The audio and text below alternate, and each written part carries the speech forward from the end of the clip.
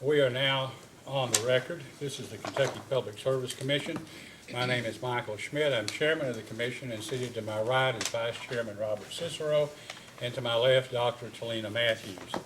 We are here today to take evidence in case number 2018-00272, the application of Grayson Rural Electric Cooperative Corporation for an adjustment of rates. The parties to this proceeding are Grayson Rural Electric Cooperative Corporation and the Office of the Kentucky Attorney General. At this time, would counsel for Grayson please identify himself together with his client and the witnesses he has here today. Good morning, Mr. Chairman. I'm Clayton Oswald for Grayson Rural Electric, and I have here with me today Carol Ann Fraley, who's the President and CEO. She'll be testifying. I have Mr. Bradley Cherry, who's the Manager of Finance and Accounting for Grayson. He'll be testifying today. And Mr. James Adkins, who's a rate consultant, he'll be testifying today as well. Those will be the three witnesses. We also have Andrea McLeese. She's not testifying, but she's here with Grayson as well. Okay. Thank you, sir. Thank you, Mr. Chairman. Okay, Mr. McNeil. Justin McNeil on behalf of the Kentucky Attorney General's Office. Okay. And for staff. Good morning, Your Honors. Juan Nguyen and Brittany Koenig on behalf of Commissioner.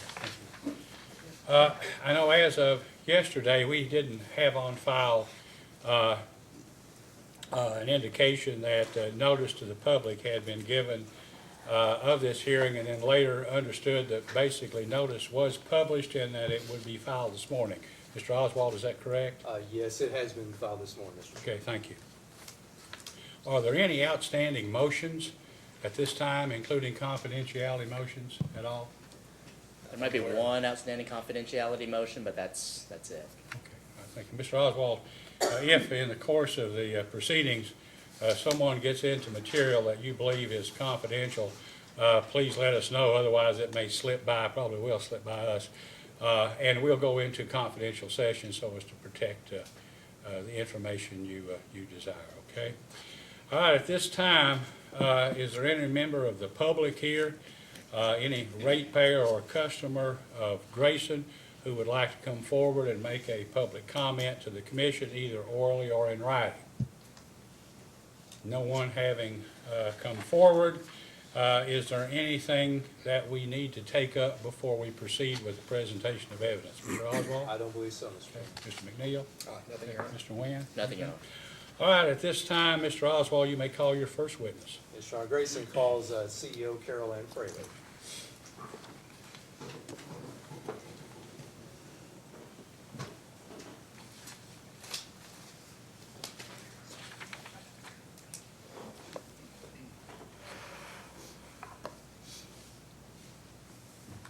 Ms. Fraley, please raise your right hand.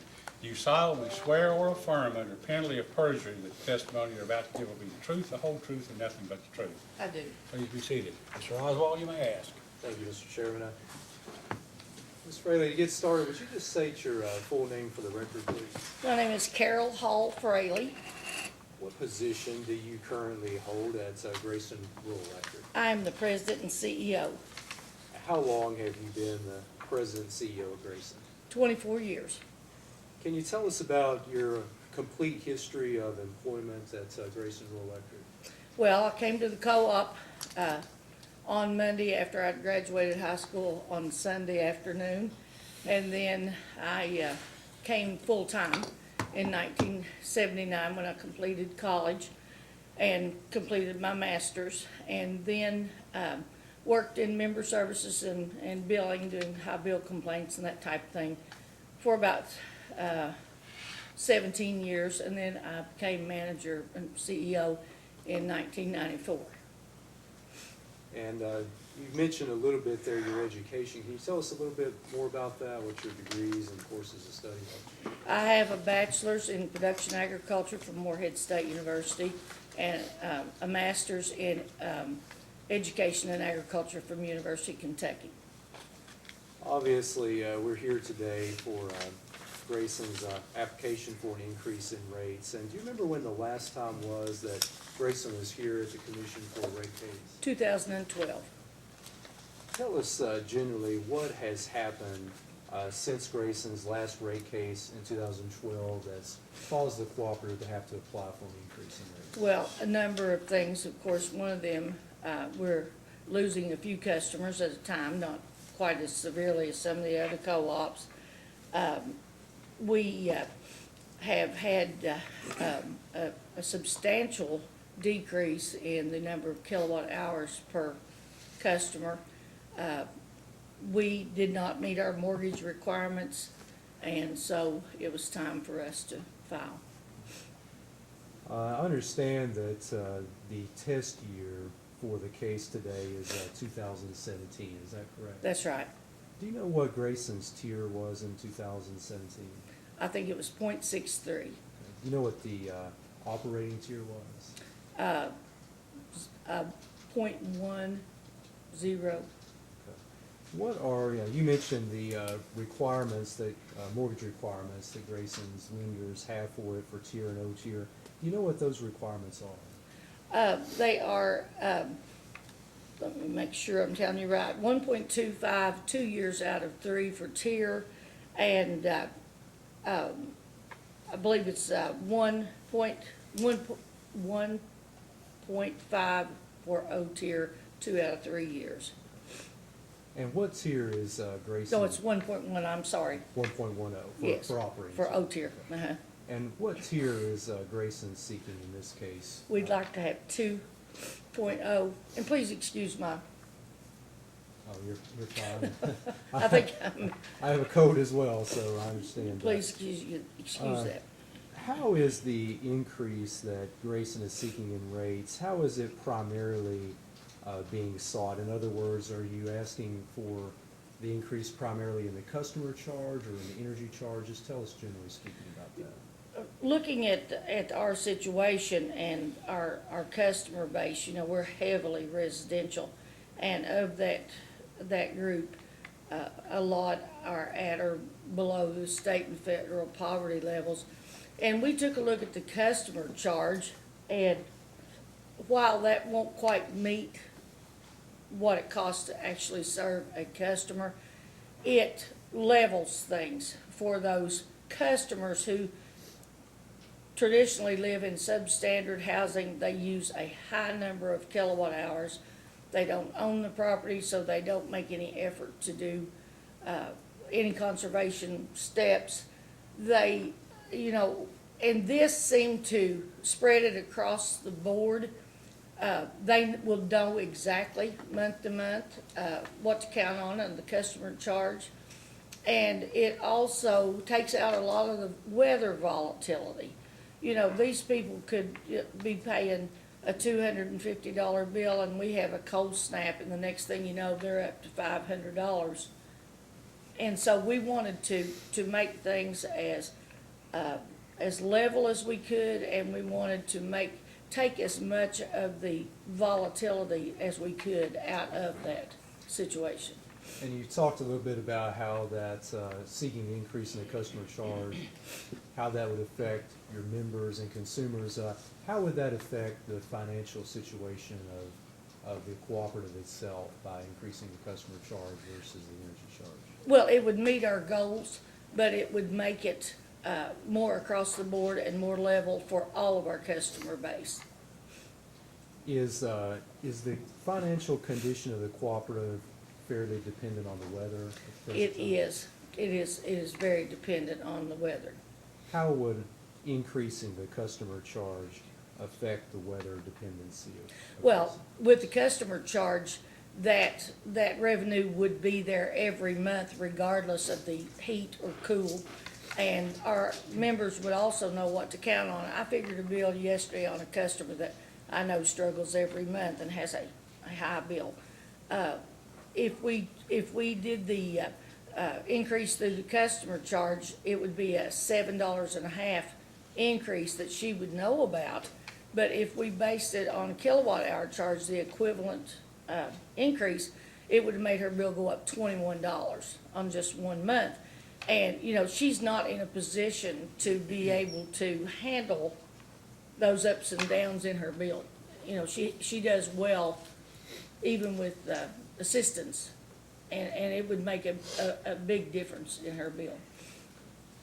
Are there any steps that the cooperative has taken to control or to lower its costs and expenses? Well, we're like most other businesses, we're always looking for ways to economize and to be more efficient. We have not rehired one retiree. We don't plan on adding any employees. We have one director less right now, and I believe our board will approve going to 6 members instead of 7. We buy through blanket purchases, we bid everything out. You know, just any way that we can to keep our costs as close as we can. You know, we bid our insurance, we bid out everything to make sure we're in the ballpark. And so we just, we have put iPads in our trucks, which I believe is a big improvement. It has helped us with routing instead of running all over territory that serviceman is assigned to. He can plan his day, you know, for a circuit route. You know, just a number of things that we're doing. We're utilizing programs available to us through our software, through our, you know, just anything that's offered to us that we can do that might help us keep our charges down without making a big investment in the program. We're trying to take advantage of that. You mentioned an employee that wasn't going to be replaced. Are some of Grayson's employees unionized? Yes. And which ones are? My outside, my construction, metering, and all of my outside folks are union.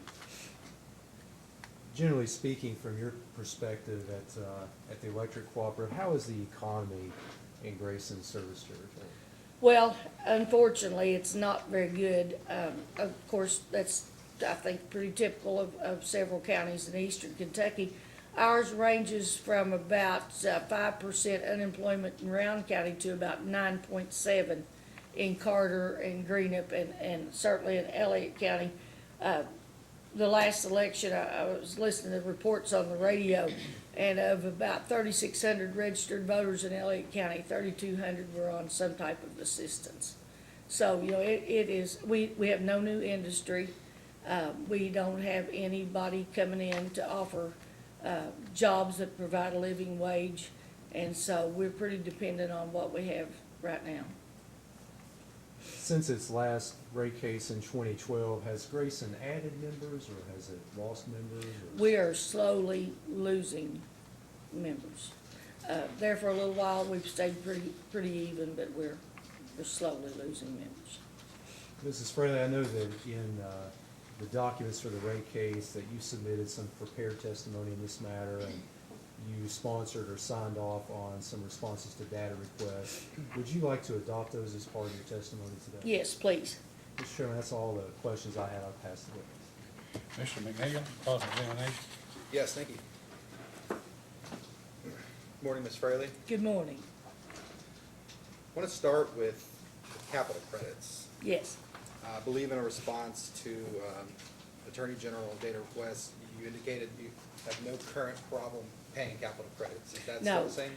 After our last rate increase, we've made a concerted effort to get those up to par. Our bylaws provide for the payment of deceased estates capital credits first. Those are current. That was a goal we worked really hard to achieve, and usually they're paid within 30 days. Okay.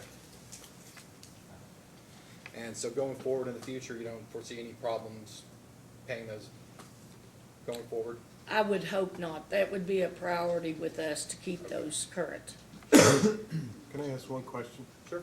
You're referring just to estate capital credits, Deceased members' capital credits. no general capital credit distribution? No, not at this time. Sorry. Sure. So when was the last general capital credit? I would say early 70s. Now, I believe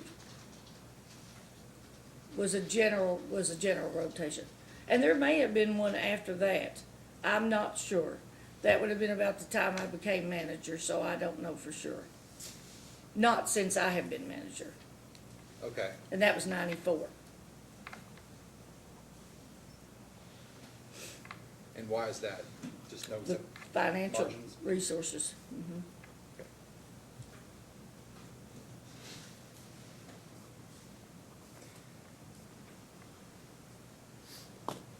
I'm curious about, I want to move to director's fees. In response to AG's data request 1, item 12, utilities indicated that they're roughly the same amount director's fees as from the last rate case. Does that sound right to you? Up until this year. Mhm. So it wouldn't have been in the test year. Okay. Are you familiar or aware with the commission's concern from the prior rate case on that level of director's fees? Yes.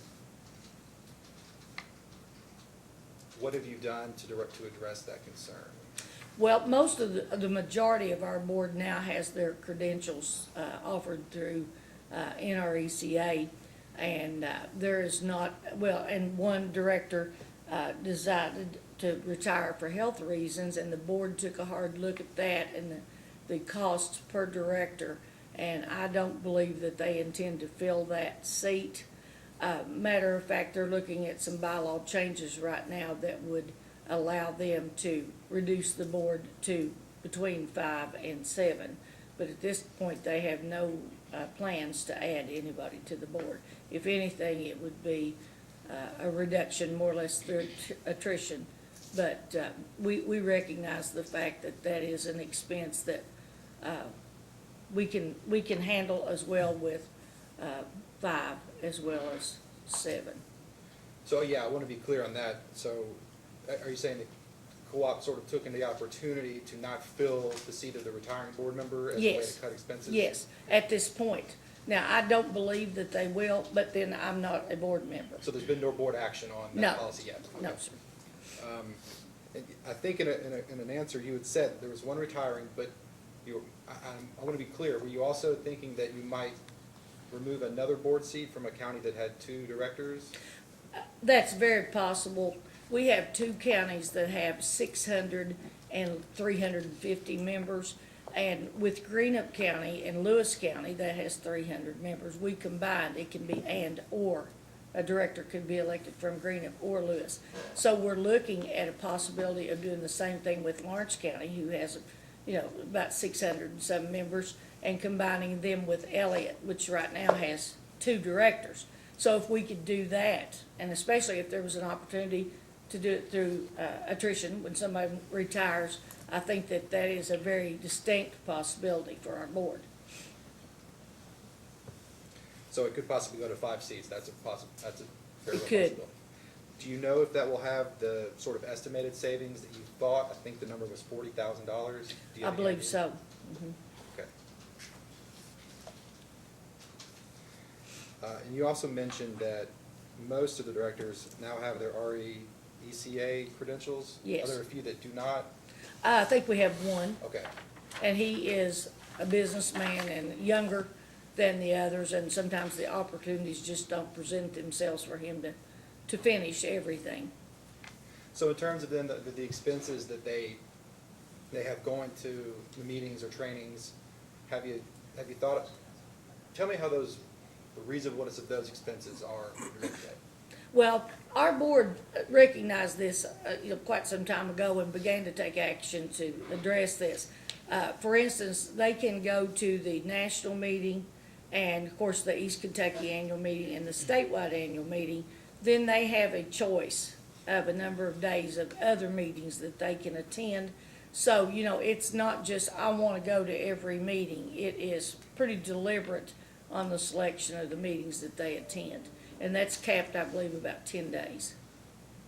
Have you looked at sort of a rotational policy, so the ones that have their certification go to a certain training, come back and tell the other board members what they learned, something like that? Unless a class is for, you have to take it Right. yourself for credentials, they pretty well don't repeat classes, like they wouldn't take the 900 series classes twice. Now, if there's new information or if circumstances have changed, then they might repeat a class after, say, 10 years or what have you. But no, they don't go back for, every year. Let's say they offer 929 every year. No, they don't do that. Is there a formal policy that sort of recommends that, or? Yes, there is a board policy that, it pretty well keeps track of the number of days that they are allowed, the meetings that we encourage them to attend, and the number of days that additional. So is that the policy that says you have 10 optional days? Yes. Okay, but there's no direction on whether they can use those days however they want, is that right? They can, but we keep a list in front of them all the time of the classes that they have taken and the dates that they took them. And so we know and they know if they have been to those meetings recently, or if there's something new coming from NRECA or one of the other organizations that says, this, you need an update on this. This is pretty crucial to what you're doing.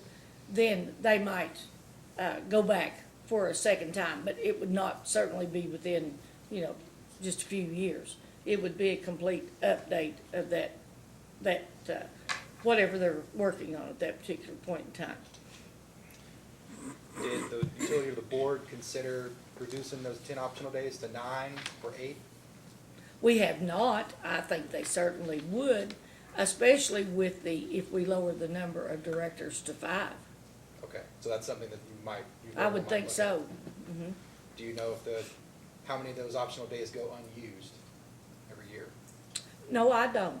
I don't know. I'd have to count them up and see. I know they get a report every month. It's in the board material. But as far as me sitting there looking at it and saying, well, now you've been 30 days and you've been 2, no, I do not know.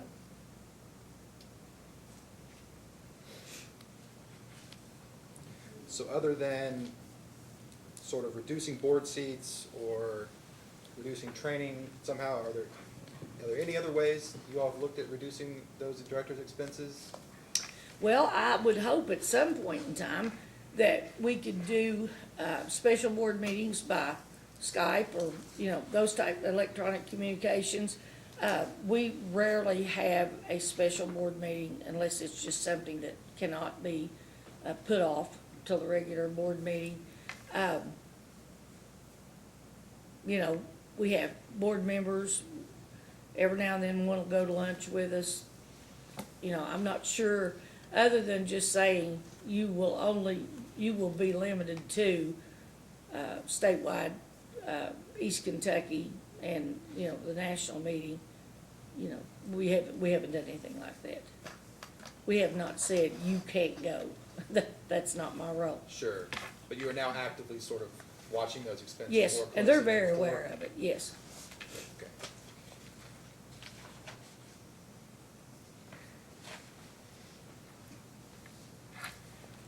So, then, are you also familiar with the commission's concern regarding wage and salary increases from the last rate case? Yes. So, can you tell me what you, in terms of what you can do, what have you done to sort of address that or start looking at that? Well, of course, you're talking about two different animals when you're talking about our union and our inside folks. We have had a wage and salary plan in effect for some time. And we recently, as a matter of fact, I think in 2017, we just redid that and brought it up to today's levels. Our consultant was from NRECA. We asked him to take a hard look at like jobs in other industries. At home, probably one of our biggest employers, of course, is Marathon. Then we have small plants up and down the river, the Ohio River and the Big Sandy. The biggest employers other than that are probably our school boards, state highway departments, that type of thing. So we asked them to look at the skilled labor and we asked them to look at the clerical and that type of labor. And for the tri-state area, which includes Huntington, West Virginia, we're about 40 miles from Huntington, just across the river from Ironton, Ohio, southern Ohio, Portsmouth, And then, all around us to look at the job trends and the wages for like jobs. And then we asked him to look at the co-op jobs and what similar jobs paid. Most of ours were just real close. There were a few that we had, to make adjustments on. But, I think that ours is as good as, maybe not any better than, but the surrounding area. So you've done a lot of work to incorporate more than just other co-op utility Yes, sir. pay scales. Yes, indeed. Because, there's not always a co-op. And Right. so we have to compare, just like with us, our linemen, we compare that with our skilled laborers, like our welders and those types of things. And is that wage and salary plan is updated every 5 years, is that right? Right now, yes.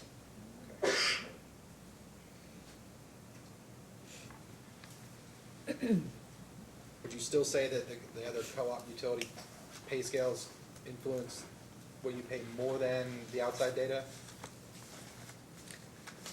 Pardon me?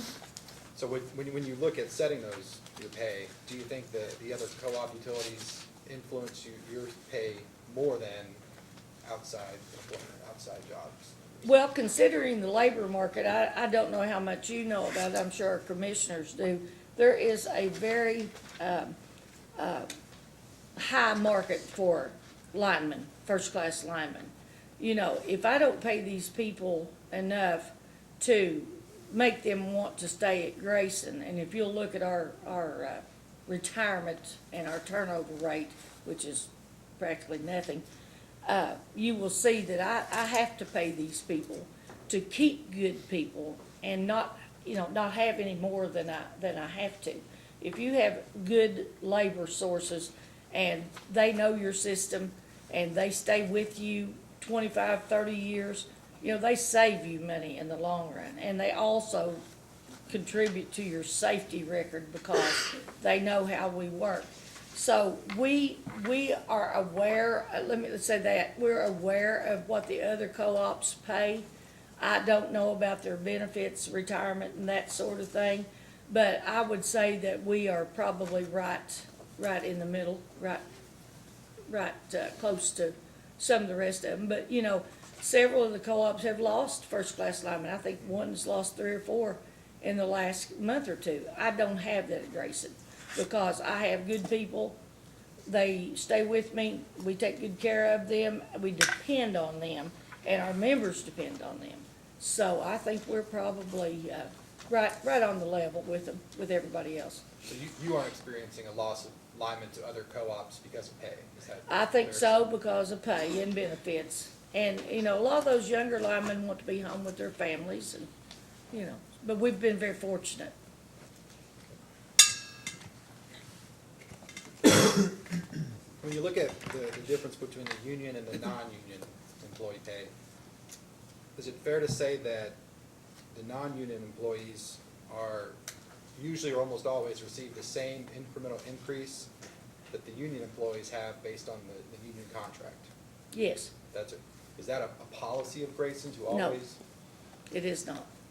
have you informally sort of always done that in your time? When we look at the, like I said, the wage and salary plan that we have in place, look at the job market in our area, look at the skill levels required for those jobs, and the cost of living increases and other things, I see no reason when you've got 20 people on one group and 20 people in the other to make a difference. And that would be really hard to do.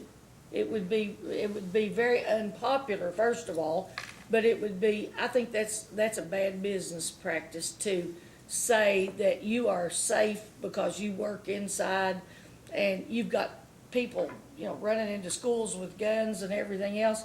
I see no reason, and my board does not see any reason to make a difference in those folks.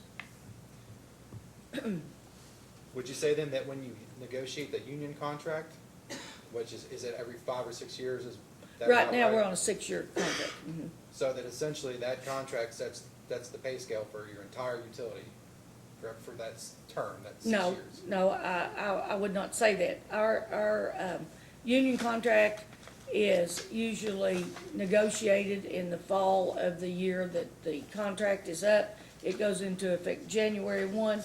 My wage and salary adjustments go into effect in September. They're handled completely separately by the board. But yes, probably they have an influence on it. But, well, at the end of the day, you're gonna give the non-union employees the same incremental wage raise as is in the union contract, right? That is the way it has normally happened, but that's two separate ballgames, you know. We don't do that we don't say, oh, well, we've got the inside taken care of because we've already done the union contract.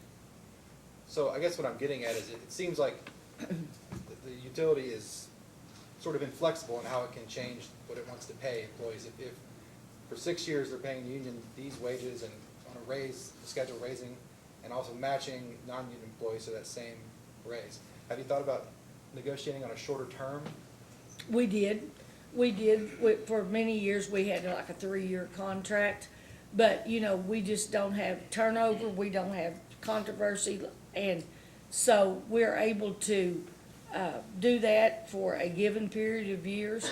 Like this year, it's a 6-year contract, and it was not to their advantage. And it will serve us well until we get through our financial issues and come out on the other end. So, you know, and sometimes it's more, I can't pay them if I don't have money, right?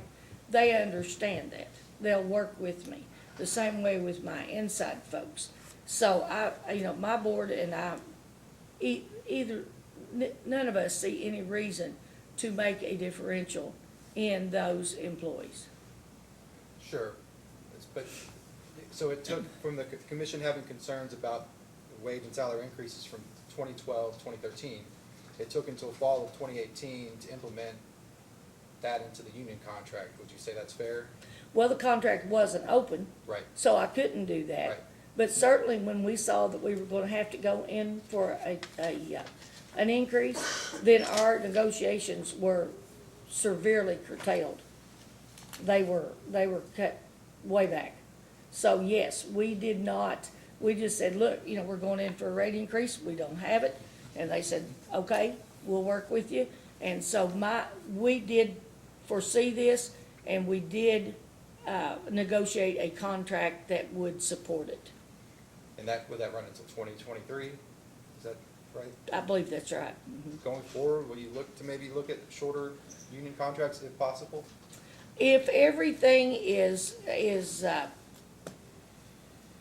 on par, I think we would stay with the 6-year contract. If it isn't, then I think certainly that you tailor your contract to the needs of the co-op.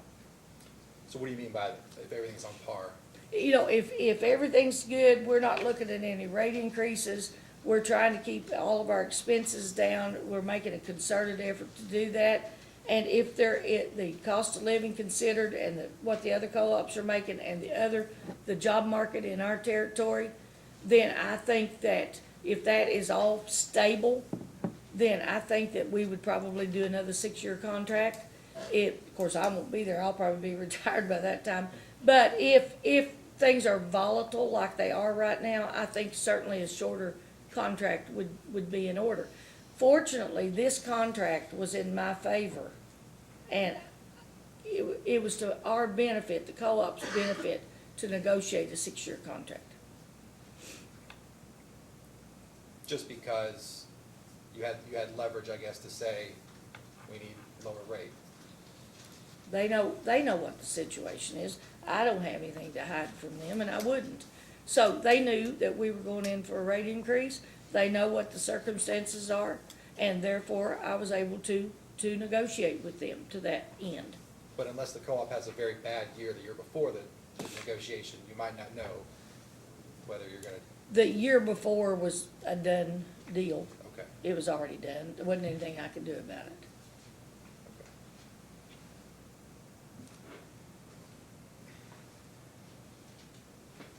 Would you agree that the utility considered the overall health of the utility's finances when it made those wage and salary determinations? Yes, Can you explain sort of how the board does that, or what criteria does it use? Well, like I said, we have a consultant to come in. That consultant is there to provide us with valid information from the work community, from the co-op community, and what those jobs are worth.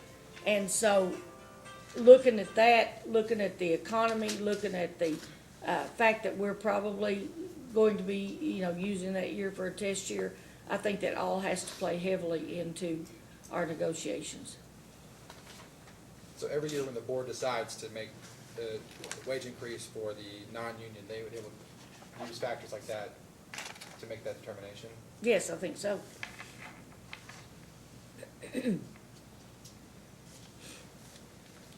When they were doing the increase for 2018, they used that criteria to determine, knowing that 2017 was a loss, that 3.67% was a good increase for the non-represented employees. That was, let's see, the contract started in 2018, January of 2018. And how much did you say the percentage increase was? For non-represented employees, 3.67%. I think the Attorney General was asking the question, how the board went about determining what amount of money should be budgeted for non-represented employees, because you indicated that since the union employees were under contract, that was a done deal. Mm-hmm. So he followed up with a question regarding how the board determined what percentage or how much money to budget for non-represented employees, and whether the current financial condition of the company played into that. And I'm asking if the 3.67% that was allocated was something that the board did in consideration of the dire financial conditions of Grayson.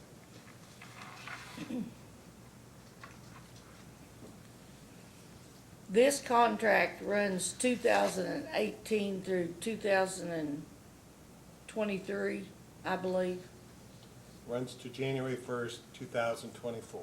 24. Okay, so 2018 was the last year of the First former- year of the new contract. first year of the new contract. Well, I hate to say this, but the amount of increase that those folks got was quite a bit less than 3.6. Now, if you base an increase on what the inside folks make, it may have come up to be more, but short of just saying how much of a raise my union got, No, I'm talking about non-represented. I'm talking about non-representatives, okay, I'm talking but- about non-union people. okay.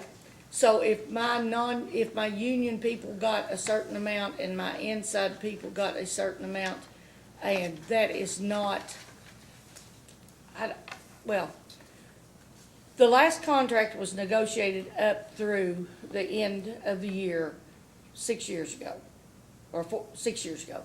All right, now the new contract is gonna run 6 more years, all right? So the last year of that contract, I couldn't have done anything about without opening the contract. Now, if we looked at the wage and salaries of surrounding areas, the jobs in our areas, the plants, the banks, the school boards, that type of thing. We looked at surrounding co-ops, then, and the cost of living. I don't believe there was any reason for a difference in the two. So, your 6-year contract basically provides from anywhere from 1.5% to 1.9% increases through the 6-year life for union members, Yes, okay? I don't know Your what those. non-represented employees, it runs 3.67% to 3.67% in 2017. I will be asking a question on what it is for the coming years, but 3.67% was what it was in 2017. So your office employees, starting at 2013, it was 3.29, 2014, 4.12, 2015, 3.96, 2016, 3.81, and 2017, 3.67. All of those are well above what the cost of living is for the area or for the nation as a whole. So I'm wondering, given Grayson's current financial condition, they're not within their tier, they're in violation of their covenants, they have a financial crisis, why are those type of increases continued to be given to the office employees or your administrative staff? What is the board, what's the board using for the basis? Well, like I said, I think they're using the basis of like jobs in the region, in the territory. I think they're looking at like jobs in the other co-ops. I think they're looking at cost of living. I think they're looking at skill level. I think they're looking at the distance that these people have to come to work. I think that, I would say at least a third of my inside people are staff. They don't get overtime and all these other things that go along with it. And, when you have specialized people who do specialized jobs, then I think you pay them for what they're worth. We're talking about office people now, right? Yes, I am. And they're specialized something about accounting or whatever else that goes into a typical office That's function? right. And you think that they should be paid above what the area is? No, I think that they should be paid what they're worth. I have a whole line of questioning. I'm gonna let you continue with That's yours. fine. We're gonna have more I better get me discussion. some water, hadn't I?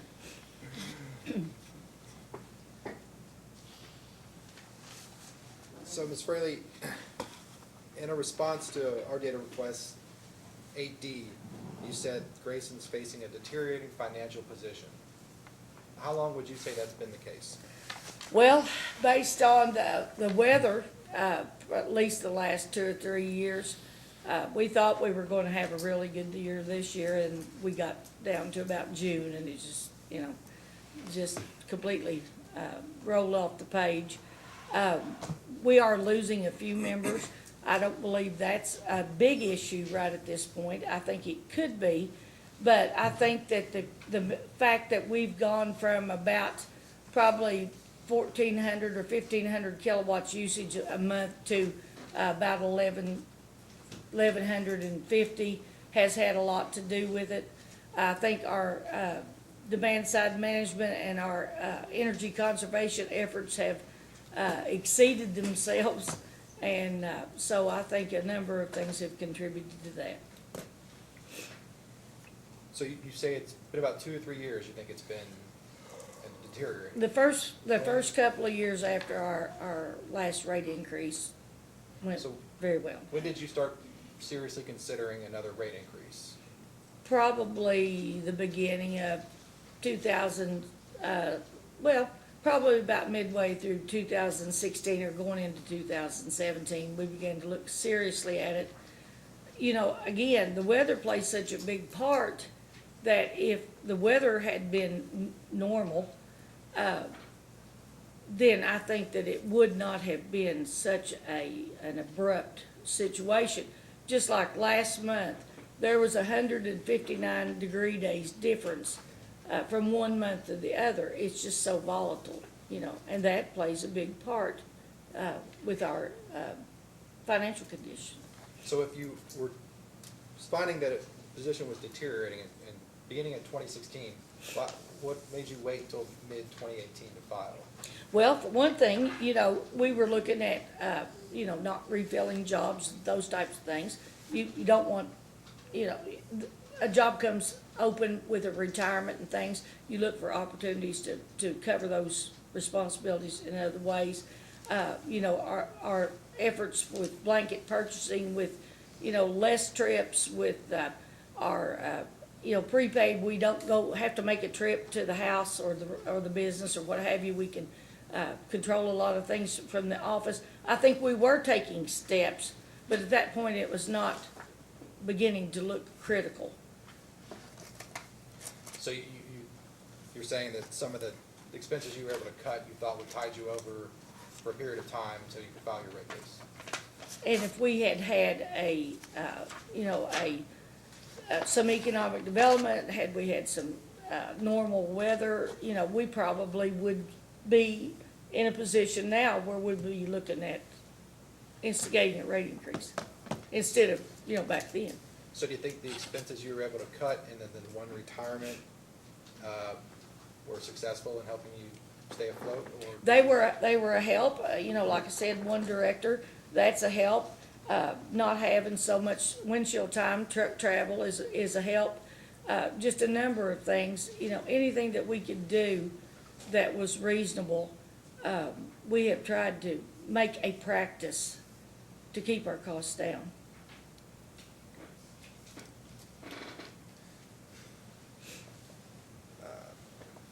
Grayson does not require employees to contribute to health insurance premiums, is that correct? That's right. And is that something you consider as sort of part of your overall compensation package? That is part of our benefits package. And again, I believe that's one of the reasons that we don't have the high turnover and we retain the folks that we have. Are you aware, have you been made aware of the commission's stance on contributions to health insurance premiums? Yes, I'm aware. Have you made any efforts to start instigating a change to require some sort of contribution? We have switched to a different package on our insurance that saved us quite a bit of money just in the last 3-4 years. Now, I won't sit here and tell you that I know all about PPOs and all these different things, but we were able to save a substantial amount of money when we did that. We have changed some of our retirees, what they're eligible for after they retire, mostly prescription coverage, that type of thing. We have looked at our insurance, our liability insurance carriers. Our workers' comp is probably the lowest in the state due to our good safety record. There's a number of things that we have done to keep our costs down that aren't glaringly aware, the public is not aware of those things. But we have made a lot of effort to keep our costs down. So did you seriously consider requiring employees to start contributing to their No. health insurance? No. No.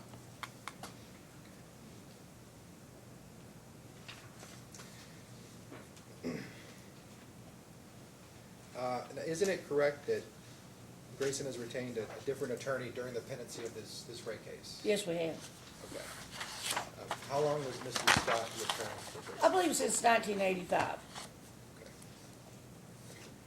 Okay. With the change of the council, is there any change in the rate case expense you expect, or? Not for this particular rate case, but I believe our legal expenses will be significantly less as we move forward. So going forward, significantly Yes. less?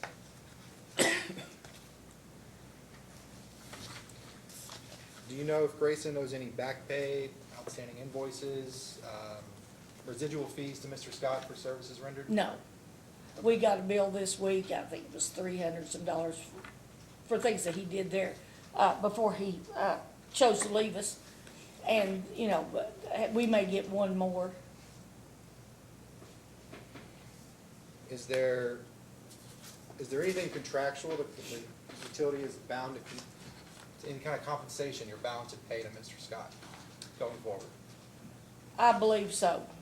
Can you explain what that is? I believe that he will receive medical insurance. Is that for him, his family? It's for him and his wife. Okay. Is that, how long is the term on that? Oh, gosh, that, of course, our insurance is year to year, but that's been in effect since probably early 90s. That was a negotiated point in his contract at that time. So would that last for his life? Is that what Yes. is expected? Yes, it would. In his employment contract or in his consulting contract as a lawyer? Well, he was not an employee, so I guess it was his contract as legal services. You were paying his health insurance? Yes. Go ahead. The last thing I have is in the Attorney General's first data request, item 16, we had asked for board meeting minutes up Yes. until the date we filed, and we would just like, as a post-hearing data request, to have any board meeting minutes from then, about November 30th to present, November 30th of, 2018 to present. Okay, And we'll all put right, this yeah. in writing for you. we afterwards. can provide those. You want November, December, January, and February? Whatever has been, whatever has happened since then. So, Okay, yes, we'll thank you. we'll do that. That's all the questions I have for now. Mr. Noyens? Yes. Questions? Good morning, Ms. Fraley. Good morning. Just a couple of questions. When you were on, I guess it was direct examination by your counsel. Yes. You mentioned that the increase in customer charge would have a benefit to those residential customers that are lower fixed income. Is that correct? Yes. Okay, and you mentioned that they would see less volatility in their bills? Is Yes. that correct? Okay. And why do you say that they would see less volatility in their bills? Well, the charges from the co-op, as far as the fixed charges, like the customer service charge, would be a certain amount that they would know every month. The volatility would be in their usage, and so many of those people live in substandard housing, and like I said, they don't own it, they're not gonna make any conservation efforts. They're basically going to run up a big bill and move, Okay, if you catch my so, drift. so you're saying that on average, low and fixed income customers consume more energy on a monthly basis than, say, your typical residential customer? Unfortunately, many of them do. Okay, so do you know what the average residential customer usage is? I think about 1,150. So if you look at Exhibit I to Grayson's application, Let me see.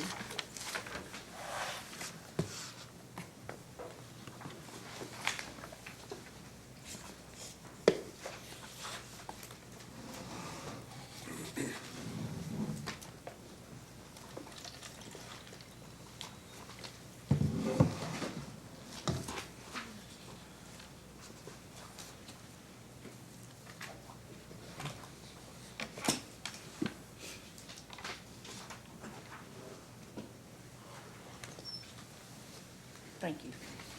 Okay, okay.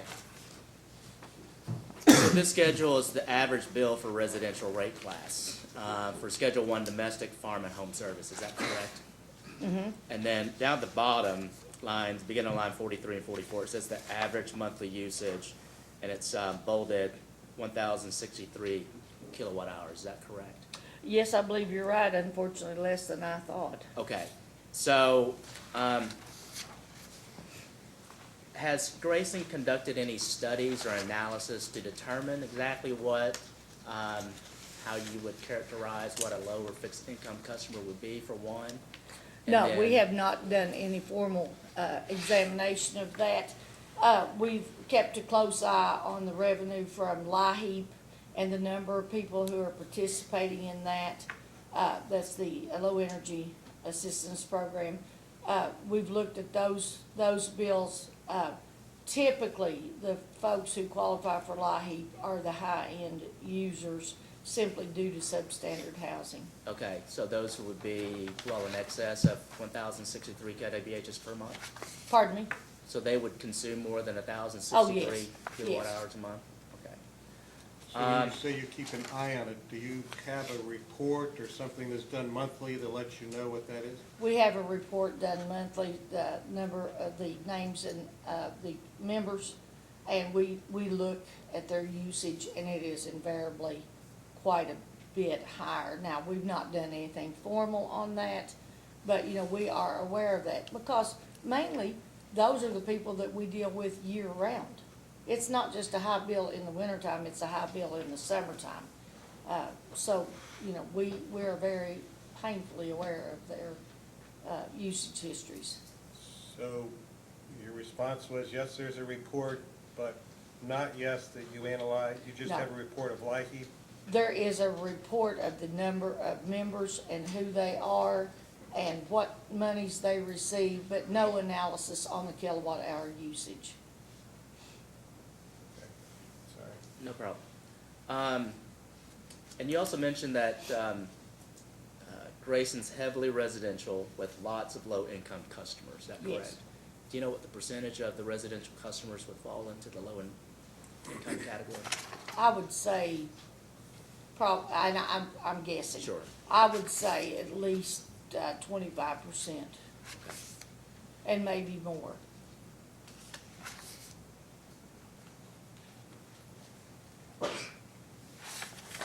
Um,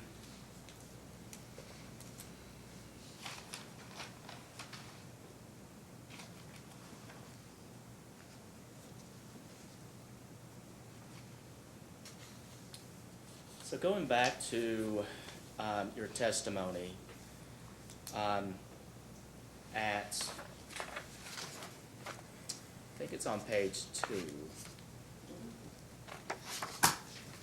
In your question response to the reasons for Grayson's need for an increase in revenue from rates, and you mentioned that Grayson needs a level of margins that provides for, 1, its operating needs, 2, to maintain its mortgage agreements, and then 3, to pay capital credits.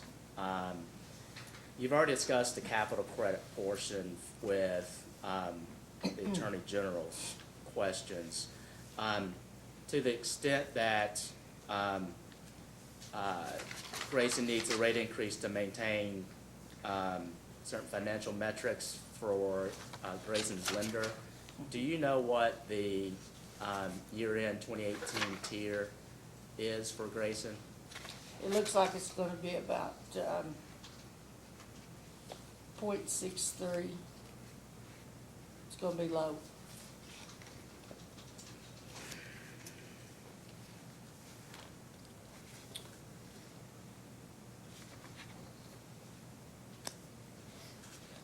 .63 for tier I for believe 2018?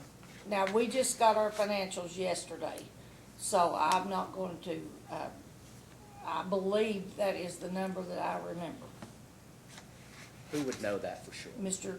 Cherry, Okay, and he can tell you exactly. okay, he would I know. unfortunately can't. That's okay. Okay. That's perfectly acceptable. So he would know the financial metrics for the tier and the O tier. Is that correct? Yes. Okay. Oh, I'm sorry, 6.63 was 2017. Right. So on my notes here, and I don't know from yesterday, we had board meeting yesterday, I don't remember for sure. Okay, but Mr. Cherry would know that. Mhm. Okay.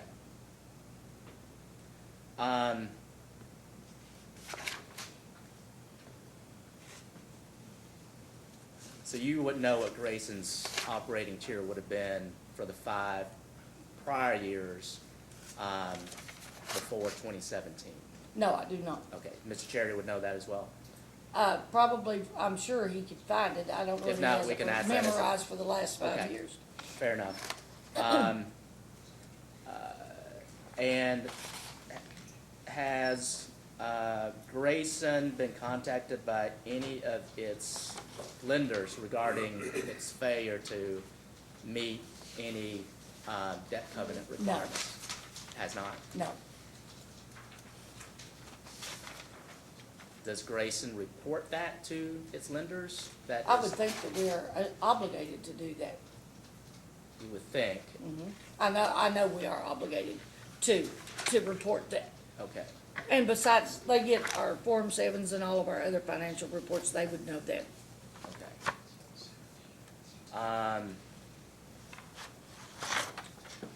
So let's go into the need for a rate increase to provide for its operating needs. You mentioned certain cost-saving measures that Grayson has either looked at or implemented.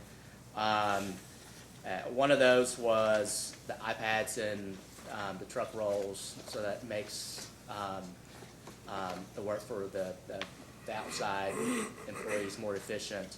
And And you also mentioned, your supply chain.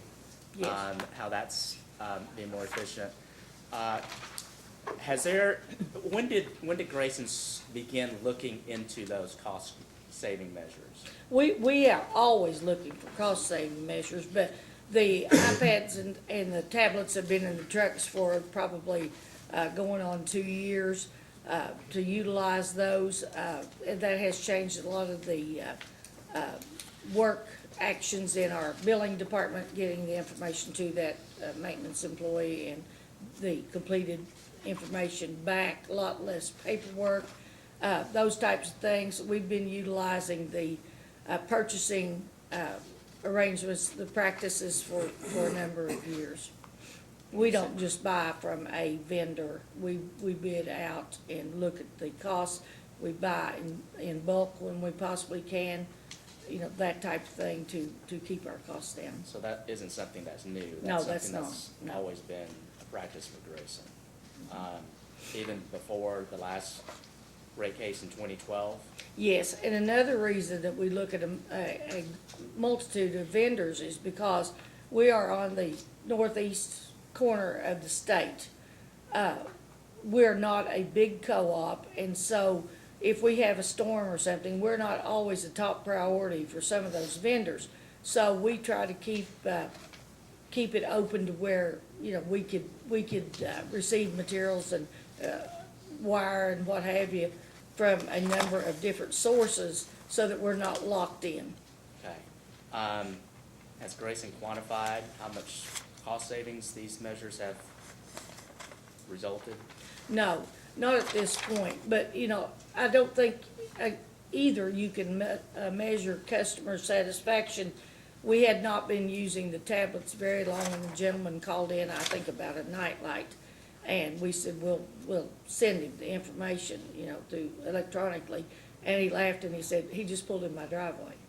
He was in that area and was able to get that, where, he may have been who knows where and had to come back. But, or waited till he came in the office that evening to pick up paperwork for the next day. So it has definitely had an impact on our expenses as mileage and truck time and work time, those sorts of things. But you've not kept track to see how much It's reduction very in those difficult. mileage and, It's difficult to quantify. No, we have not. We've not been that active, that long to get a good test for it, and we have not. I guess the baseline could have been before you implemented it, and then what Before, would those yes. reductions been the years after you've implemented? Well, and a number of things contribute to the savings too, like the prepaid. We can turn the service on or off in the office. You don't have any mileage for that. You don't have any labor for that. There's just a number of things. It would be hard to just make it specific to the tablets or the iPads in the trucks.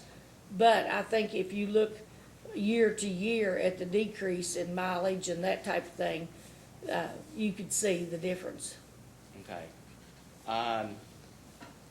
So I guess my last question on this would be, what precipitated Grayson to take a look at including or using iPads in trucks? And what was the factors to, I guess, for you all to sign off on using that?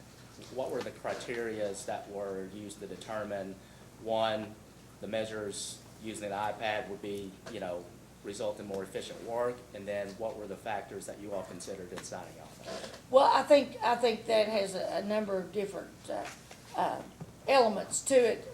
3 of our maintenance men do not report into the office. They go straight to the field because of the distance over our service territory. From Lawrence County to Lewis County, on the Ohio River, you could be in Lexington from Grayson before you could be across our system. And of course, our terrain is rough. And so if we can send an electronic communication to them that they get immediately, that day that the application comes in, then a lot of times those are much quicker response time, and, it doesn't have to wait a day or two to get to it. I think too that they the response time back so we can actually finish up, that paperwork and the completion of whatever transpired out there has a big part of it. Of course, like I said, we had one retire during the test year. We had another employee leave during 2018. We were able not to replace her. And so that left us with a reduction in our clerical staff, which was pretty difficult. And the electronics communications has helped us save replacing that employee.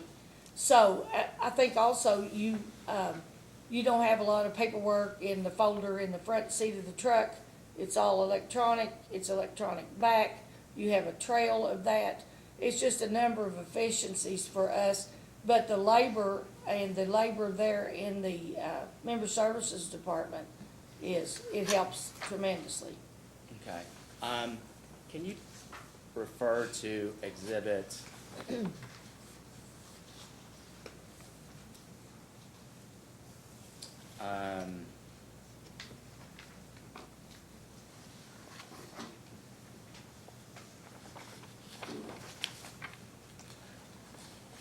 let's go to exhibit 18 of the application, please.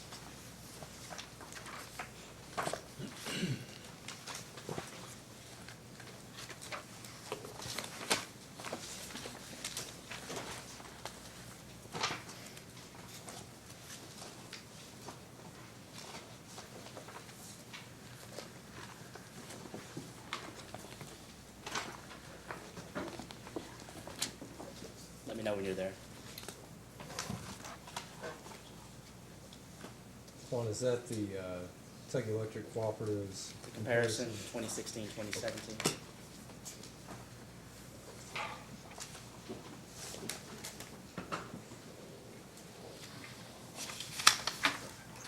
Okay?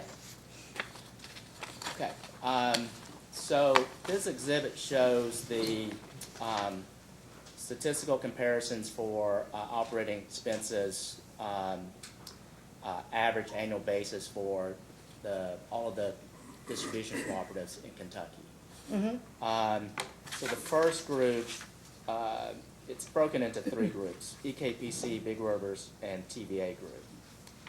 If you just focus on the EKPC group, and it's the 8th column over from the left, where it says total expense per consumer. Do you see that column?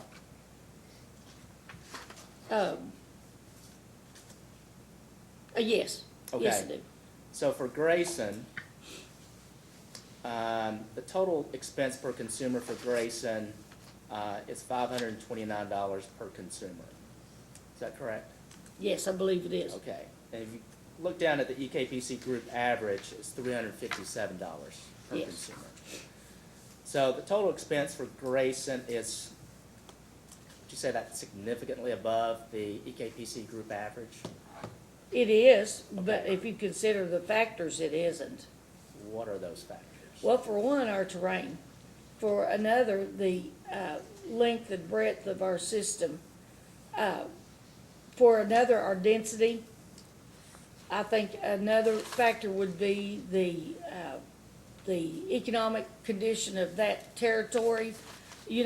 Grayson doesn't have any big loads to kind of fill in the gaps. We have, with us being so heavily residential, we serve 3 state parks. Smithfield Ham Plant is probably one of the biggest loads that we have. And when you look at the density of the population of our system, and you look at the number of miles of line and the age of our system, I don't believe that you could quantify this based on Bluegrass, Owen, and some of these other co-ops that, quite frankly, have been taking on more of the shape of an IOU than a co-op. So, is Clark Energy, We their touched Clark, service, their yes. service territories is adjacent to? Yes, it is. Just a small portion. Okay, but within the area, correct? Their service territories is in the similar area that's Grayson's territory serves? I don't know. We touched them at, the Cave Run Lake area. I don't know a whole lot about their system. Okay. Well, if you look at Clark Energy, their total expense per consumer is $339 per consumer. The number of, even though they do have quite a number of more customers than Grayson, the number of miles of line is also more. Is that correct? Let me see. So if you're looking at Clark, they have 26,246 number of customers billed, with 3,103 miles of distribution line. So, as compared to Grayson of 15,366 number of customers billed and 2,473 miles of line. So given that, wouldn't you say that that's fairly comparable to Grayson? Their territory? Yes. I don't know. I don't know how many, you know, how their system lays. I would assume that it's probably, you know, less mountainous, less, of course, I know they serve some around the gorge and things like that, but, you know, I can't compare their system to ours. I can't compare their work habits to ours. I don't know. Okay. So, any of these other distribution cooperatives in EKPC, you wouldn't have any familiar knowledge with their terrain, their customer density? Big Sandy, Licking Valley, those that are closest to us, I Okay. would, yes. So, if you take it Licking Valley, the total expense per consumer is $382. Okay. Similar number of miles of line, 2,070 versus 2,473 for Grayson. And then similar number of consumers billed, 17,339 to 15,366 for Grayson. But yet, their total expense per consumer is almost around the EKPC group average and well below that of Grayson's. Is that correct? Let's see. Theirs is 382 and ours is 529.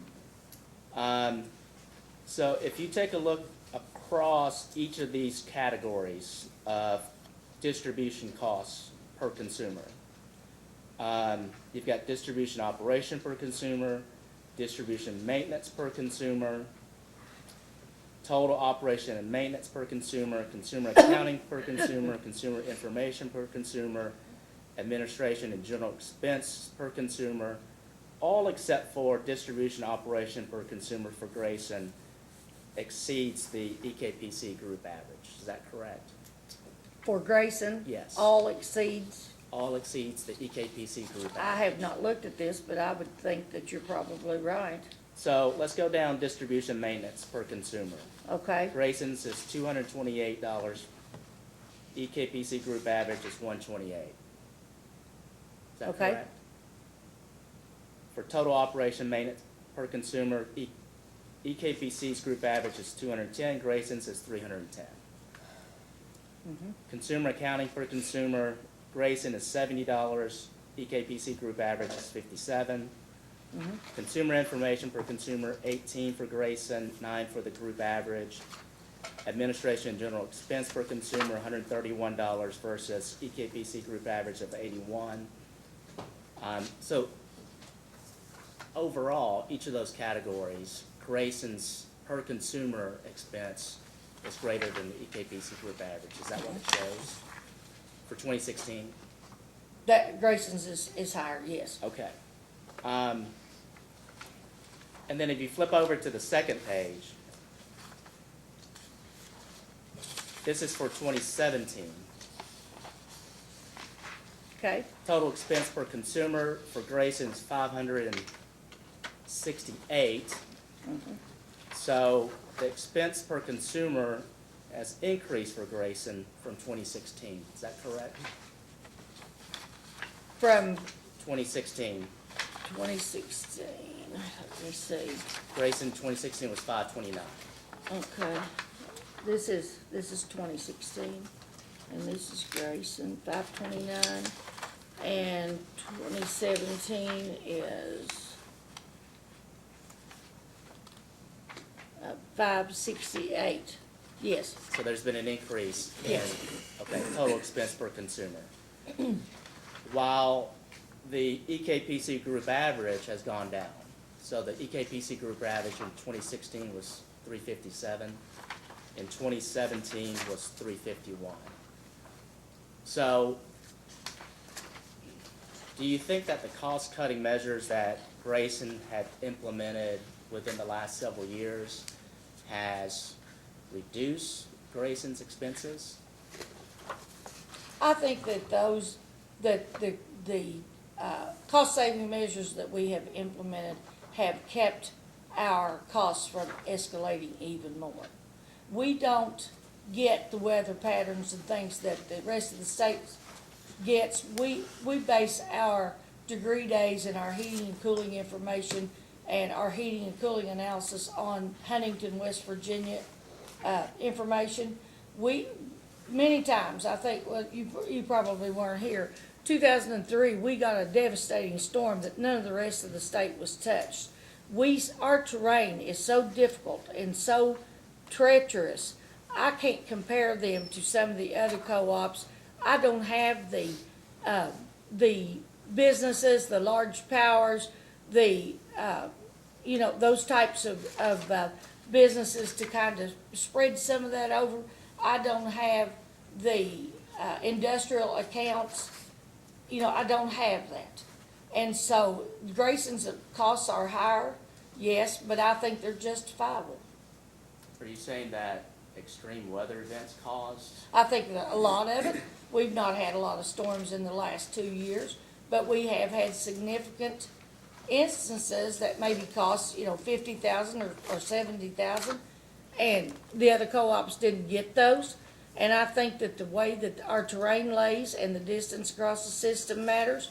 I think that our collections and of course, our write-offs have come down significantly with prepaid. But yes, I think there's a whole different set of circumstances for Grayson that are different from the majority of the co-ops in Kentucky. So we looked at Licking Valley, Yes. correct? And Licking Valley's, the 2016 total expense per consumer is $382 versus Grayson at $529. Right. Are you saying that an extreme weather event caused That much? expenses to increase for Grayson and not for? No, that's not what I'm saying. I'm saying that I don't know about Licking Valley's expenses. I don't know what they pay their directors. I don't know what they pay their employees. I don't know about their truck rotations, how they purchase their trucks. I don't know about their purchasing practices. I know nothing about those types of things. I know what happens at Grayson, and I know that we reuse transformers, we reuse meters. We've had, I don't know about Licking Valley's turnover, but I do know what happens at Grayson. And I think a lot of ours is simply based on weather, terrain, and the territory that we serve. And that's the only explanation that I could give you. Do you have, or does Grayson have, communications with other distribution cooperatives? We on do, a of course we do, regular basis? yes. Do you share best practices amongst each Yes, other? we do. Considering that Licking Valley's total expense per consumer is about $140 less than Grayson's, would you think that it would be wise to reach out to them to see what We they're do. doing that's different than Grayson, and perhaps maybe learn from them and then learn from you? We do. We share with them quite often. We share information on our metering programs. We share information on our safety programs. We share information on our procurement programs. I don't think there's a co-op in the state that I couldn't call right now, and do often call and ask for their, information or how they're doing something. But, you know, like I said, each co-op is different. Now, like I said, I don't know how much industrial or large power, how many customers they have of that type. I know that, you know, we have a large portion of our system is residential. I know that a large portion of that customer base is very poor. But as far as the terrain and their practices on outages, I don't know whether they pay one person to be on call all weekend. I don't know whether they pay them by the hour when they're out. I can't make a apples to apples comparison because it's not out there. It's not there. Now, I can compare practices, and I can compare the things that we do against how another co-op does them. But, you know, I don't know whether they pay their board. I don't know whether they don't pay their board. I don't know whether they send their employees to additional training. I don't know. So, you know, what goes into that expense per customer, I cannot make a good comparison. Is that reasonable? The only thing that this shows is that Grayson's total expense for distribution operations is significantly higher than the EKPC group average, and that Grayson's is the highest out of the 16 distribution member cooperative. I It's not a say that's question, right. that's just what the exhibit states. I do have a question with respect to the number of consumers billed. So for 2016, Grayson had 15,366 consumers billed. And for 2017, that number drops pretty dramatically to 14,158. Do you see that? Yes. Okay. Do you know what the cause of the reduction in the number of consumers billed from 2016? In the total number of consumers billed, all Yeah. classifications? Yeah, that's what this says, number of consumers billed. Well, is that, let me see, It's the fourth column from the right. fourth column from the right, and it says that consumer accounting per consumer, Number of consumers billed. number of consumers billed. Let me find it. 1, 2, 3. Oh, okay. 1, 2. Number of consumers billed. This year we billed, That was 2016. 2016. I'm looking at 2017. Oh, We I'm billed sorry. 14,156. Okay. And in 2016, it was, what, 15, what'd you say? 15,366. 15,366. I don't know exactly. I do know our number of consumers has been slowly decreasing. But I will tell you that since our last rate increase, we have done a systematic inspection of all of our substations. We would go to the substation, and every meter on that station, we went to that meter. We looked at vegetation management. We looked at safety issues, maybe low wires coming into the house. We looked at, was it actually a dwelling that you could live in 24/7, or was it an old house with a deep freezer on the porch? We looked at the barns, the camps. We counted everything, and that led us to a shifting in our classifications. A number of things that we were, oh, it's a house. Yeah, it's a house and the groundhogs are living in it. And it led to a shifting in our classifications. And subsequently, some of those were turned off.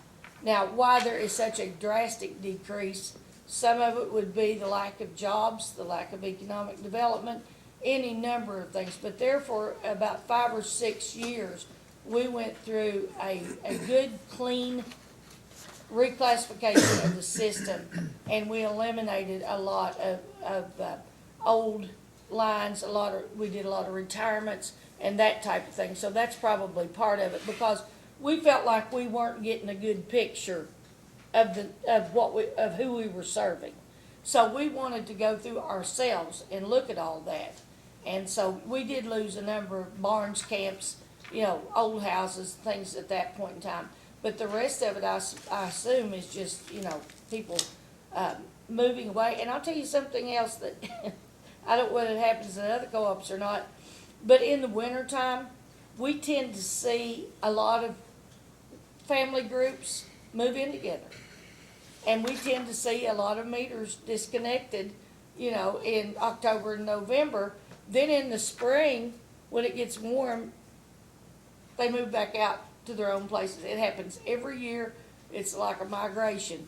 But we see a number of disconnects simply due to the fact that they all live together and more, I guess you'd say, pool their resources and things. And we see that every year. Okay.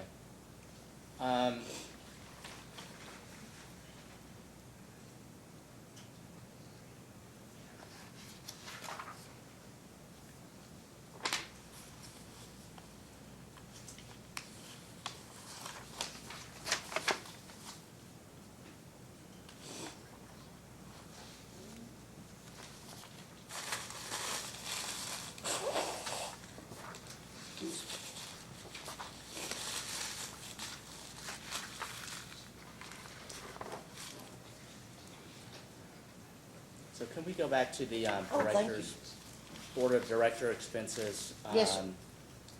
You mentioned that the director's fees have been the same since 2012. Pardon me? I think I have it written down right, but did you mention that the board of directors' fees have been the same since 2012, except for the last year in 2018? I believe there was one $50 increase in per diem. Okay. And that was changed in 2018, the per diem? I believe change? it was. Okay. Do you know if the fee for each board member attending a board meeting has changed since 2012? That would be the per diem when they come into a regular board meeting. I think it's Okay. like $50. Do you know what the meeting per diem was in 2012? No, I don't. I would think it was $250. Okay. I believe it was. Now, I'm not sure. Okay. But it's not raised just until just recently, and it's 300 now. Fair to say it would have been 200 in 2012? It may have been. Okay. Why was it increased then from 200 in 2012 to 300 in 2018? Well, I think that that was a board decision. I'm not really sure why that was increased, but it was done, and that is not The my board, prerogative. the board was aware of the rate order issued by the commission in 2012, Yes, and the board was made aware that the commission expressed concerns over Grayson's management of the costs that it could control, including not so much whether it could control it directly, but including board of director expenses. yes. Okay. But yet, the board still increased the per diem from 200 to 300. Over that period of time, yes. Okay. So there's 12 meetings, 12 monthly board meetings a year? Yes. Okay. 7 board members now, currently, or is it 6? 6. Okay. Any discussion by the board in terms of reviewing any types of costs or fees that could be contained by the board since 2012? Well, I think certainly considering, reducing the number of members on the board, When was that looked that at? was, in May, Of, June of 2018. so from 2012 to 2018, when the board and Grayson was on notice of the commission's concerns over management of controllable expenses, including board fees, nothing was done until May or June of 2018, right before the filing of the rate case application? Actually, the board always looks at the amount of travel and the expenses related to training and to our national meeting and our statewide meeting and to East Kentucky's meeting. So yes, those are carefully watched. Does management have any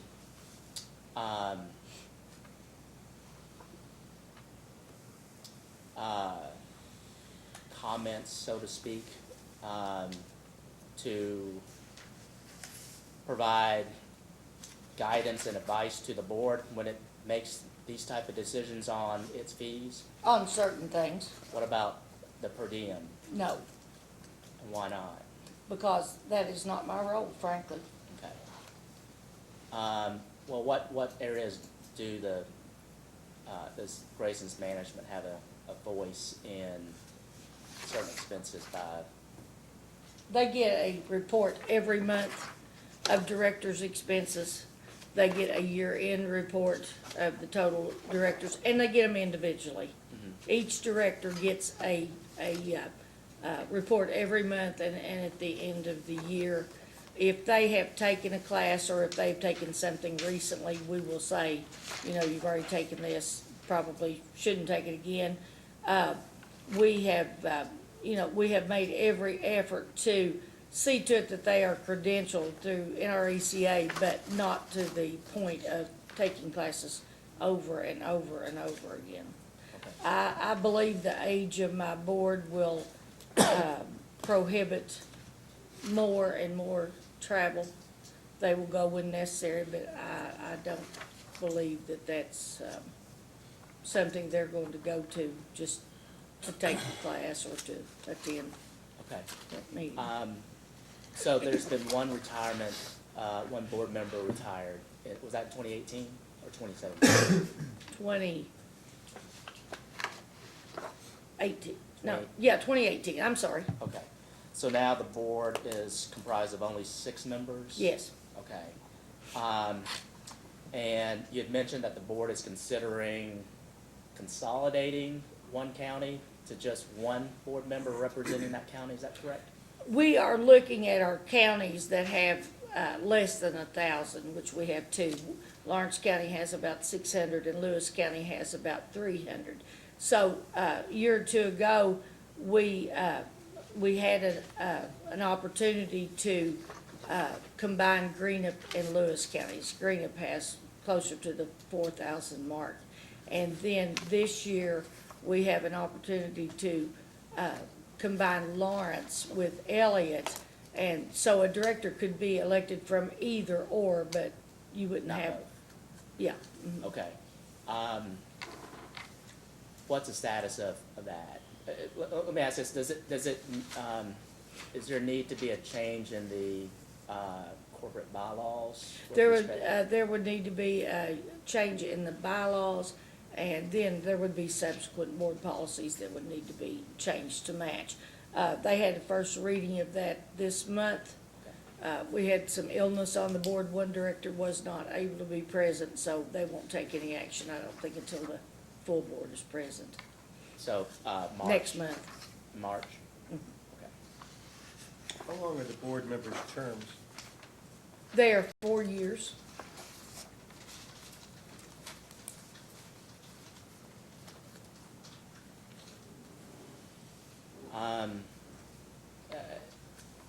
So is that a serious consideration by the board in Yes. terms of consolidating Carter and Elliott County? Yes. Okay.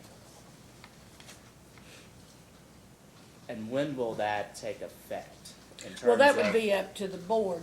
I do expect them, well, they are giving it serious consideration now. With that would be adopted, I would hope that it would be revisited next month for a vote. I don't know whether they will, achieve that, hope to achieve that through attrition, someone retires or what have you. But I do know that is their goal, and they're exploring that right now. Okay, so, let me rephrase that question.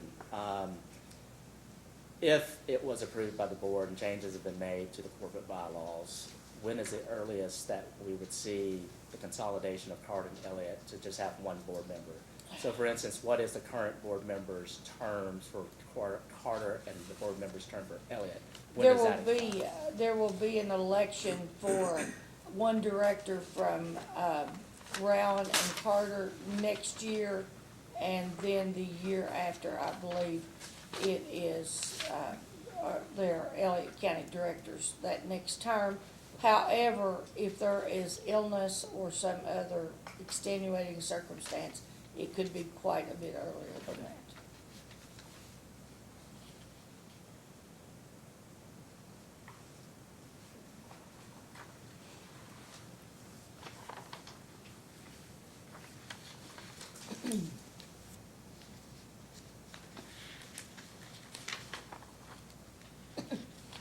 Um,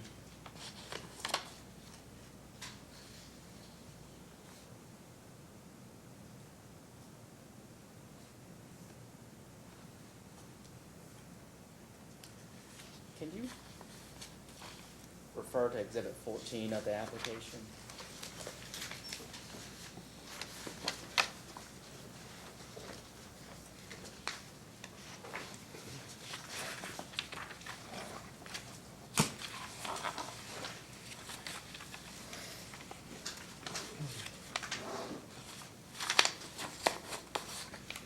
Give you those back.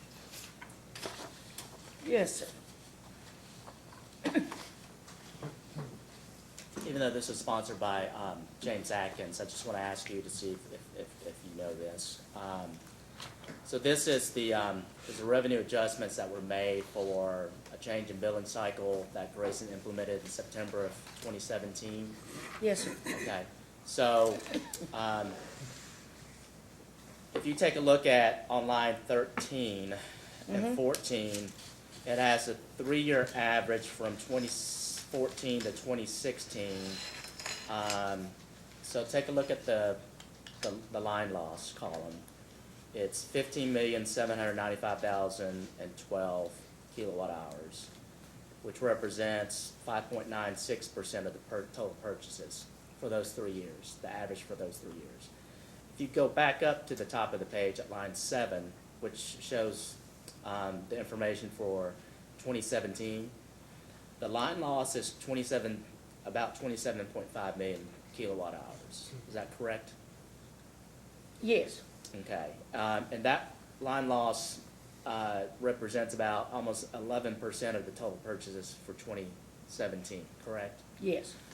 Can you explain the large increase in line loss from 2017 versus the 3-year average? I believe that was due to a change in our billing procedures.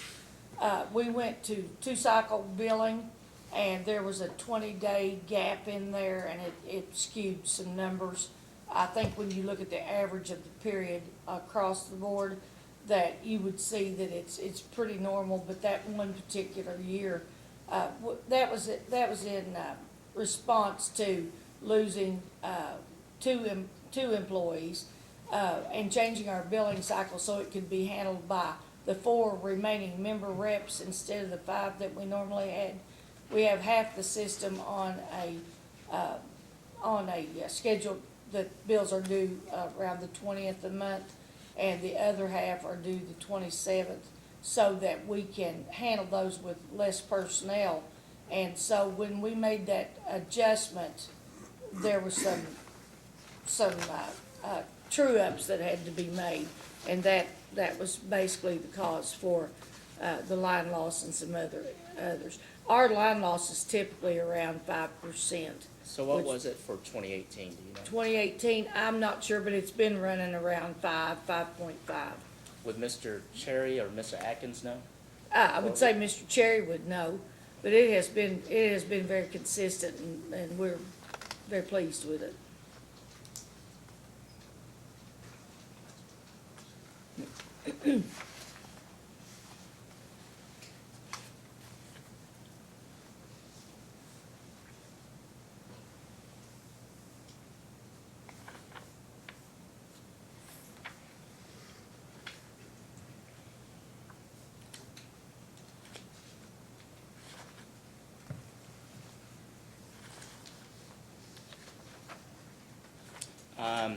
Okay, sorry to jump back and forth, but,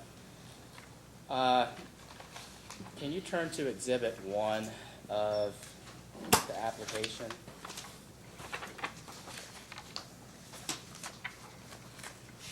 It will be on page 2 of 9.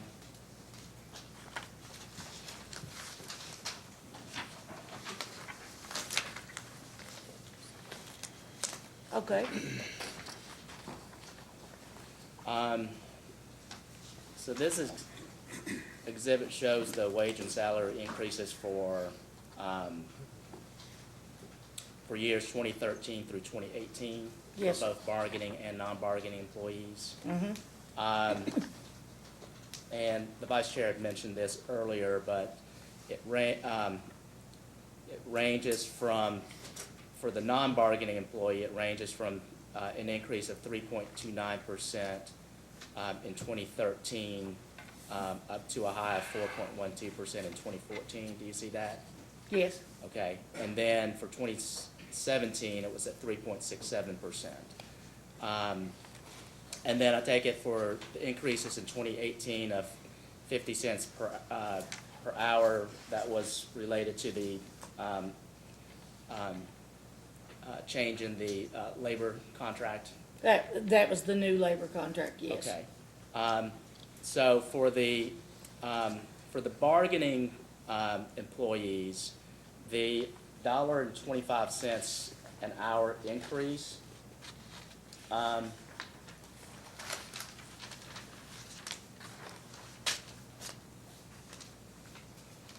how does that compare to the non-bargaining employees increase of, let's just say for 2013 of 3.29%? Are those comparable? They were the same, Okay. And then for the other years, for what, 2014, those are comparable as well? yes. Okay.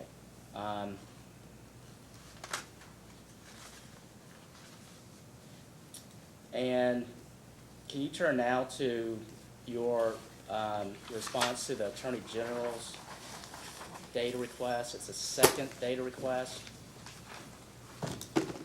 Item 3B.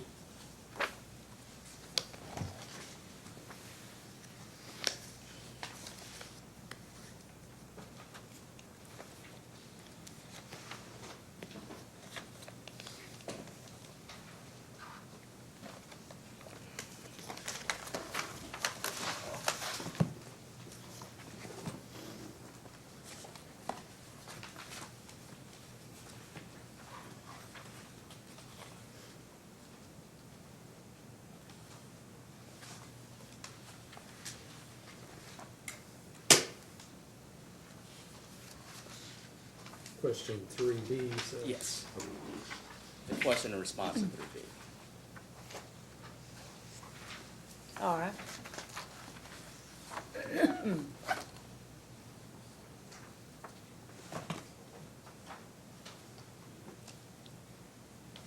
Okay, Okay.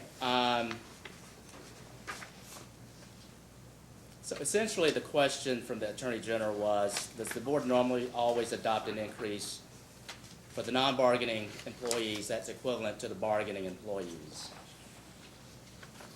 And Grayson's response is that the increases were in line with the cost of living index for those years, and those costs were the same for all employees. Do you see that in the Yes. response? Mhm. Okay. So, is the cost of living index, is that the primary factor that Grayson measures wage increases for its? Non-bargaining? That would be one factor. The others would be what, the, region is paying for similar jobs and what the other co-ops are paying for similar jobs, plus the cost of living all together. We looked at the union's wages with our wage and salary survey just to see where they were based on the job market in the tri-state area, and just to see where they were. It did not affect them because that was, done by contract. But we looked at those just to see if we were, in the right ballpark with those numbers. And so that, the cost of living along with a number of other issues Okay. determines our increase. So although the response only mentions cost of living, now you're saying that there are other factors that Grayson considers in determining the level of increase in wages to its non-bargaining employees. Well,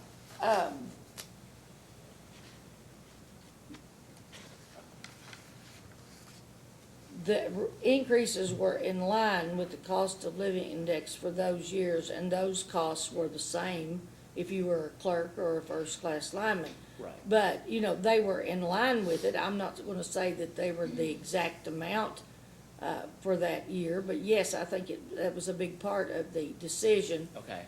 For the increases.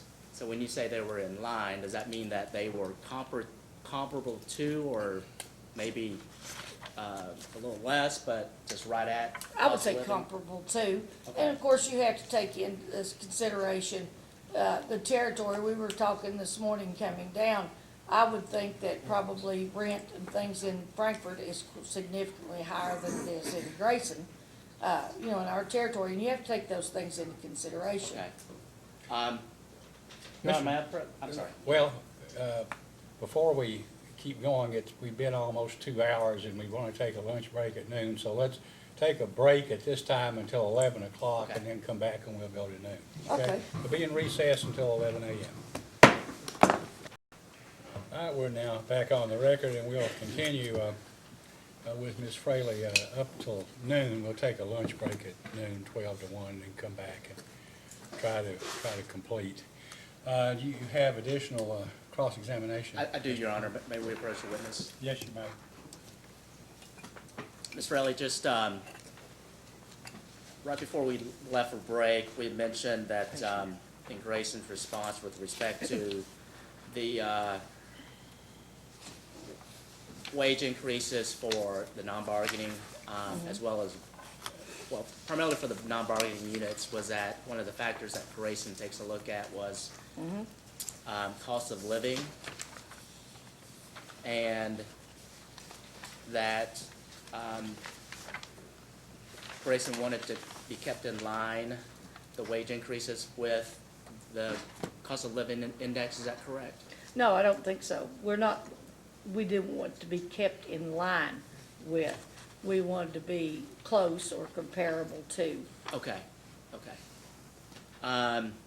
So what I handed out to you is the measure of inflation rates in the U.S. from 2008, 2018, published by the United States Labor Department.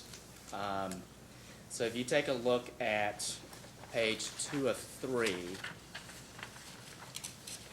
there's a table that shows from very top, there's the column shows the year, and then a breakdown into the months, and then the last column is the average for that year. The note at the top says that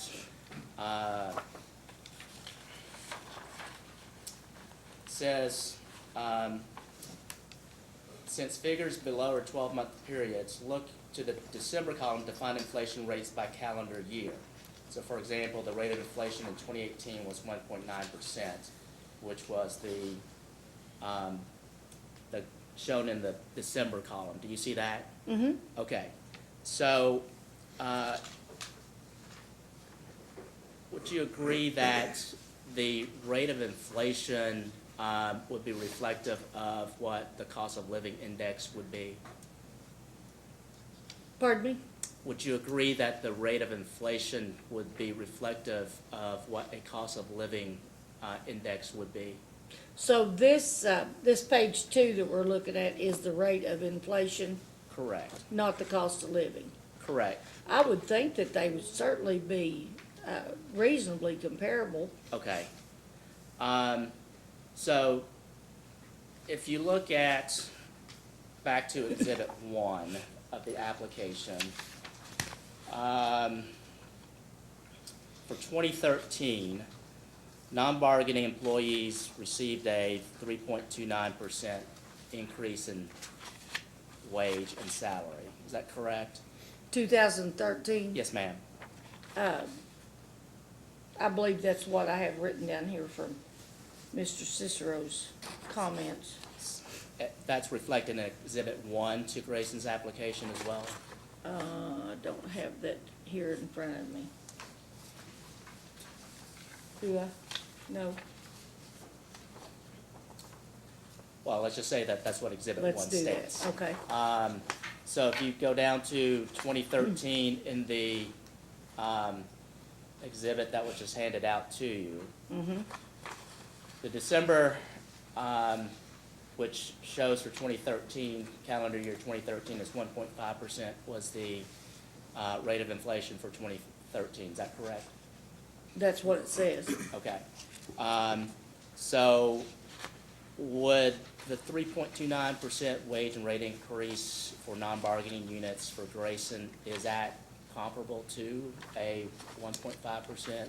Well, that would Inflation depend rate on for- where in the wage and salary plan that person was, if they were above or below those numbers, or if they had some extenuating circumstances like, additional duties, whether there was job replacement, with splitting up the duties between another employee.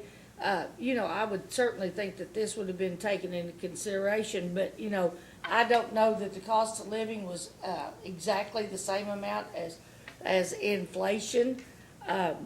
There may have been other factors that contributed to this. Okay, but you just stated that the rate of inflation was reflected or comparable to what would be in a cost of living index. I don't have that in front of me. I don't know that, but I would think that would be a reasonable assumption. Okay, fair enough. So why would the non-bargaining unit have an increase that is more than twice what the average or what the rate of inflation was for 2013? Well, like I said, they may not have been on, at adequate when this was done.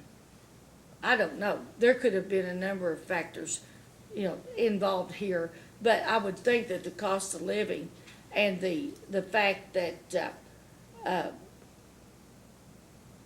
what is being paid for similar positions in our job market would have had a big influence on this. Are you involved in the decision to have a certain amount of percentage increase for wage and rates, wage and salaries for the non-bargaining units for Grayson? Am each I year? involved in that? Yes. Normally, we prepare a percentage increase chart for 1, 2, 3, 4%. We do that for each individual, and then we also do a total at the bottom, so they can see what it would cost for that year. But we prepare those and we give them to the board. The final decision is theirs. Right, but you're involved in that process, correct? Yes, I am Okay. involved in preparing that information. So you're involved in recommending to the board whatever the amount of increase is for that particular year I'm for the in- non-bargaining employees? I am involved in providing the board choices. So they would know, you know, they don't get a list of names per se. They get a list of job responsibilities, job titles, and they get, you know, they look at inflation. We look at cost of living. I don't know whether there's a difference there or not. You know, like I said, I would think this is reasonable. But then again, what if we were not on par with, right on the edge of the cost of living to begin with? You see what I'm saying? Maybe you're making up a little bit for the year before, or maybe the year before was a little bit more. I don't make those decisions. I don't know, I'm not involved in the day-to-day operations of Grayson. You're the president and CEO. I would think that you would be intimately knowledgeable of those information in making a recommendation to the board itself and not just presenting them with a If they range ask of me choices for a them recommendation, to- I will make one. So you're saying that you don't make a recommendation, you just present them with the various options and then they make the No, decision itself without any input from Grayson management? no. We look closely at the positions that we have. We look closely at the needs that we have. We look closely to see where we need help the most and where it would do us most good overall. What employees could possibly fill 2 or 3 different needs. I can recommend to the board, I can give them a range, but that decision is ultimately theirs. And they do put a lot of time in on this. We start early. We have a committee that looks at these things. They make a recommendation. They do a presentation and a recommendation to the full board from that committee. And, you know, I will answer any questions. If they ask me, I will make a recommendation, but it is not incumbent upon me to set the raise for, if any, for that particular year. Do they typically ask you? Will they typically ask me? Sometimes, But not always. not always, no. So you have a board that could make a decision on affecting payroll for the company that you are responsible for in terms of operating, but not ask for your recommendation. Well, I would think that, you know, any decisions made, especially sizable and financial decisions, would be based on input from all of us. And if I would go to my board and say, now, we can't do this, first of all, I don't have the money. I don't have the cash to do this. I would think that they would listen to me. But the question was, does the board ask for your recommendation every time that this type of a decision has to be made, or you said sometimes they don't? Is it sometimes they don't, or do they always get your recommendation? Sometimes those recommendations have been discussed with our planning and review committee, and the recommendation to the full board comes through that committee, But with your input, to that committee. and you make a recommendation and the committee takes that to the board. That's right. So they do it with your recommendation. Well, I would think that they would do it with my, that I would assure them that that is what I believe is reasonable and customary, and that we can afford to do, So you do have a recommendation, and that's what's given to in a the, roundabout way. well, it's given to the committee who presents to the board. Your Right. compensation committee presents it. Right. Go ahead. Is that what you want, is that what you're asking me? Yes. Okay. Yeah. So, just in general, we're not talking about any specific positions or any, just in general. For 2013, non-bargaining units, non-bargaining employees received a wage and salary increase 3.29%, which was more than twice the rate of inflation was for that particular year. Is that correct? Okay. So for 2014, if you look at the exhibit that was passed out to you, rate of inflation for 2014 was even lower than 2013. It was at 0.8%. Is that correct? And for 2014, going back to Exhibit 1 of Grayson's application, non-bargaining unit received a 4.12% wage and salary increase. Is that correct? Okay. That's an average.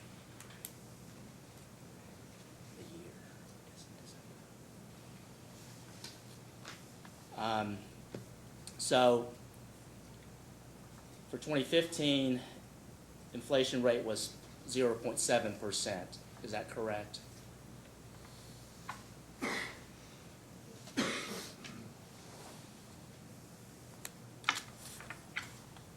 Twenty 0.7, yes, based on the December number. Mhm. Okay. And non-bargaining employees received a wage and salary increase for Grayson in 2015 of 3.96%. Okay. Again, well above the rate of inflation for that particular year. 2016 and 2017, the same occurrence. Is that correct? Okay.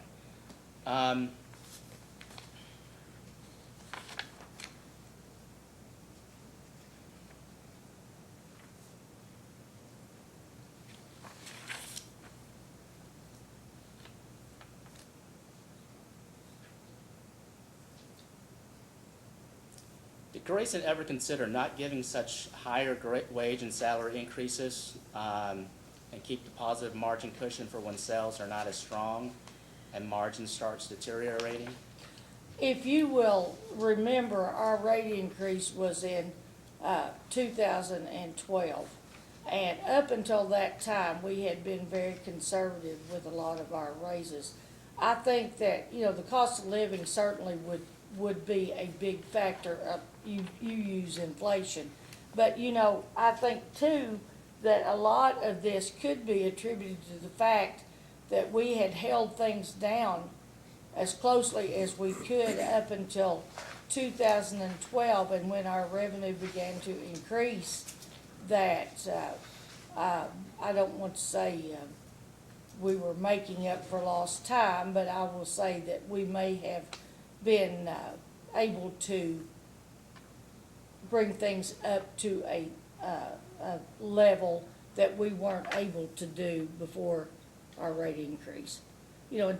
Just like this year, 50 cents, you've seen it on the documents, because we knew that we were getting ready to face a financial crunch. I would think the same thing applied here in 2012 when we were going in, we knew we were going in for another rate increase. So it stands to reason that we would have been very cautious in our adjustments up until that point. And then as our revenue began to increase and things got a little better, that we could have adjusted as we went along. I'm not so sure it was just, let's give them all, 4% or whatever, but it was because that up until that point, we've been conservative with our increases and had maybe added a little to these costs of living and the number of employees that we have and that sort of thing, to make up for some that we had not been able to take care of. When did you say that Grayson began looking at the potential for a rate increase? Probably about 2016, early in 2016. Okay. So in 2016, Let me say, before that, we would say to our board, we're beginning to think that we're looking at a rate increase. So much will depend on the weather, on the amount of work we do, how much of that goes to the work plan, things like that. But, we've got to begin to think about this. Now, at the end, at the end of 2017, it became apparent. And we went back to the board and said, we are going to have a rate increase. We have to have a rate increase. So- Prepare yourselves. so beginning in 2016 then, Grayson's financial condition was beginning to show signs of deterioration. But the non-bargaining wage and salary increase was 3.81% for that year. Now, I understand that goes into, that decision was made, did you say the September before? Well, the contract was made about 4 years in advance. I believe the last contract was 4 years.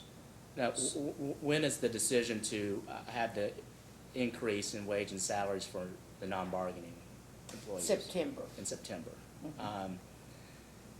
So, in September, for year 2017, September 2016, even though Grayson had already begun to experience financial difficulties, in September of 2016, in preparation for 2017, wage and salary increased for the non-bargaining units by 3.67%, which was only a reduction of 0.14% from 2016 in light of known financial stress to Grayson. But yet the decision was made to not have any significant control over that cost. Over the non-bargaining unit Correct. employees, the board chose not to make a difference. What was the committee's recommendation to the board? Do you recall? I don't know specifically what Did their the recommendation committee was. recommend no increase? No, I would say that they recommended that whatever we gave the union that year, that we would be comparable with the non-bargaining unit Okay. employees. So that would be around 3.67%. Yes. Okay.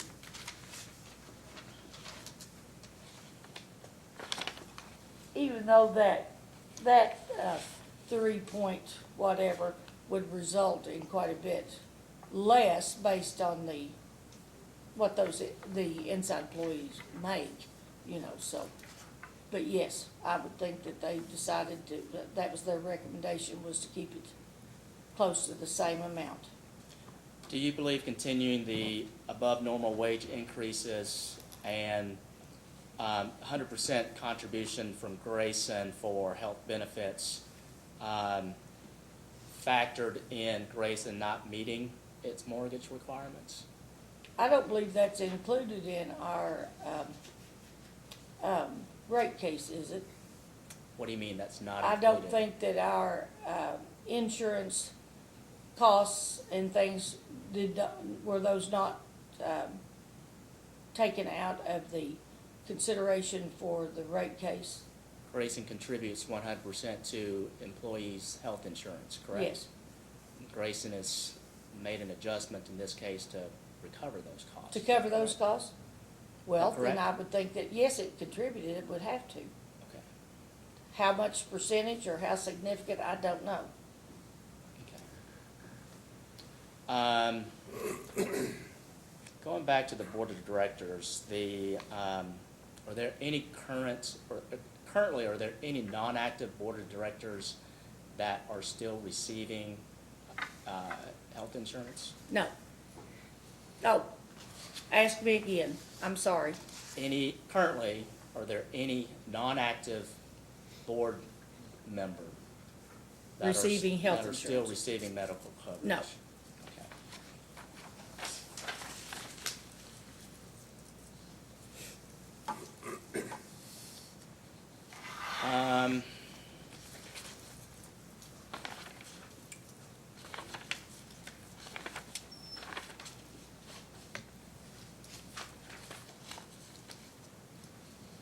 The test year, you received a $1,500 bonus? Yes, sir. Okay. What was the criteria for that bonus payment? I did not receive a percentage increase. Okay. In lieu of, Yes. okay. One time, no contribution to my retirement or anything like that. Okay. And then Grayson has also vacation payouts for its employees? Yes. Vacation payouts? What's the policy with respect to those? After a certain period of time, they can sell back 1 week. After a number of years, they could sell back 2 weeks. It would be very difficult for me or a lineman or one of my key staff to be off for a month or 6 weeks just because they had accumulated that much vacation, and so we try to keep that down to within about 30 days. Okay.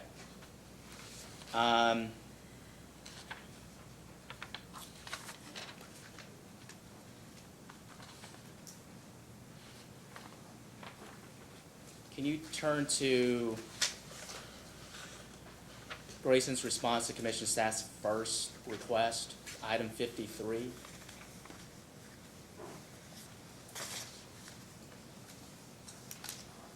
Do we have Which copy one of is it? it again? Staff's first request, item 53. And while we're waiting, Your Honor, I move to introduce into the record marked as PSC Staff Exhibit 1, the inflation Any objection? schedule. No objection. Let it be marked and filed as staff PSC.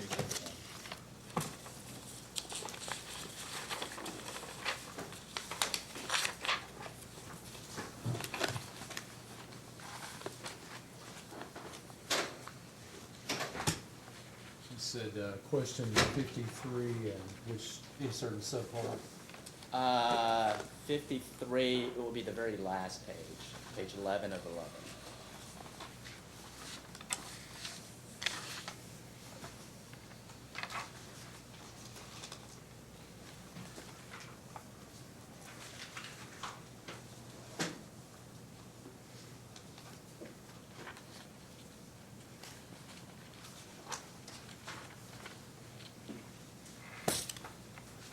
Let me give you these. Okay, all right. This is just a schedule of the wage and salary plan. I believe that was for the most recent one. Can you provide or can Grayson provide a spreadsheet, electronic spreadsheet of that schedule? With This? Yes. Can we send that to you? As a I'm not post, very as a computer literate, post but- hearing data request, could Grayson submit that schedule in electronic format with all formulas unprotected and intact? Did we? I'm asking you as a post hearing data request. So that will be submitted as a post hearing data. You want us to do that? Yes, ma'am. Okay. Okay.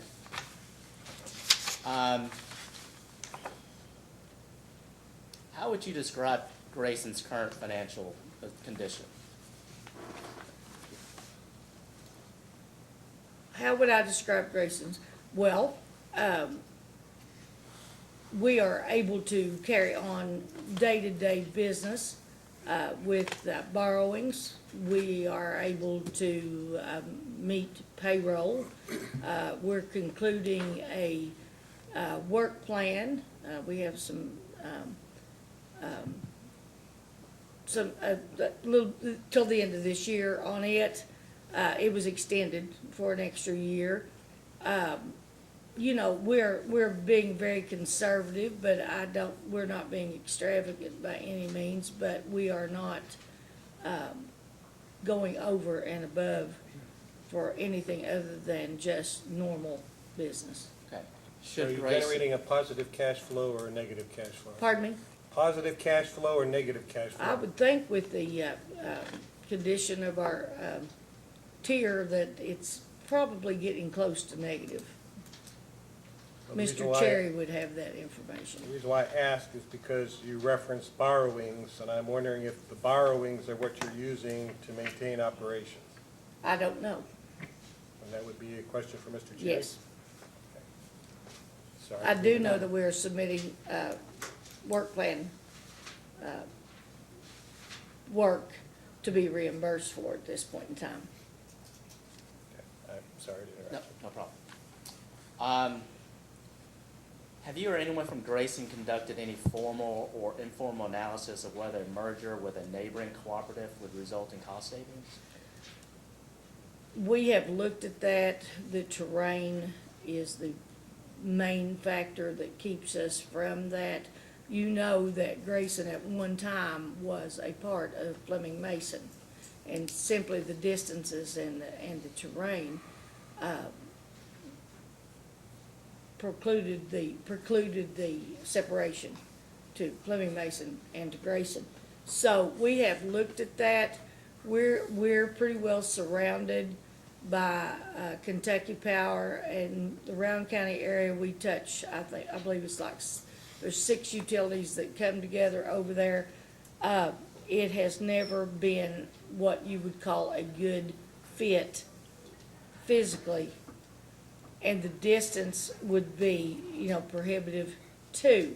Now, I would think certainly there would be some economies of scale, but whether they would overwhelm the costs that we incur, I would seriously doubt it. But no formal studies have been done.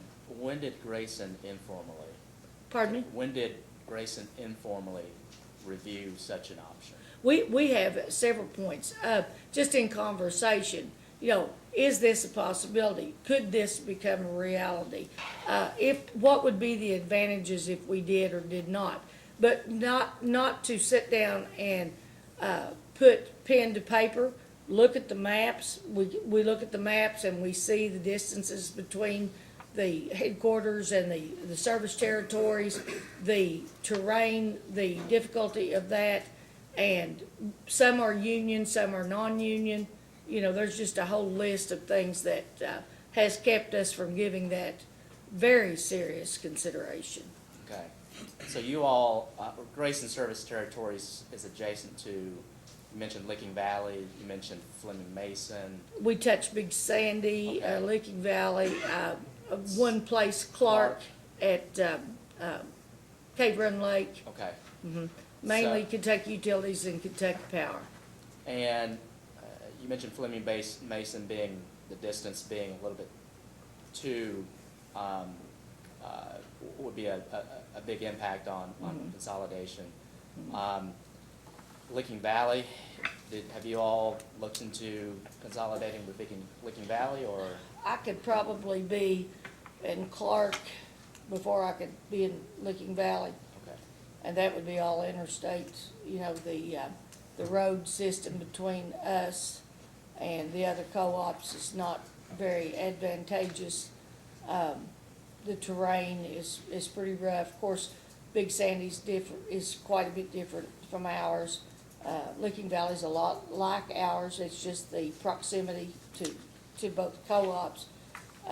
Clark, we just touch at one point there at Cave Run Lake.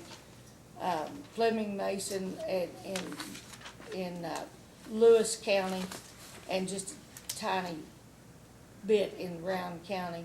It's just not a real good fit any way you look at it. okay. I believe those are all the questions I have. Thank you, Okay? Mr. Cicero, questions? Ms. Fraley? Yes, sir.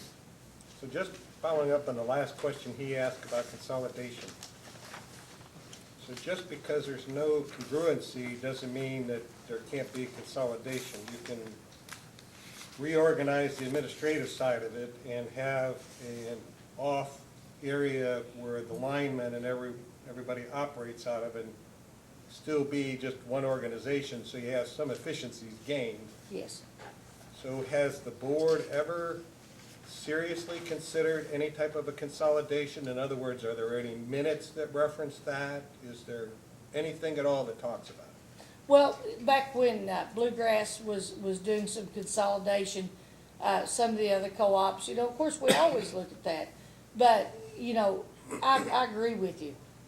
The communications, that type of thing, are so much better now that it could be accomplished, but would it pay for itself?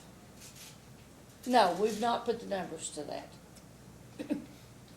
So probably somewhere in the order, we are going to ask for a study to be done to see if there's enough efficiencies to be gained for consolidation. So that's going to require your staff to make an analysis of potential consolidation partners, and you'll probably have to work with your sister co-ops to make a determination of who's interested or who's not. But I'll tell you now that that's going to be something that comes out of the order.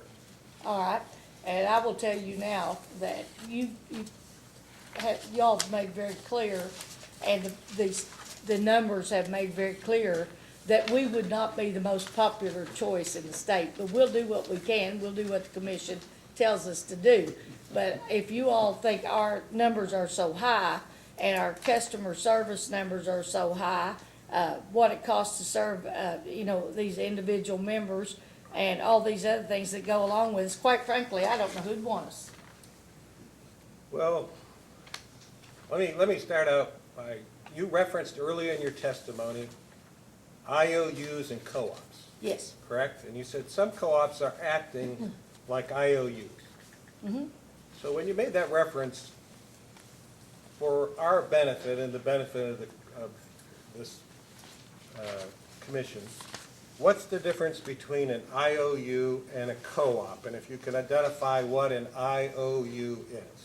An investor-owned utility is owned, the way I understand it, by individual shareholders, and they're looking to make a profit.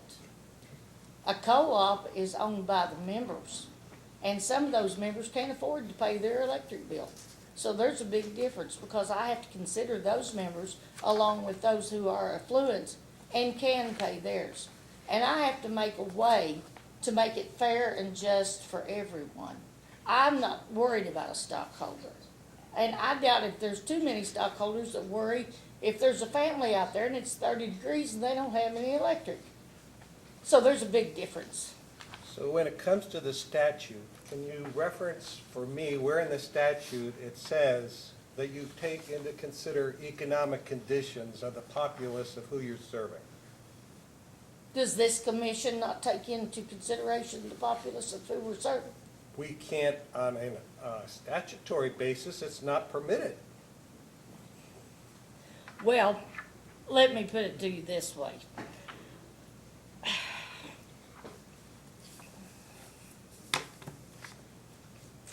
I would say that, 90% of the investor-owned stockholders don't know these people and don't care. They don't go to church with them.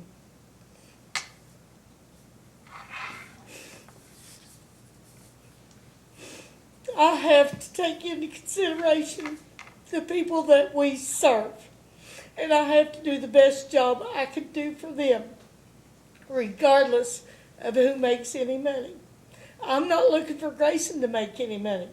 I'm looking for Grayson to operate efficiently and to bring these people power and to help these kids go to school and to help them come back to their communities and improve it. So I think there's a big difference. And if this commission, I certainly would be very disappointed if this commission did not consider those, the people that we serve. I thought that's what you were here for. We're here to make sure that rates are fair, just, and That's reasonable. exactly right. Okay? You're right. So let me continue down Please my do. path before you think Go we're right all ogres, okay? A IOU or an IOU is there to make money for their shareholders, as you described, right? That's right. I assume. They may or may not have a connection with the local community. There are many that live in their local communities and may go to church with them. Sure. I don't know. But one thing is for sure, when there's an investor, he expects some kind of return. That's right. In a co-op is permitted to take their expenses and reduce their revenues by that amount, and whatever is left over is supposedly available for capital distributions. Is that not right? That's right. And when was the last time a capital distribution was made by Grayson? When was the last time we've been financially able to do that? Obviously not for a number of years. Well, my only comment is the commission doesn't manage Grayson. That's right. Grayson has its own administrative staff. That's right. And so they're the ones that have to make a determination if the expenses being charged are reasonable to the revenues being generated. Would that not be an accurate statement? Repeat it, please. Grayson's management has to make a determination if the expenses that are being charged are reasonable for the revenues being generated. Yes, Yes. You would agree with that? yes, I would. Okay.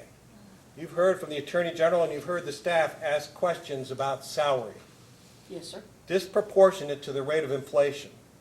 Disproportionate to a company that is suffering right now from a financial perspective on meeting their covenants and their loan agreements. That's a management decision. That's a tough management decision that only Grayson executives can make. And at this point, I don't see Grayson making those decisions that impact their employees in a way that says, we're in a difficult situation with our neighbors, the ones we go to church with, the ones that are economically distressed. We're still giving out those type of increases. And I look at the union contract, that's now a 6-year agreement. And I look in the agreement and I look at benefits, and I see that those qualifying for 100% are employees, eligible dependents, attorneys and dependents, retirees and eligible dependents.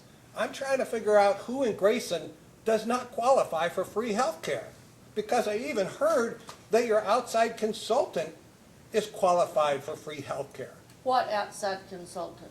Your attorney, Our your attorney, former yes, attorney. and that was done before my time. He was there before you became Yeah, I'm not that old. you know. CEO. I didn't. He was there in 85, and I came there full-time in 79, but I was not part of management at that point in time. Well, let me take that one step Okay, further. that's good. Is that an evergreen contract that it could, the clauses in it could not be adjusted to impact that benefit that that attorney received? That attorney wrote it. Well, doesn't My board is Grayson's not seeing management fit. have some impact on the renewal or termination of that agreement? Let me explain this to you. We have new legal counsel now. They will not receive medical benefits. Okay, but you understand where I'm coming. Since 2017, Cumberland Valley, there's been Cumberland Valley, Licking Valley, Farmers, Nolan, and Shelby that have all come in with 100% of benefits paid. And in every order, the commission has indicated, if you come in here asking for 100%, you are not going to receive it. Most of the constituents that you have in your territory don't get 100% of their health care paid for. You presented a salary survey that talks about why you need to increase salaries to make them competitive. Have you benchmarked any of your benefits to see how they compare?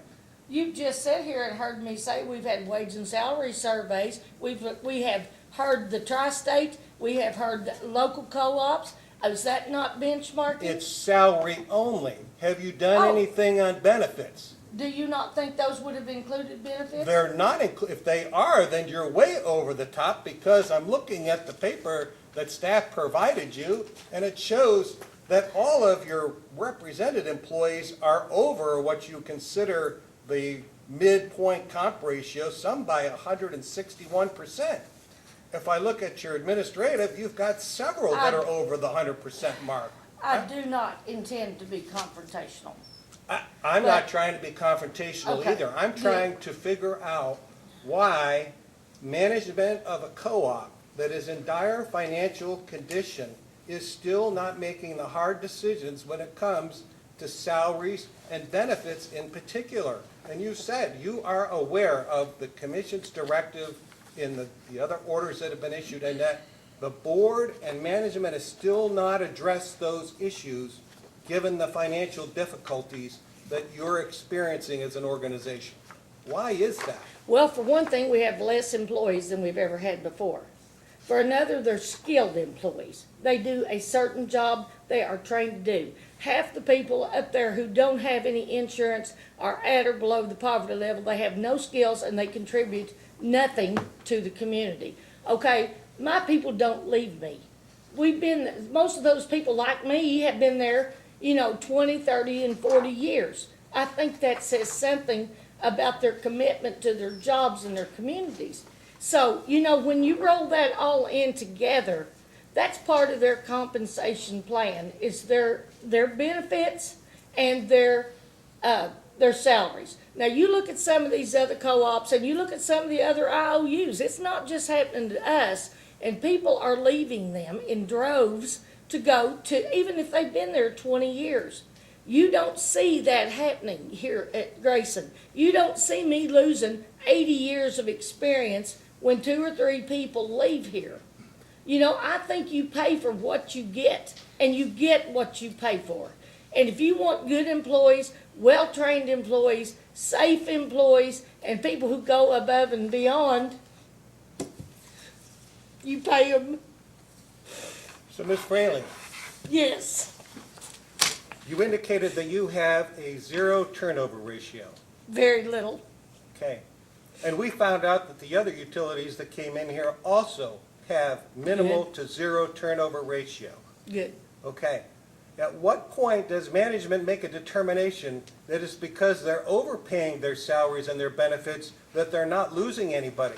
If I paid somebody to work at McDonald's $25 an hour, they wouldn't lose anybody either. Really? I Really? bet if I went down there and hired them, they would. We won't bet. Well, I bet you could, because Sure I'm looking could. at the salaries Because on here, we- and most of them are over $30. Some of them are close to $40 an hour. Yeah, I understand. Who is, are you referring to my union employees? I'm referring to your union employees, yes. Okay. And if those union employees went to Boilermakers or pipe fitters or Marathon, how much do you think they'd make? I don't know, are linemen qualified to be boiler fitters or pipe fitters? They would if they went through the apprenticeship program like my people And they'd do. start at much lower than $40 an They'd hour. probably I know start at that, because you have to go 85%. through the step process. They'd probably go through 85%. And they would have to qualify through their Sure they years of would. service, would they not? Sure they would. Okay, that's not an argument. And No. we've told the utilities that come in here, it's not a valid argument. You're not gonna come in here and argue that you're not gonna lose people, and you need to do it because you have to pay excessive benefits or excessive salaries. Well, I guess that's where we differ because I don't think we pay excessive benefits. Do you look at our have school an boards. analytic report that shows what you do in terms of analyzing your costs? You've mentioned you've done these cost-saving measures. Would you please tell me what reports you have that shows the savings accomplished through what you've talked about? And what would you like for me to show you? What would you The like me to annual show cost you? savings associated with The your program. benefits of having a 35 versus a 2-year employee? What do you want me to show you? No, I want you to, you made a statement. Let me read it for you. Please do. What cost savings measures has GRECC implemented or are implementing? You state, we did not replace an employee upon retirement in 2017 and will not replace another in 2018. We have instituted the use of tablets and service vehicles, which allows efficient routing of our work. We are taking advantage of programs available to us through our CIS vendor, SEDC, which will help us in increasing the automation of work.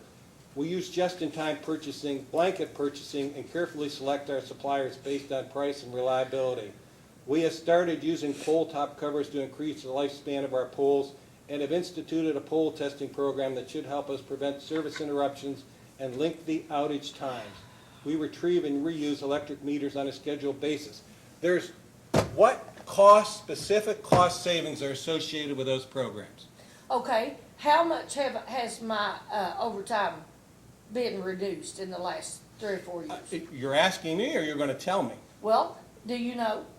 Absolutely not. I don't know. Do you know what the average, outage time is for us now? I have no idea. I'm Okay, asking does if that- you does have that those count? savings available. Does that count? Does customer satisfaction count for anything? How are you going to dollarize customer satisfaction? Well, tell me. I don't know. I You can't tell me. dollarize it. I can't dollarize it. I didn't even know that was a word. to be Well, you honest put with you. it, dollarize? Dollarize? No, I did not know that. Please I've talk learned to your something new accountant. I'm today. sure he can Yes. help you out with I've learned something that new language. today. But the fact of the matter is, we're working with fewer employees. We are doing everything that we can to cut costs, and I think that's very evident. We have given those projects to you. Now, if you want dollars put to them, it might take 10 years for me to get the pole top covers, get a measurement on that. What made you decide to do the project in the first place? Because we have a high number of split top poles. And we believe that this will protect them and extend their livelihood 10 to 20 years maybe. Based on some kind of analysis or No, somebody's? based on some salesman who came in and wanted to sell me pole top That's covers. exactly the question Yep, I'm you're right. asking. You're right. You just wanna argue with me, that's all it amounts to. No, I want you to substantiate what you're doing to save Dollar for costs. dollar. I'd like to have, Did I'd Cumberland like to Valley and the rest believe of them do that? that you're actually making decisions based on some kind of an analysis that's done. I haven't heard anything in all the testimony so far that indicates you have reports talking about your cost savings and how you decided to do the programs, and afterwards, whether they actually returned the cost savings you thought they would. I And haven't some of heard them anything about are that. too new to do that. It takes what? Some of them are too recent to have that data. Do you do an estimate of the results when you decide to do something? Yes, I think we do. If we can increase the livelihood of a poll from 10 years to 20 years, we should be able to put a dollar figure on that. I'll get it for you. That'd be I can do great. that. You didn't ask that, but I'll do that for you. You were asked specifically what cost savings measures have been put in place, and you generalized. And then you were asked again by the Attorney General, and you were again asked by staff. I haven't heard a dollar number thrown around yet that talks about actual savings. Nothing. Well, when you look at, the length of time it has taken us to get to this point, I think that says something, especially with decreasing usage and decreasing members. That has to say something. Now, you can do the math, but it has to say something. When you're losing members and they're not using as many kilowatt hours as they normally do, when we revamp our system for our classifications to be more accurate, I think that has to say something. It may not have a dollar value to you, it does to me, because I know more about what I'm dealing with. If you look at the efficiencies of being able to send a maintenance person a service order that he would normally have not picked up until that evening for the next day, and he accomplishes that while he's out on his route, and it is finished and the paperwork is complete. Can you really put a dollar on those things? Can you really come up with a cost? You can estimate and come up with a cost savings on any project that's put out there. It's possible. Okay, and I can put a cost on how much it costs to flip a hamburger at McDonald's, which you have referenced. You can do Yes, I that. could. And I'm- You're right. I'm sure You're your exactly cost right. accountant can, or your manager of accounting can He cost probably can. You're dollarize right. many of the programs if he's asked to do it. So let me ask a question. Go ahead. Staff referenced several averages, including customer service dollars per customer, line cost per customer, and in every case, Grayson was higher than the EKPC average. Do you know where Grayson is? It doesn't matter, you haven't let me finish my question yet, okay? Okay, doesn't matter. It doesn't, my question is, and it Yes, sir. doesn't have anything to do with territory, is you're a member of a 16-member co-op group, is that Right. correct? Okay.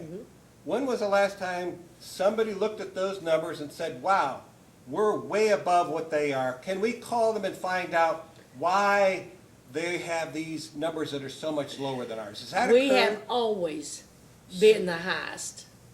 That's not an answer. Has somebody contacted the other co-ops? What do you want me to ask a co-op like Fleming Mason that has two of the largest loads in the United States? What did you ask Licking Valley? Okay, what do you want to ask Licking Valley? Why are your Do numbers you lower want to than ask mine? Licking Valley what kind of metering program do they have? Do you want to ask Licking Valley if they have meter readers? Do you want to ask Licking Valley about their day-to-day operations? I want to ask them whatever it is that lets their number be Well, lower good. than my number. Good. And I talk to Mr. Howard all the time. We compare notes all the time. Have you ever asked the question Do you about... want me to go up there and spend a week with him? Why are you being rhetorical with me? I'm asking you questions that I'm expecting an answer. Well, go not right for you ahead. to come back with some smart aleck response. I'm not being smart aleck, I'm just telling you what I know.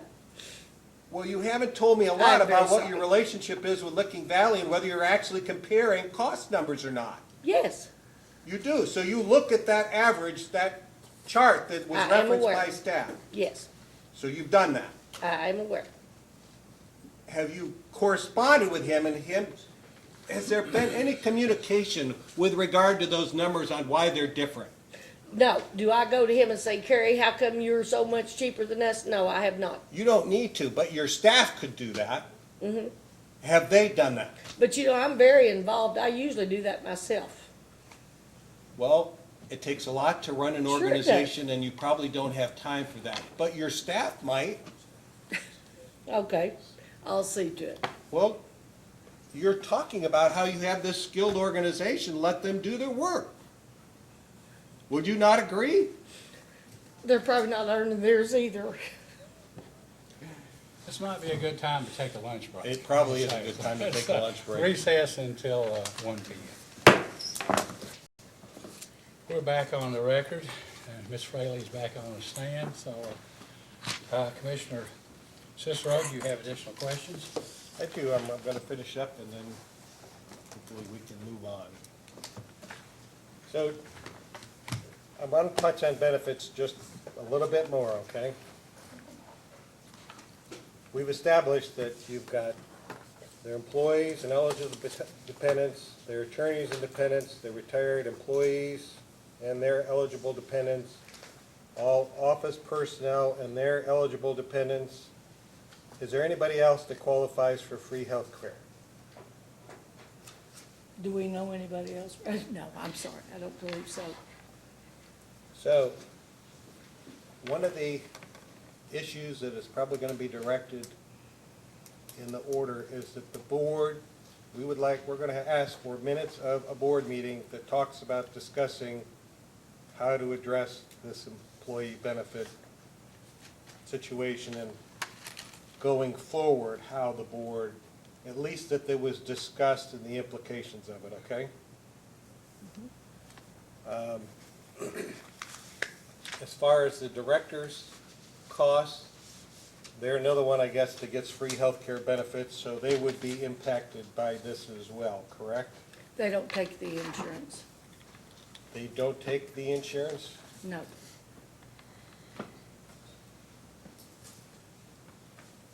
Okay, I apologize if they don't. I thought that they did. None of them are on our insurance. Okay. Let's see what else I might have. You offer a couple of different kinds of health care plans. One is a PPO. Is that offered to all employees? The PPO is offered to employees who have dependents or are on Medicare or a medical card. For instance, my son has severe epilepsy and my husband has Huntington's. So they are both on the PPO by law. By law, that's what our insurance carrier tells us. Everybody else that does not have anybody that qualifies under the law is on the regular health savings plan. But the ones of us who have dependents, and there are a few who have dependents that do not qualify for the regular insurance. So I saw 4 people, like, one was the HR person, one was something to do with operations.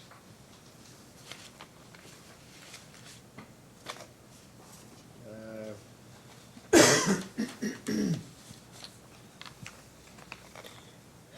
see if I can find it here.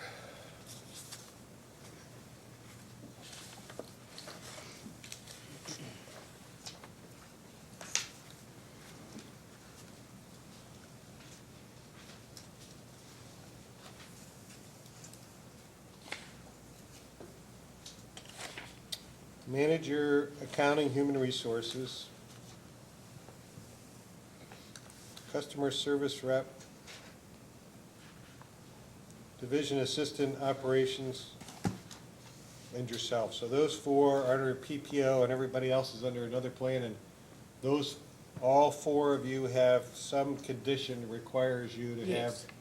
a PPO. Yes. and I said Medicare, maybe, I think it's Medicaid, I'm sorry. But all four of us have an extenuating circumstance that one of our dependents, or in my case, both, are on the disability. Well, I apologize for being ignorant, but I'm not familiar with that. Is there anything your insurance provider can give us a post-hearing data request that talks about the statutory requirement of offering a PPO? I'm satisfied that there is something, but, that is, the way I understand it, those are separated by law. That's the way we're to be treated, and people who do not have the Medicaid or the disability qualify for the other. So, it's 6 of one, half dozen of the other, but ours has. We have one whose husband is completely disabled. There's a number of circumstances, but they all draw or have a Medicaid card, so that removes us from the standard policy. Okay, so do you know what I'm asking for in terms of the post-hearing data request? To look at what. Just have the provider issue whatever the requirement is so that we can include it as part of the support and documentation.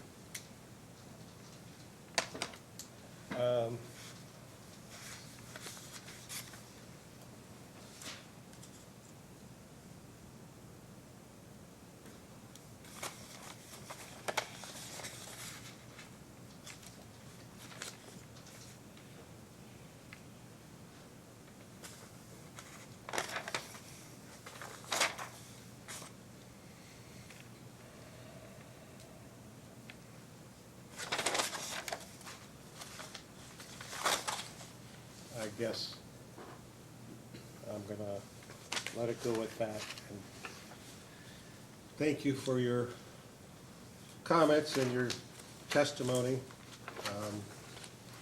From the commission standpoint, I'm sure you can understand, we're trying to equalize utilities across all segments of their costs.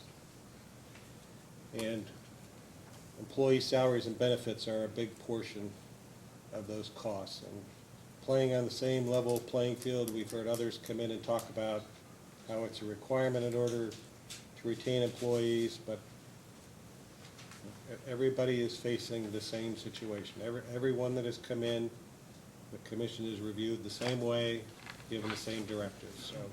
Well, and I thank We're you not for picking those on you. comments, but then again, from my end, I have to protect those people that we serve, and I have to protect those people who serve them. And all the other CEOs that came in said the same thing, That's and we exactly told them right. the same thing too. Chairman? Mr. Matthews, questions? I just have a couple questions. How many prepaid customers do you have? I think we're up around, close to 1,000, 800 to 1,000. That has been a good Out of program. 15,000? Yeah. 14,000, Yeah, that's mhm. the latest one. And we're adding every week. Could you talk about the cost savings? You said there's some cost savings. It's truck rolls, you don't have to. A lot remote of that. connects and disconnects. We think there probably is some loss of revenue simply by the fact that they're more aware of it. They're more empowered to manage their energy consumption. But we're saving, and again, I do not have statistics for this. I can work to get that for you.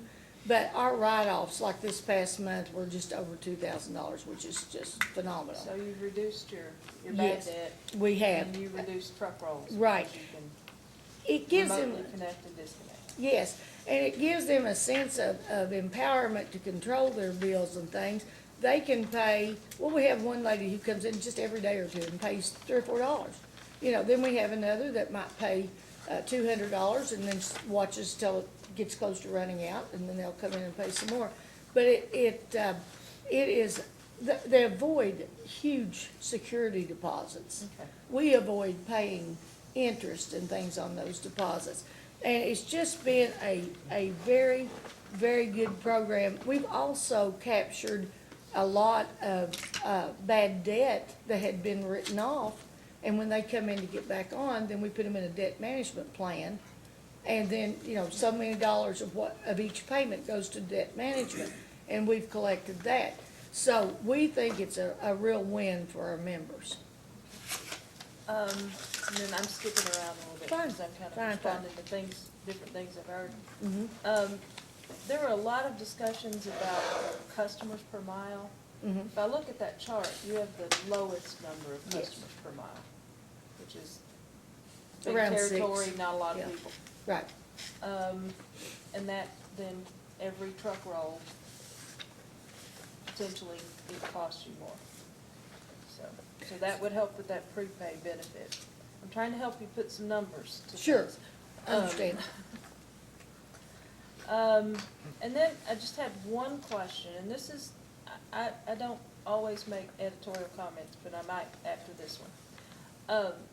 There were lots of questions about board compensation Yes, ma'am. and how that may differ from others. Who makes the decision on board compensation? Each board sets their own, yes. So that inherently is maybe if I could give myself a raise, I probably would. I think our board's been very conscientious, but, it would be hard for me to look at them as my employer. I'm a And say, contract "You need employee. We need say, to reduce your per diem." Yeah, it is. It's rather So it's difficult. uncomfortable. It is. That's a good way to put it. It's very uncomfortable. But I'm aware of the situation. I'm aware of what I hear some of the others pay. And, they talk among themselves and they attend meetings and they check to see what others are being paid. And so, it's pretty much their decision. Not in your control. No, Are you a voting member of the board? no. And the board, the former attorney, insurance for him and his wife for life, that decision was made in 85 and it was continued forever? I don't know if it was, I don't think it was in the initial contract in 1985 when Mr. Thibault left as legal counsel, but I think it was done sometime after that, certainly before I became president and CEO. And so I really was not part of that decision. And I believe you mentioned that Mr. Oswald did not have such a clause in his contract.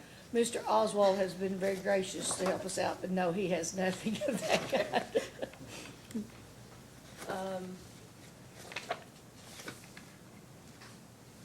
And how much, do you know off the top of your head how many industrial customers you have? We have no industrial customers. The ham plant Ham would be plant. considered a commercial operation? or It's is it- yes, well, we lump it in with industrial, commercial, but they're as big a load as we have. So did you have many coal mines, or? No. All the mining was gone in that area of the state? The most we had in coal mining was surface mining and maybe a waste scale, a job trailer or something along that line. We have more gravel quarries than we did coal mines. I think that's all I have. Thank you. Okay, thank you.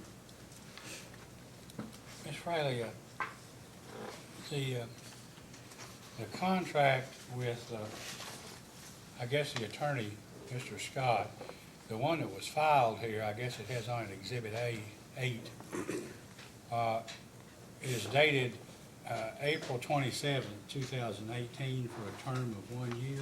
Yes, sir. And the reason that I ask about it is because it has several provisions that refer to the terms of some other contract. And I was just trying to understand where that there was a contractual obligation some way to continue health insurance payments beyond the term of this last contract. For instance, it says the attorney-client number 1, attorney-client relationship established by the agreement of September 25th, 2009 shall remain in effect in accordance with the terms thereof through January 31st, 2019. Number 2, the terms of compensation and work to be provided through the terms of this contract, i.e. January 31st, 2019, shall be the same as that set forth in the agreement executed between the parties on April 29th, 2014. That's still another agreement. And then it says, third, the client shall pay to attorney for work in accordance with the previous April 29th, 2014 contract. I guess the question is, this, as I read this contract, then it goes through and says that the board will pay a monthly retainer of $1,250, pay at the rate of $200 per hour, perform all other terms and conditions of the previous contract shall remain in force except as modified. Then a $200 per diem when attending Kentucky Association of Electric co-op meetings, payment of health insurance and so forth. I guess what I'd like to see at some point is what document there is that provides for the payment of health insurance beyond the term of Mr. Scott, who was an independent contractor. All right. Correct? I don't know how easy that'd be to find. I can get that for you. Actually, those contracts after 1985 are just kind of a labyrinth. I mean, they're all, you have to read one to understand what the next one says. But those can be provided for you. As a matter of fact, I had to sit down in 1985 at the top and then through a certain period of time, but we have all of those and we can provide Kind of like those. when you're in English in grade school and you have to diagram a sentence. Sentences, yes, sir. But we do have those. We sure do. And you will request those? Yes. All right, yes. that'll be fine. Thank you. The only other thing, I guess, during your testimony, I guess maybe I didn't understand, whenever the board grants an annual raise or cost of living, whatever, increase to employees, to office employees, does that include you as well? No, Okay. no, mine's totally separate. Do you have a written employment contract? Well, I did until January, and I think we forgot it at the board meeting, and it's not been extended, so I'm currently unemployed. No, I don't have one Well, through the end of the year. other than you, were there any other management employees have a written employment contract? No, they are employees, and I'm And then contracted. did they get the annual raises as specified, by the board? So they all got, if it was 2.1 Yes, sir. or 3.1 or whatever, they all got those, but you didn't, is that Right. correct? That's right. Now, I guess it was hard for me to understand on the paper we had here, but as I understand it, correct me if I'm wrong, your annual salary is $146,193, is that correct, or? I don't know, to be honest with you, but I would say that's correct. Okay. If that's what Bradley and our helpers turned in, I'm sure that's right. Thank you, I have no further Okay. questions. Mr. Oswald, anything else? Just very briefly, Mr. Chairman, I'm going to hand back to you, Ms. Fraley. I think it's Exhibit 18, the statistical comparison of operating expenses. This was mentioned to you just briefly, but if you will look at the last column on the right, how many consumers per mile of line does Grayson have? The one for 2017 shows 5.7. Okay. And that is the fewest of any electric cooperatives in Kentucky, is that correct? Yes, it is. And does that show that the East Kentucky group average is 9.4, is that correct? Yes. Okay. And you got some here that go all the way up to 13 and a half, it looks like. How does that affect you financially? Why does that, how does the number of consumers per line affect your cost per consumer? Well, of course, the density is a direct reflection on the revenue, but I think that this does not begin to describe the territory between those homes. You may have a small community, and maybe there'll be a little store, maybe there'll be, 4 or 5 houses, maybe even a church, or, let's say we serve a couple of schools, maybe there'll be a cluster of homes around those, or maybe a subdivision or what have you. But, there are places, and, I'm sure, Mr. Chairman, you understand this, considering where you're from, that there's nothing for a significant distance. And you take places like around Cave Run Lakes and those types of things, Carter Caves, Grayson Lake, Greenbow, those are transit, that, we feed to a primary metering point. But there could be, canyons, and there could be rock and all kinds of different things between those 5.7 structures that we're receiving revenue from. But it takes a lot of money and a tremendous amount of money on our right-of-way and things to keep those lines clear to get through to those people.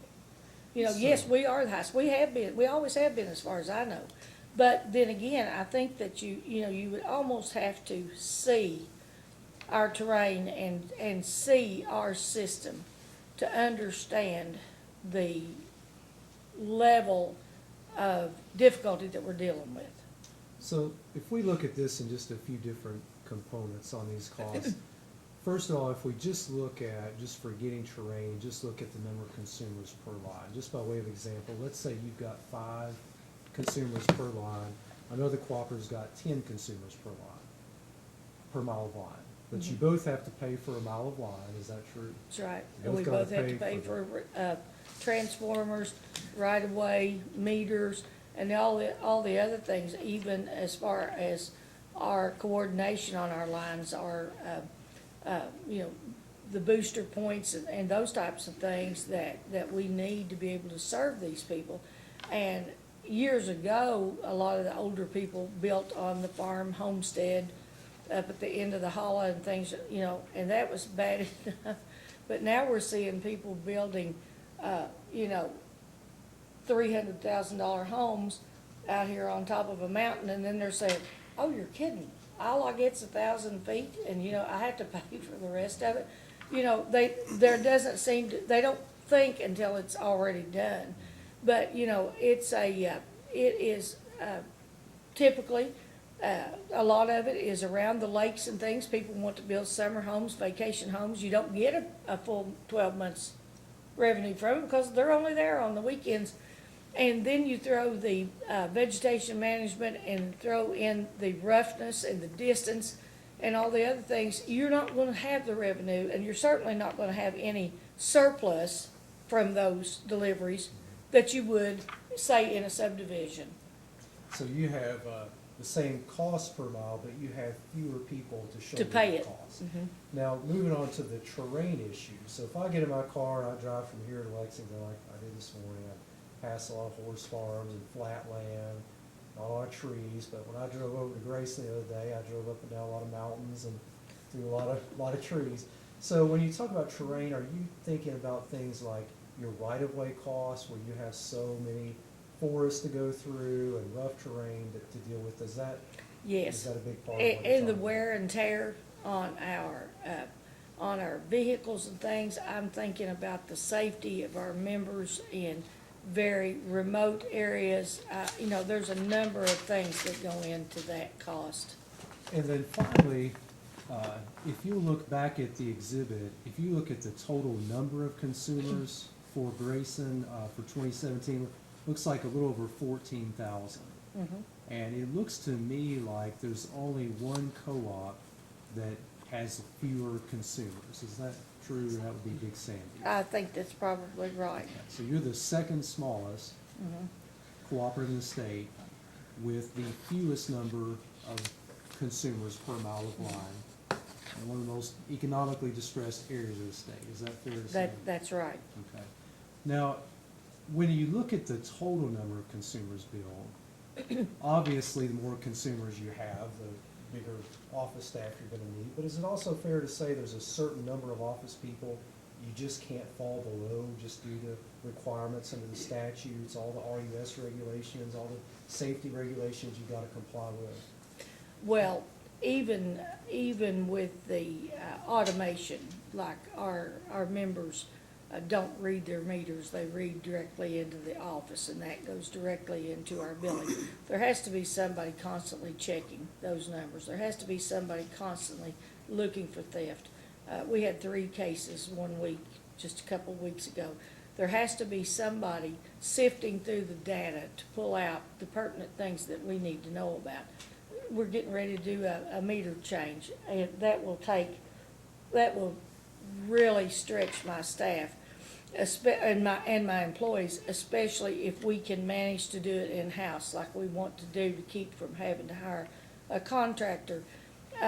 It's just Monday morning, even I was in the billing department last week because they were standing out the door, and sometimes you don't just come in and do a member services job, or you don't just do an engineering job or a maintenance lineman's job. You have to fill in wherever you are needed and where you can be of the most help.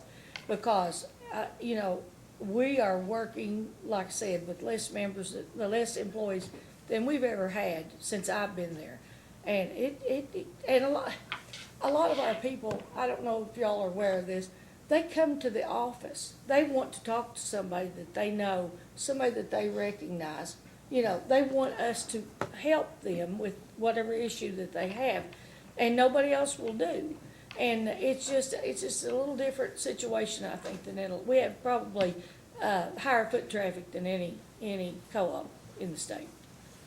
Switching topics, you were asked a little bit about the prepaid program, and I was just curious, is Grayson involved in any other programs that help your members control or reduce their usage, DSM programs, stuff like that? We are, matter of fact, we are involved with the programs offered through East Kentucky, and quite frankly, the main reason that we pick and choose from those offerings is because East Kentucky helps us pay the button-up program, the savings and those types of things. They help us pay those premiums because we quite frankly can't afford to go and give $1,000 for a All-Star Energy home, or so much for a button-up and things. We encourage our folks to do those. We identify them, we make sure that work is done. But if East Kentucky did not contribute to that, we could not do those on our own. Is it fair to say that while you're trying to help your consumers use less, you're also hurting your own financial condition? Is that true? I remember when I first came to work at the co-op, I asked my boss, it was Harold Hayden at the time, I said, "What do you mean we don't sell our own product? What do you mean you don't want these people to use kilowatt? Isn't that what we do?" It was a different mindset. Yeah. All right, last topic, and I don't want to, I'll be done here in just a second. I don't want to, we've beat this one to death, so I'm not going to say much about it. But do you still have Exhibit 1 up there on the payroll? Let me see. I may have handed that back. No, I've got these. Okay. No, this. No, I don't. Exhibit 1 that has all the chart with all the numbers on it. Oh, here, yes, I do, right here. Yes. So I just want to make sure I understood about the union contract. Okay, The previous contract you were under guaranteed raises of $1.25 per hour for unionized employees. Is that correct? was that 4 years in a row? I can't remember exactly, probably, I know that was the last year for sure. Okay, I think that's the exhibit we looked at here. Okay, But then it looked like, last year it went down to 50 cents. Is that the new contract? yes. Is it 50 cents per year? 50 cents for 4 years, and then I think it goes to 75 cents for 2 years. Okay. So the increase has been cut by less than half for the next several years for unionized workers. Is that right?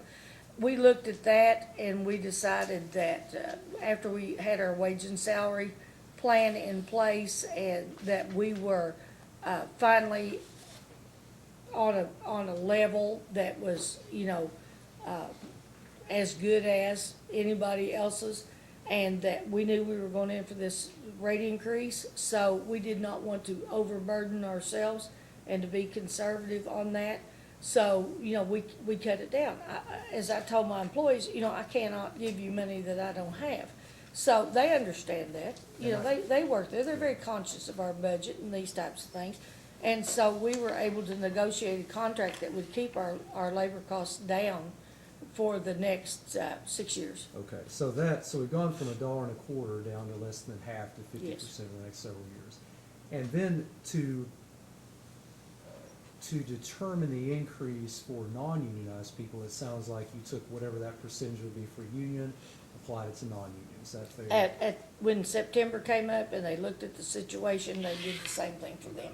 So the non-unionized employees' raises have gone down significantly and will be lower into the future since they're based on what the unionized Right. folks get, correct? Okay. And obviously, a percentage doesn't tell us the dollar amount, correct? No. We have to apply the percentage to the dollar amount. Okay. So I wanted to ask you, you were asked briefly about linemen's salaries. And it looks like here, well, I say linemen, but bargaining employees. Are most of those people that work outside? I think you said that. Yes. Okay. And it looks like their pays kind of cluster around roughly $35 an hour. Is that fair? Mainly, it works off of the first-class linemen's Okay. levels.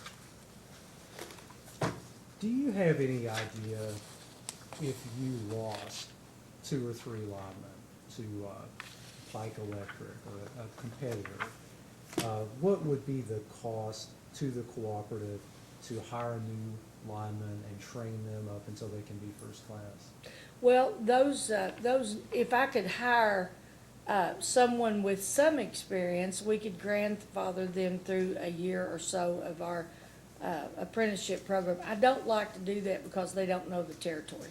I don't want to put someone out in terrain as rough as ours that doesn't know exactly where the feeders are and where, the key points are. And so if I hired apprentices, it would take me 4 years probably to get them ready to go in a truck by themselves.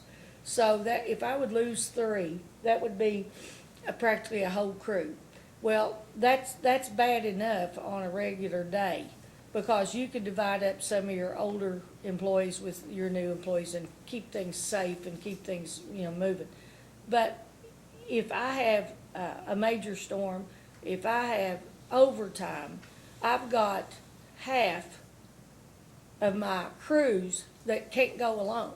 So I either call them out and send a first-class lineman with them, or I send a first-class lineman, and they're not doing the work of 8 anymore. They're doing, they're doing the work of the whole bunch, because these 3 can't go. So if you do that, and I did an article in Rural Kentuckian one time, we figured up the costs of a training alignment. It's roughly the same expense as a 4-year college degree. I hate to put that kind of money into an individual that's not gonna stay and be a benefit to us. Notwithstanding the fact that they can't go safely by themselves, they're not qualified to do certain levels of work.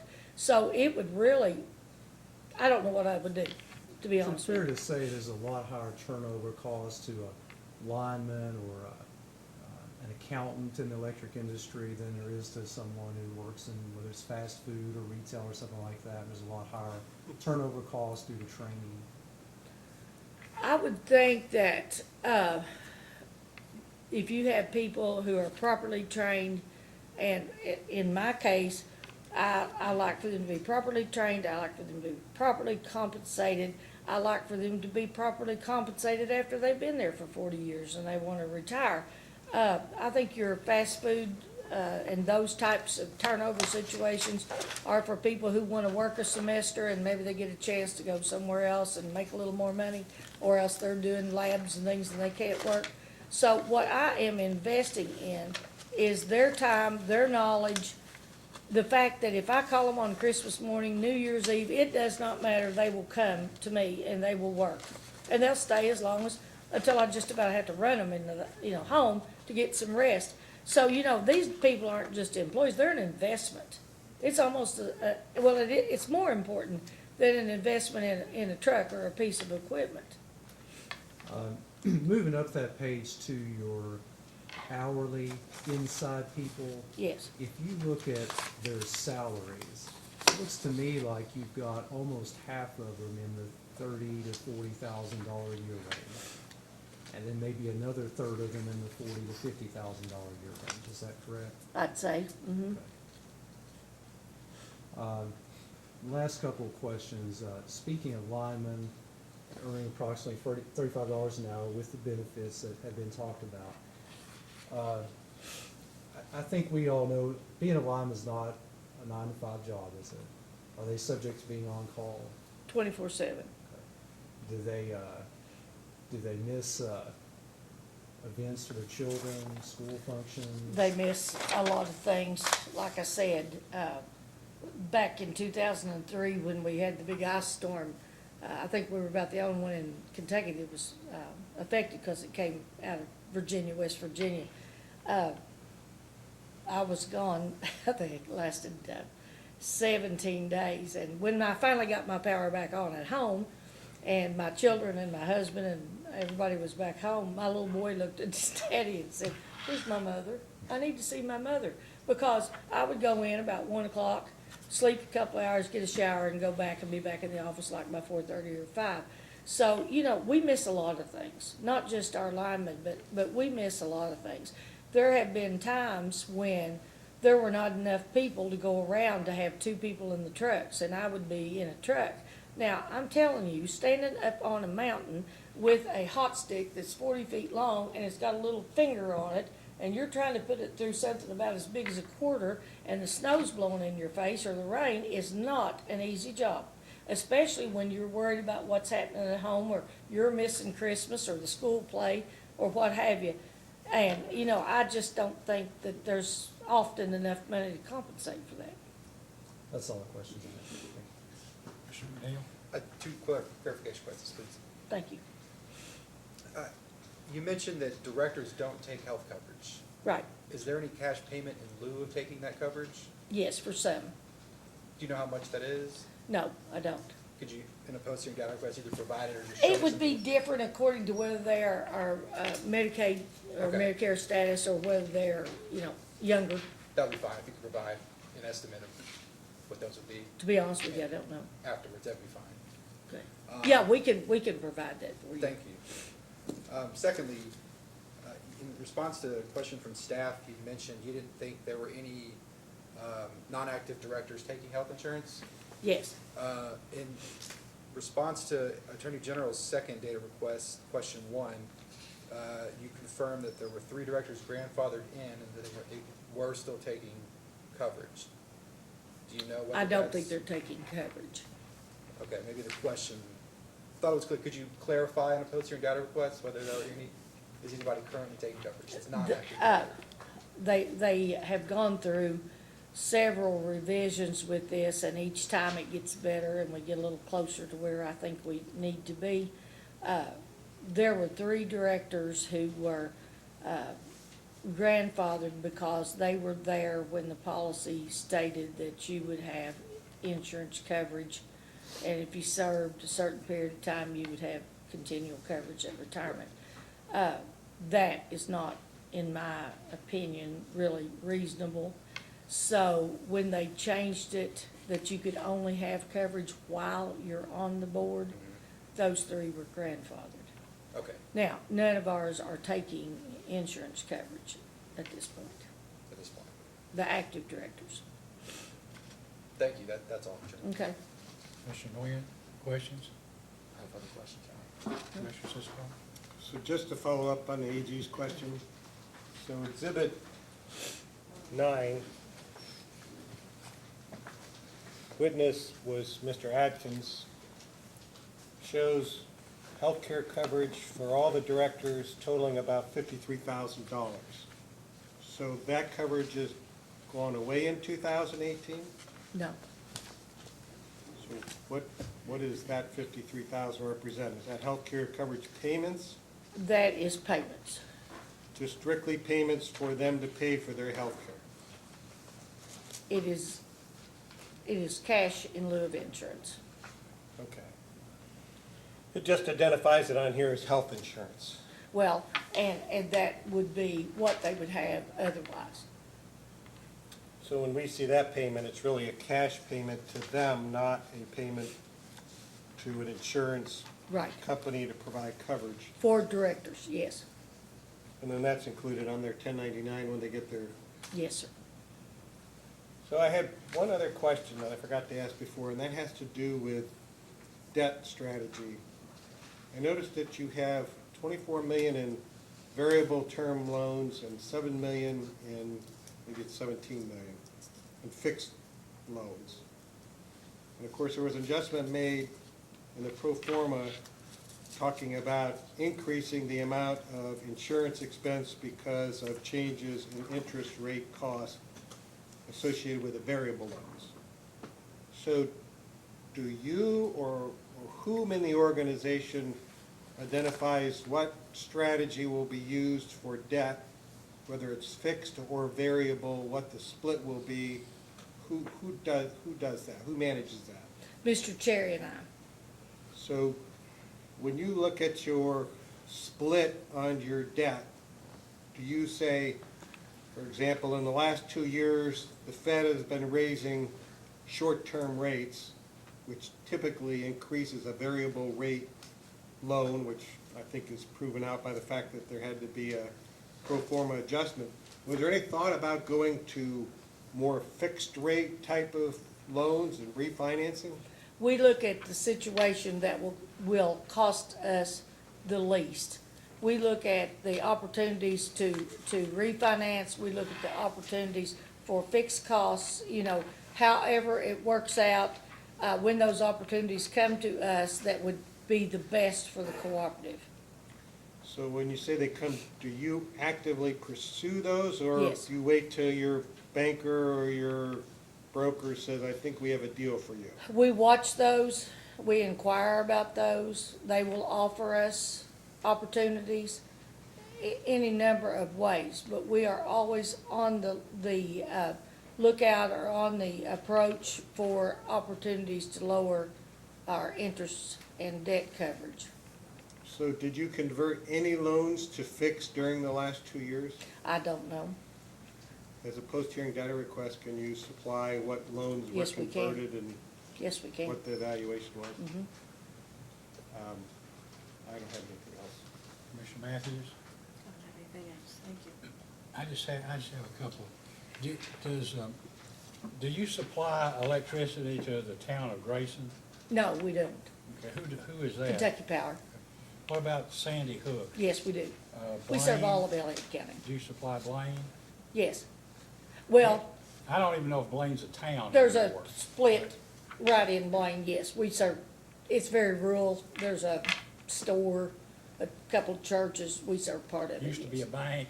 Yes, used to be the bank, we served the bank. Yatesville Lake changed a lot of that territory. Are there any, other than Sandy Hook, which is, I guess, small, are there any other municipalities that you provide electricity to? No. No further questions. I have nothing, Mr. Chairman. May Ms. Fraley be excused? Yes, Your Honor. You may step down. All right, thank you. Mr. Oswald, you may call your next witness. Yes, Mr. Chairman, we call Mr. Bradley Cherry.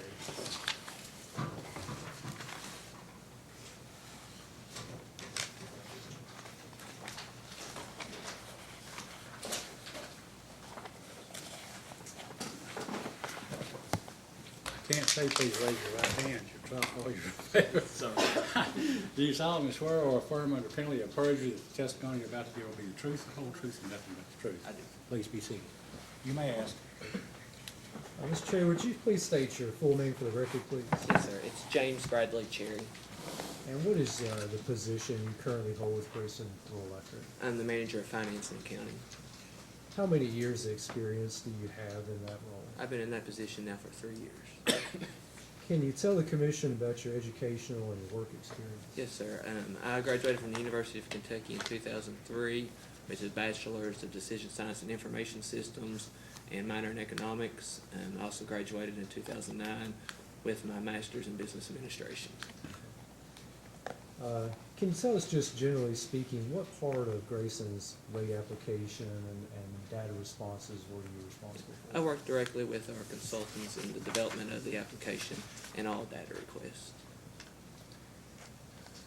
Have Grayson's revenues declined in the past few years? Yes, they have slowly been gradually declining over the past 3 to 4 years. Can you identify for the commission what factors you've seen in your role that you believe have been a cause of that? Part of it we believe is conservation through different programs and just through a more educated member base, and also through the weather. And Mr. Cherry, I think since the last data request, since the application, is it true that there are some updates you may have as far as the rate case expense, and I think maybe the tier, I think maybe somebody asked about that, the tier and O tier for the last couple of months? Yes, sir. Our rate case expense updated through the end of January is $69,730. Our tier for the month of December was a negative 0.45. Our O tier was a negative 0.48, which brought our year-to-date for 2018 a 1.1 tier and a 0.92 O tier.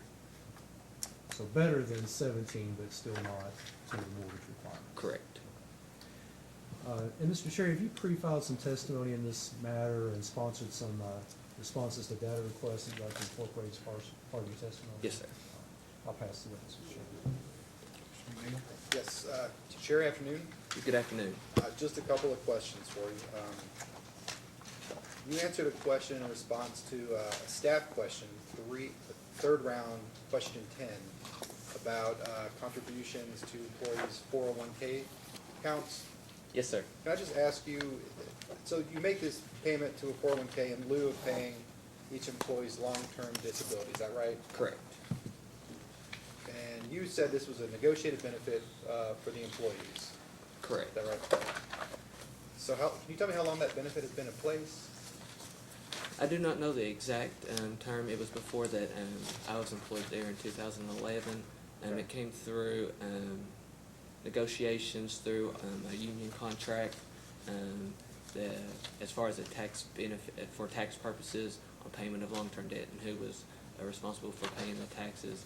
It was being taken away from the employees, so that was negotiated back through the union contract. So there was no additional funds being spent. It was just moved from one place to another. This is the term of the union contract. Yes. Is this something, do you know, it's looked at every union contract renegotiation? Yes. It is? Yes.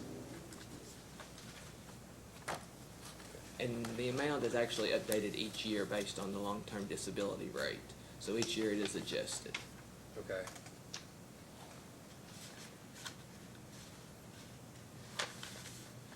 Okay.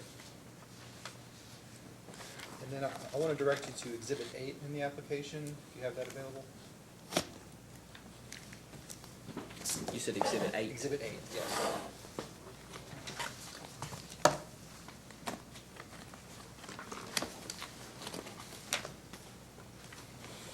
Yes, sir. Page 2. And this is sponsored by Mr. Atkins, but I thought I'd ask you, I think you may know the answer. Line 31, I'm looking at, it says health insurance premiums. I'll preface this with saying, were you present when I asked Ms. Fraley about health insurance premiums paid for Mr. Scott after his employment and possibly to 3 non-active directors? Correct. Yes. Okay. I'm curious, do you know, this health insurance premium is on line 31, then it has on the columns for date and number VAR. I would ask if that means variable, or do you know? I do not know. Okay. Post data. I'm just curious if you could make a breakdown of this 34,161, 63. Yes, sir. Who's that paid to? What are these funds? Who are they going towards? Yes, sir. The premiums? That would be perfect. That's all I have, Chairman. Mr. Nguyen, Yes, Your Honor, I do. Thank you. Good afternoon, Mr. Cherry. Good afternoon. I guess we can stay on Exhibit 8. So this account at the top, it's account number 923, and it's labeled outside services, is that correct? Yes. Okay, are you familiar with the RUS account 923? Yes. You are? Yes. Okay, and what does RUS's characterization of account 923? It is mostly used for legal services and any outside services that we utilize. Okay, so there are some amounts in here that, and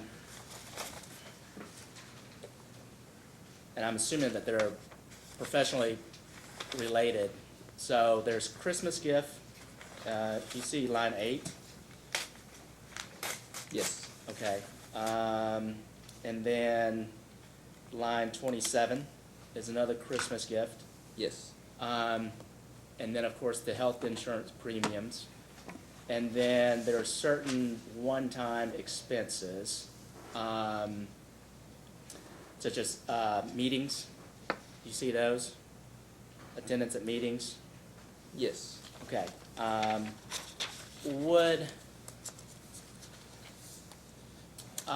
Would those types of expenses be more appropriately recorded in another account other than account 923? Most of those Christmas gifts and services are pertaining to our legal services with our attorney, which we traditionally generate into our 923. So because they're related to outside professional services, Yes. you recorded in account 923? Yes. And if you notice there to the right of some of those charges with the X, those were actually removed for our rate making purposes. Right, right. Okay.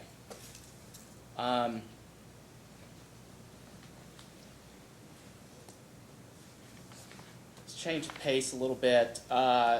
Grayson is proposing to discontinue a couple of rate schedules, is that correct?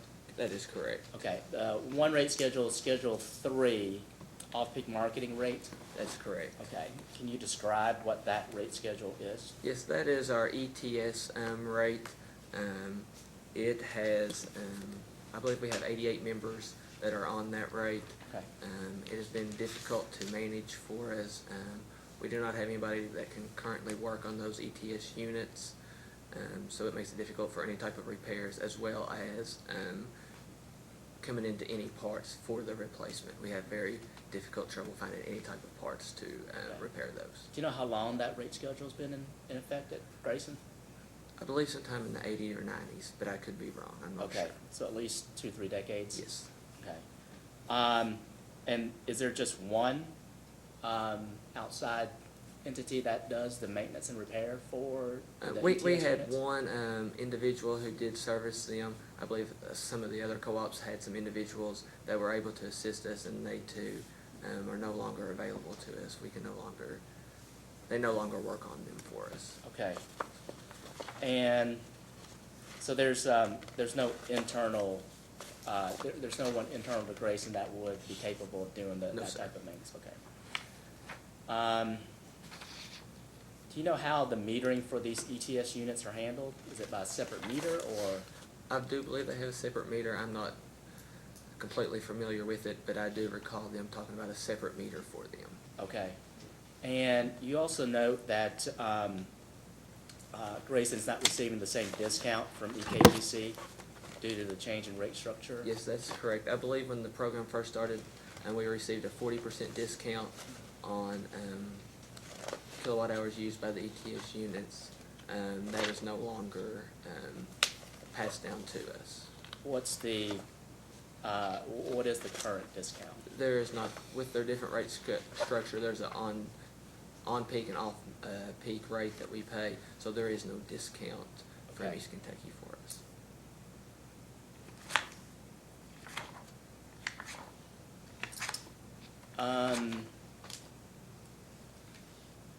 So these, are all of these customers who are on the Schedule 3, are they all residential customers? I believe so, yes. Okay. Will they be transitioned to Schedule 1? Yes. Okay. And Has there been any specific notice provided to these customers of that? There has not been no notice yet. We were waiting on a direction from the commission based on the ruling from the order. Okay, so if approved, Grayson will provide specific notice to these customers? Yes, if approved, there will be notification to the members, and we will work with them to Okay. get. Is Schedule 1 the only rate schedule that is available for these ETS No, customers? we also offer a time of day rate. Okay. And that they could potentially go on if they would desire to. Okay, so Grayson will determine which rate schedule will be best for that particular customer? Correct. We will work with the members individually and make sure that they're getting the best, that they will be put on the best rate schedule possible. Okay. Have you all formulated the types of communication, type of communication that will be made if approved? We have not. Also, rate schedule 16 is proposed to be eliminated, is that correct? That is correct. Okay, and that is, what's the name of that rate schedule, do you know? I believe it is small commercial demand and energy rate. Okay, and I know that you provided an explanation in one of the responses to data requests, but that explanation was just that there was only one customer, and this was the appropriate time for Grayson to eliminate that rate schedule. In our initial sit-down when we were developing our application, we sat down with Mr. Atkins and Ms. Fraley there, and we were discussing possible ways to kind of eliminate possible tariffs that were confusing to our members that were not being offered. And this was suggested, and this is the one that between the three of us we decided and that we could consolidate. Why do you say that it would be confusing or to I your... think it's more confusing to communicate to our members, between our member service representatives, and between those members. We feel that our members, and we see that our members have more difficulty understanding demand rates, and when we try to offer those, it's more, well, we just want the traditional rate. So, this is a commercial customer, correct? That is correct. Okay. And is it typical for commercial customers to have a demand meter? Occasionally, yes, depending on which tariff that they are on. And how long has this customer been on Schedule 16? I believe it's recently within the past 2 years. I do not know the answer for that. As I believe it's within the past 2 to 3 years. Okay. They've been on that rate. Okay. But I do not know that for sure. so fairly recent then? Yes. Okay. Any other customers before this one customer? Not that I'm aware of. Okay. Do you know when Schedule 16 was first implemented by I do Grayson? not.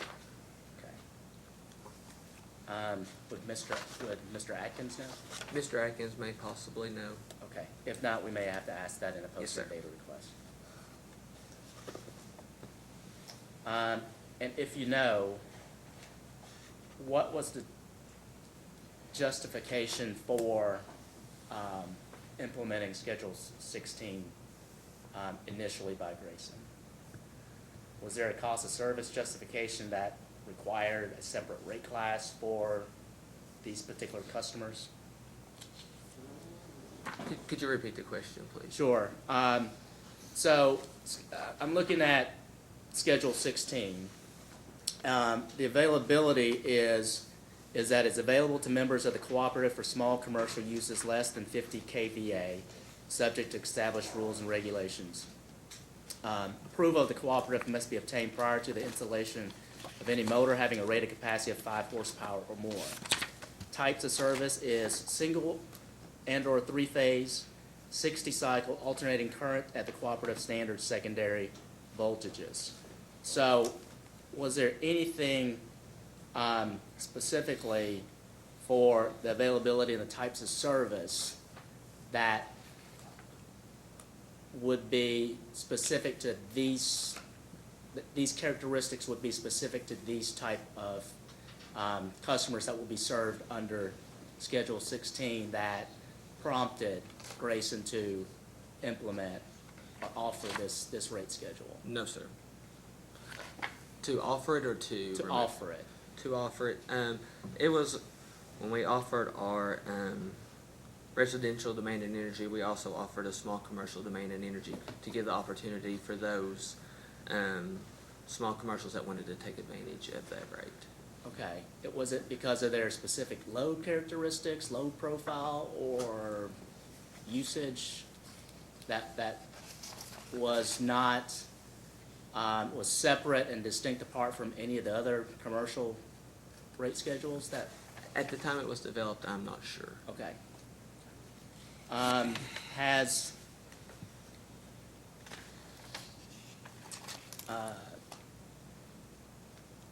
Has this one customer been contacted of the potential change in their service offering? I am not aware that they have been contacted. Okay. Will they be contacted Yes, if approved? Yes, sir.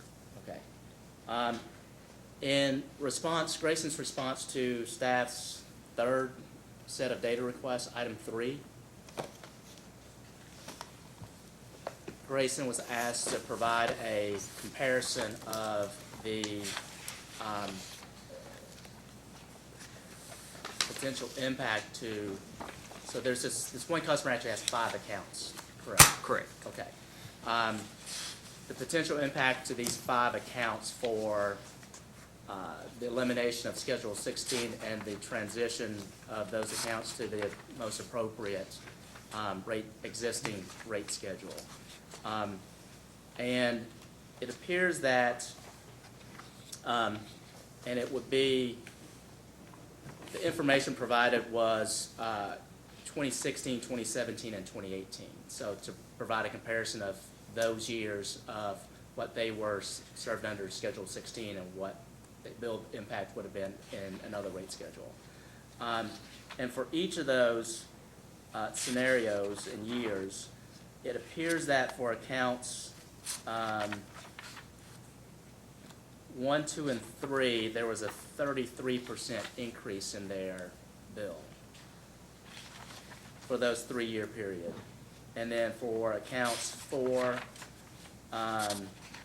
it would be a 40% increase and then a 35% increase for account 5. So will there be any notification to the customer of the potential impact to that, of its rates to that one customer? Yes, we will notify the customer if any changes will be taking place. Okay.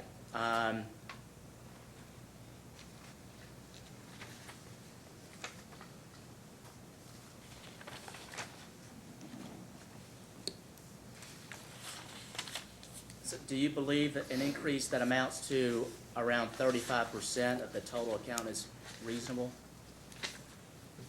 When we first looked at it, yes, but as we have looked more into it, that number has been concerning. We've had some internal talks with that, and it is kind of unreasonable for that.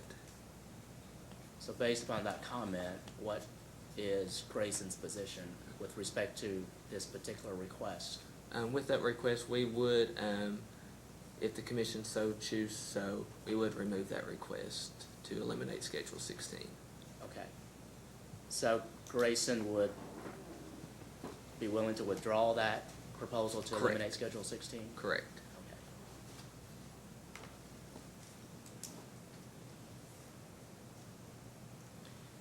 Okay. And do you know what the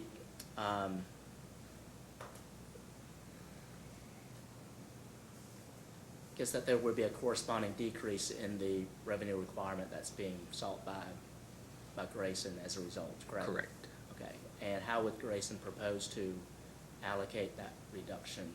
That would be a question for Mr. Atkins. Okay. Do you know the total amount of that particular impact? I do not know. Okay. Would Mr. Atkins know? Yes. Okay.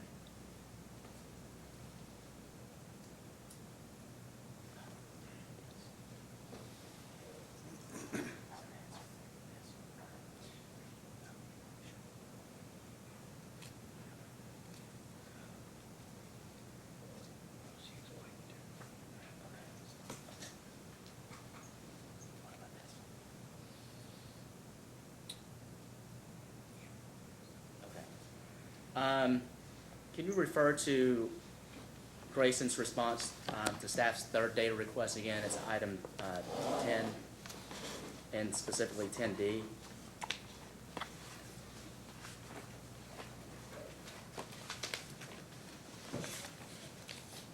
Okay. So the Attorney General touched upon this a little earlier, but in the response to 10D, Grayson stated that Grayson does not pay for long-term disability insurance, and that amount equal to that premium is put into a 401k account for that employee.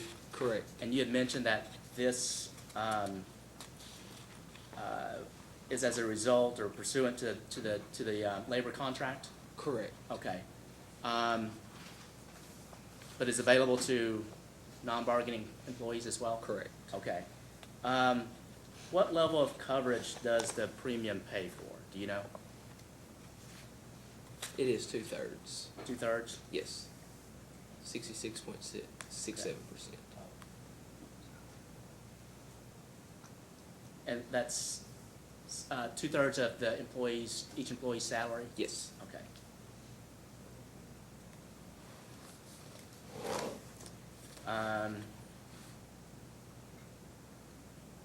Do you know how the insurance is administered? Is it through Grayson or some other third party? Long-term disability is through NRECA. It's through a third Okay, party. NRECA. Yes.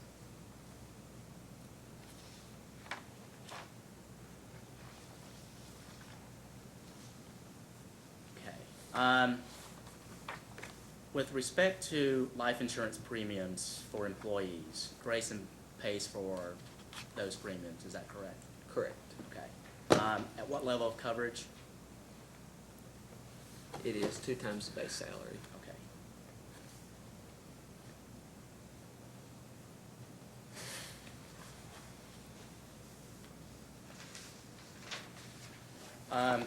And I try to write down as quick as possible, but can you go over the tier for December was 0.45? The tier for December was a negative 0.45. Sorry, negative 0.45. And then for the tier for 2018 was 1.1? Correct. Okay. And then the operating tier for December was negative 0.48? Correct. And what was the low tier for 2018? 0.92.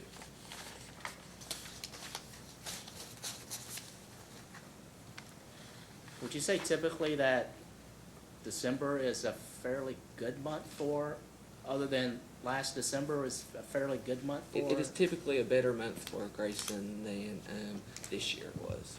Okay. Primarily due to weather? Correct. Very mild weather? Yes, sir.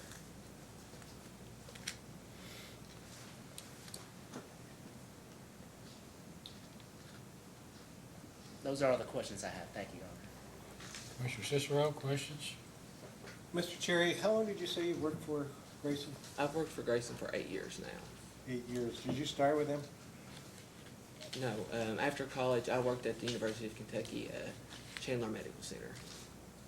So what qualified you to move from Chandler Medical Center into Grayson Electric? My qualification, through my work experience, I was a manager there at the hospital. When I was hired on at Grayson, it was to train with the previous manager of accounting and finance, Mr. Don Combs. I worked with him for 5 years before I took this position now. So would you say your professional skills transferred pretty easily? Yes, for the most part. Which is pretty much typical for administrative personnel, is it not? Correct. Okay. I just want to make that point that in terms of administrative personnel, it's not that hard to bring in someone into the electrical industry that can do financial and administrative functions. You adapt pretty easily. With some training. Yeah, I agree. With some training, I think every job takes training. So,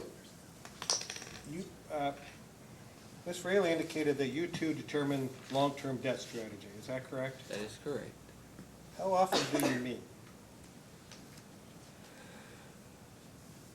Informally, about every week. Formally, I mean, we sit down and we'll talk about different issues throughout the co-op, especially, that deal financially. As far as our debt goes, we'll sit down and we'll meet with our lenders, with CFC, we'll talk with RUS, and when information is presented to us, we will sit down and discuss those issues. Monthly, quarterly, I would say quarterly. quarterly? Do you ever keep, it's never in a formal setting where anybody keeps track of the minutes or writes up the meeting or discusses what the strategy is, or is there a formal strategy? No, sir. We do not sit down and take minutes of our sit down. And there's no formal strategy at Grayson in terms of how they're gonna manage their debt? What is best for the co-op is our strategy. What? What is best for the co-op and our members. But is our nothing in strategy. writing that's specifically? No, sir. In the depreciation, general plant accounts, the cost of service study uses different depreciation than what was permitted in the case 2008-00254. Are you still recording your depreciation according to what was in that case, or have you modified your depreciation and that's what's being used by Mr. Atkins? Our system allows us, in those accounts, to charge different depreciation rates for different items, and we have utilized that with certain items that may not last as long, specifically our computer equipment and stuff like that.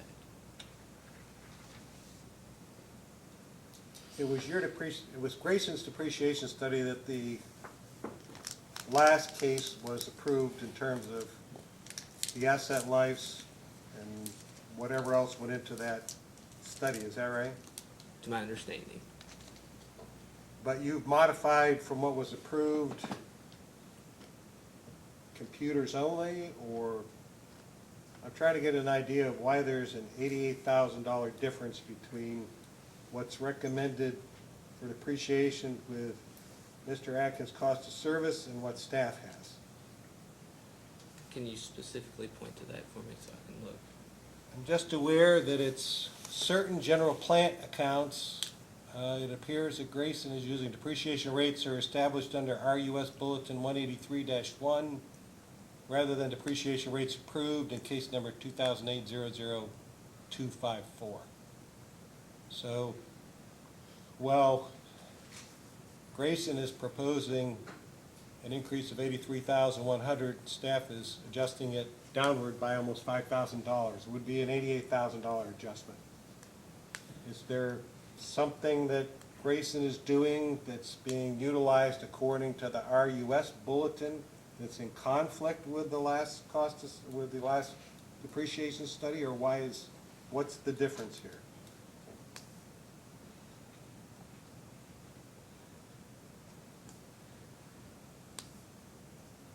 Some of our plan items, yes. Mr. Atkins may be able to discuss that better than I can on what he used there. But as far as your book goes, are those the numbers that Mr. Atkins is using? Correct. Mr. Atkins, are you going to be able to answer the question? Well, if it doesn't, we'll just do it in a post-hearing data Yes. request to find out what's going on. That's fine. I don't have any other questions. Commissioner Matthews? I don't know. I have no questions. Mr. Oswald, anything Just a else? couple. Mr. Cherry, I just want to make sure we were clear here about what happened with the company offering the 401K and contributing to that versus long-term disability. So prior to having the 401K in existence, is it true that the cooperative paid the premiums for a long-term disability plan for the employees? That is correct. Okay. Now, I'm no tax lawyer, but is it true that if the employer pays the premiums and the employee then receives long-term disability, that it's taxable to the employee? That is our understanding, correct. Okay. Whereas if the employee pays the premium and they go on disability, it's not taxable because they pay premium, is that correct? That is, to our understanding, correct. So as part of one of your union contract negotiations, is it correct that then the union wanted to have the employees pay their own premiums so there wouldn't be that tax issue. But in return, ask the cooperative to take the money you would have paid on their behalf and just put it into their 401k. Yes. Okay. So is there any additional cost to the cooperative in doing that? No, sir. Okay, so if an employee says, I guess what I'm getting, is it a match, like you match a certain percentage, or is it just this is the predetermined dollar amount, and that's how it is? No, it is a predetermined amount based on the long-term disability rate. Okay. All right. You were asked about the account 923. Those health insurance premiums, which I understand we'll look into that and put that in a post-hearing data request, but being that that is under this account for outside services, do you think that that is the health insurance premium for Mr. Scott? I would think it is, but I would like to confirm that Okay, before. because it looks like that would be annually. Yes. Okay. And having an expite, that's been excluded from the rate base, Correct. correct? Along with several gifts and meeting travel, and whatever has an X is not part of this case, Correct. Okay. You were asked about the ETS rate. Is that something that the cooperative wants to do away with, or do you feel like that it's, that you would still like to do it, but there's just no feasible way to do it? You know, we always want to do what's best for our members and try to help out our members whenever we can. But as far as feasibility goes, it is a real issue for the cooperative. Do you have a feel for whether other co-ops or utilities are moving away from the ETS? I believe that one cooperative did have a case here with the commission over their ETS rate, and there has been talk of others as well with the same issues that we have. You were asked a little bit about interest rates on long-term debt. Do you, as the chief financial guy, compare the rates you're paying on your variable interest loans with the rates that you could obtain on fixed-rate loans? Yes, we do look at that. How often do you make that comparison? Usually quarterly to semi-annually, we will take a look at it. And if it made more sense financially to refinance from variable into fixed, would you recommend that to the board? I would. Have you done that in the past from time to time? I have not personally, no. And as it stands right now, based on your last analysis, is Grayson in the best loan portfolio it can be in at this time, given what At the interest rates present are? moment. I think that's all the questions I have. Thank you. Anything else? Nothing further. Mr. Wynn? I do. I have a couple that I've neglected to ask. The first is with respect to Grayson's contract with Mr. Oswald. Could you provide that contract as a post-hearing data request? Yes, sir. Okay. Can I clarify something? Sure. So actually, I'm just working with them on the rate case. I'm not their new lawyer. Okay, that was going to be Okay. my additional questions. So Mr. Oswald is just being retained as substitute counsel to carry out the Grayson's application here. Is that correct? That is correct. Okay. And so any future representation, will Grayson conduct a search for another legal counsel to retain? Yes. Okay. So to the extent that the contract for Mr. Oswald with respect to representation of Grayson for this rate proceeding, could you provide that as a Yes, sir. post-hearing data request?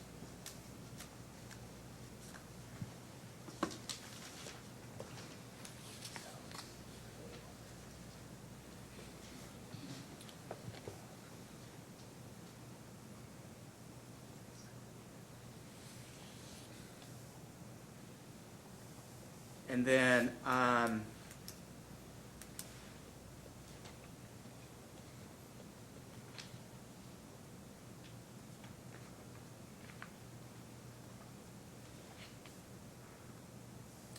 just as a general question, you mentioned that, so for instance,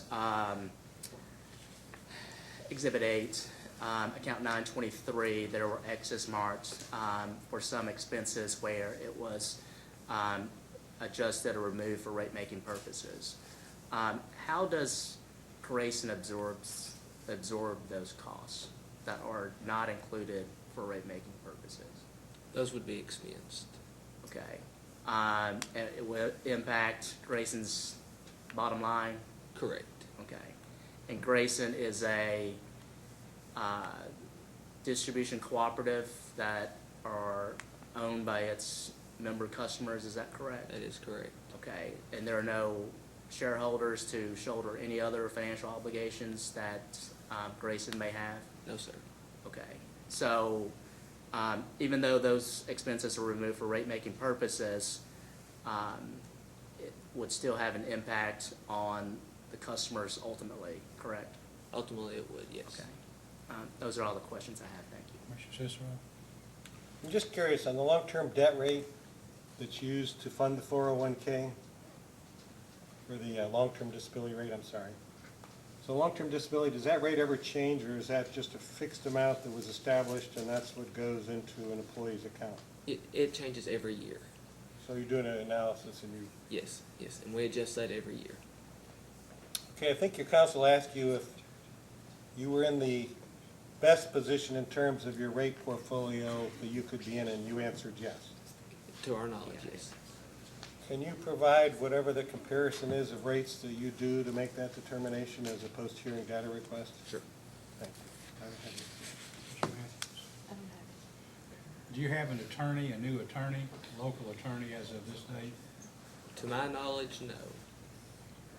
No further questions. Last bite at the apple. May this witness be excused? Yes, Your Honor. Thank you. You may step down. Thank you.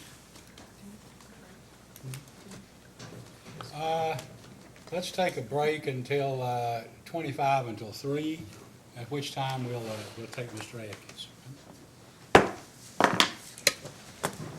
Ready? We're now back on the record. Mr. Atkins, will you please raise your right hand? Do you solemnly swear or affirm under penalty of perjury that the testimony you're about to give will be the truth, the whole truth, and nothing but the truth? Yes, sir. Please be seated. Mr. Oswald? Thank you, Mr. Chairman. Mr. Atkins, would you please tell us your full name for the record? My name is James R. Atkins. And what is your occupation? I'm a utility rate consultant. Can you tell the commission just about your education and your work experience and what qualifies you to give your opinions and for the work you have in this matter?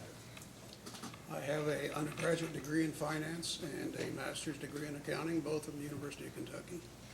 I spent 25 years with East Kentucky in the rates as head of the rates department.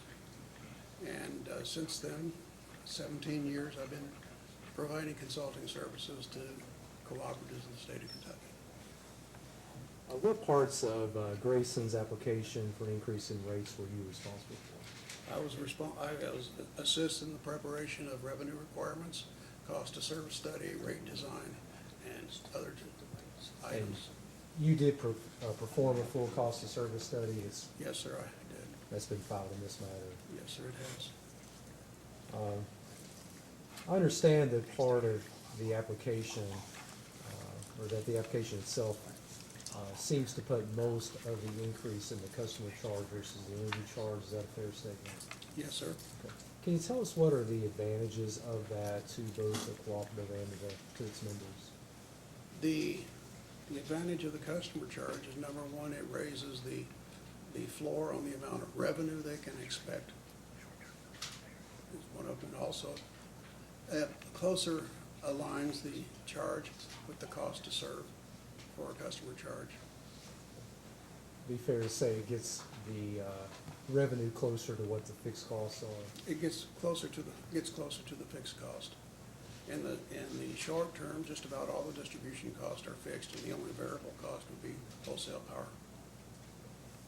Based upon some of the testimony and things you've heard here today, would there be any adjustments that would need to be made to the revenue requirements that have already been stated in the rate case and rate application?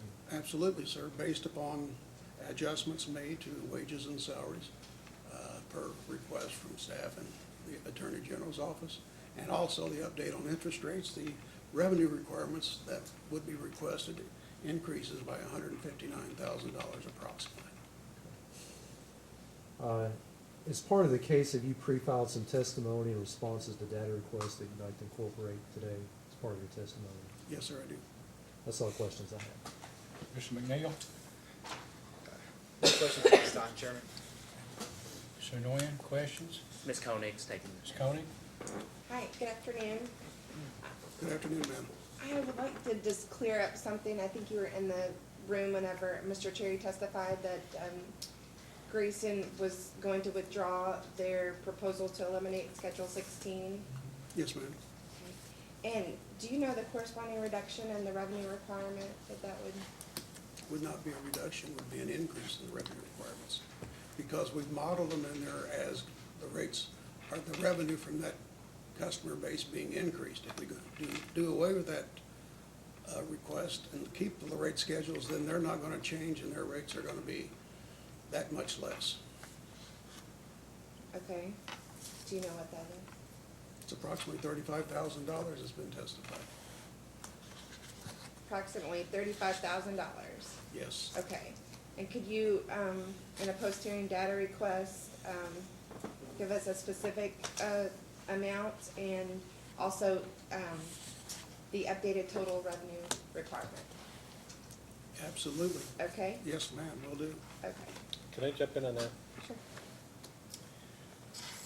The question is the increase 30 to 40% too much for certain rate classes? And I think that's why Mr. Cherry testified that they'd be willing to withdraw the request of eliminating a tariff and leaving it in there. So there will be revenue that's received and an increase that would be acceptable to those affected ratepayers. It just won't be 30 or 40%.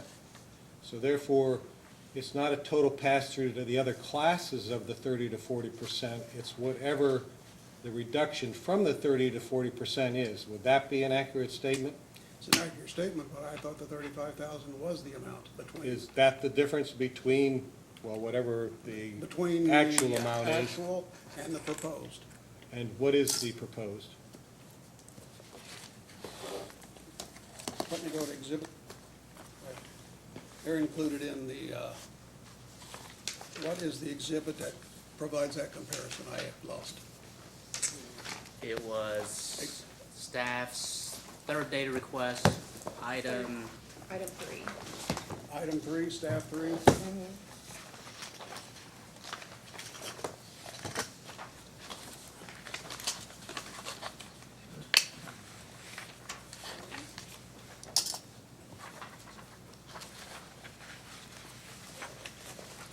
Last page.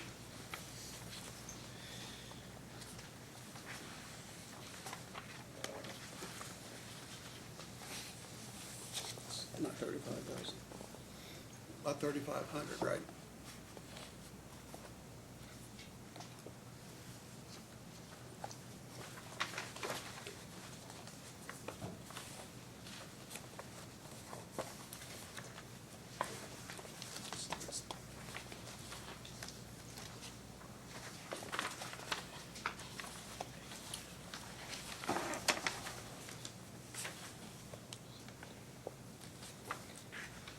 It would be the sum of the differences on each page. Is that correct, ma'am?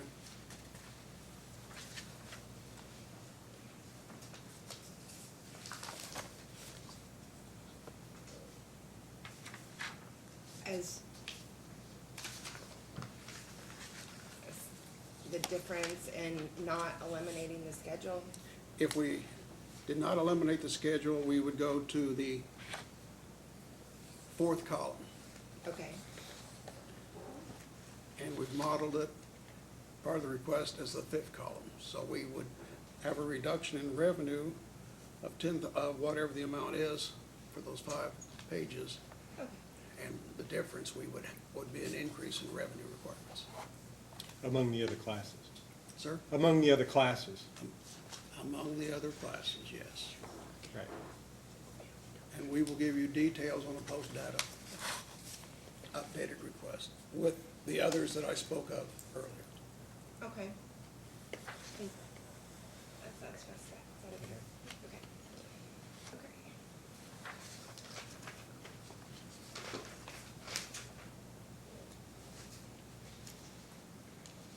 Okay, can you confirm that during the proceeding, Grayson filed 4 different Schedule S's, one with the application, one with DR, data request 2, data request 3, and data request 4. Yes, Okay, and the, Schedule S that was filed in response to the Commission's 4th data request, I think we've just established it doesn't represent, the current adjustments for this case, correct? It needs to be the updated. current adjustment for what we just spoke of, yes. Okay. There might be some expenses, rate case expenses that are not up to date there too. Okay, understood. Grayson originally sought an increase in revenues of $1,424,078, and based on the proposed adjustments to the test year revenues and expenses, is it Grayson's position? Well, let's see. The most recent update was $1,579,291 based on the proposed adjustments to the test year. But have you amended your application to request the new amount? No, but we were willing to. Okay. We will file that as soon as possible.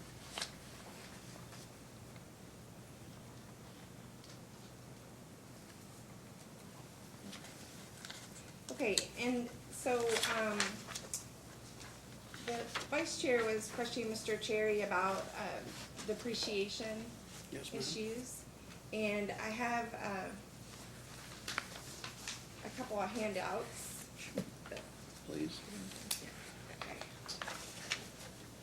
Okay. May we approach the witness? Yes, you may.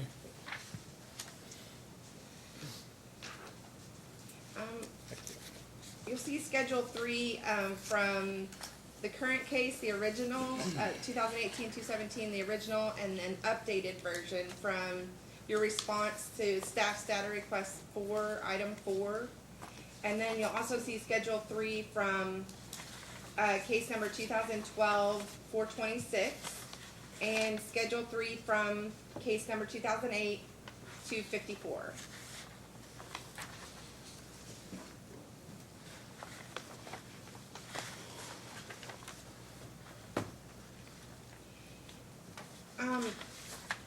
The question here is, can you confirm that the depreciation study, approved by the commission in case 2008-254 is only for distribution plant items and not for general plant items? Yes, ma'am. Okay. And in, your response to staff's data request 4, item 4, can you, look at the general plant items? I've got a few questions. What is the criteria for determining the depreciation rates for general plant items? General plant items, normally there is adjustment made in the depreciation rates when some type of new equipment comes in, and it's based upon the expected useful life of that plant. Okay. Why, is the actual depreciation accrual for 12 months ended November 2018, or was it used in developing the historical test year revenue requirement? For depreciation, why were the year-end rates applied to the actual plant at the end of the year? That is a normal procedure, has been utilized by this commission for determining the revenue requirements associated with depreciation expense. Okay. That's been the history that I've known in my 40 years of testifying before this commission. Okay. So you think that's a typical adjustment? It is typical, yes, ma'am. Okay. I think the main question here is, in 2008, the study was approved, depreciation study was approved, and it didn't cover the general plant items. I'm sorry, yeah, it was only for distribution plant items. But then in 2012, certain rates were approved for the general plant items that are different than the rates that you've used in this case, in 2018, 272. where did you get your basis for using the different depreciation rates for, general plant items? And, The basis is normally based on the actual experience, or if it's some type of new specific equipment, it would be based upon what's recommended from the vendor. so why was it different and, why did the depreciation rates change from 2012 to now? Because Based on your they have actual- purchased new equipment and they've updated them based upon recommendations or actual experience on their part. Based on actual experience.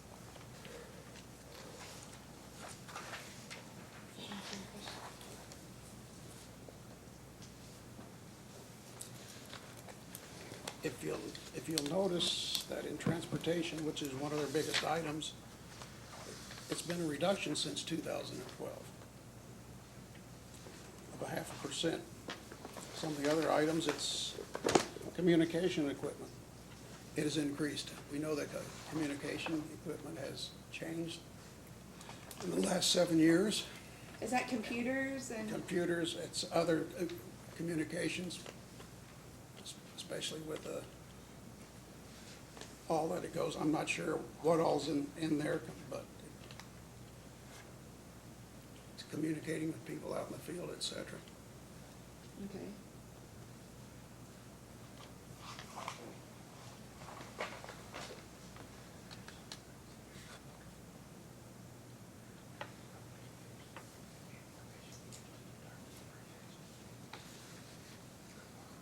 Okay, so can you confirm that, the rates listed in, the second column there for general plant items, in the Schedule 3s for 2018-217, can you confirm that those are the rates that you're proposing the commission use? Yes, ma'am?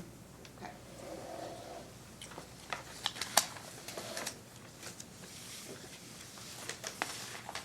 Thank you.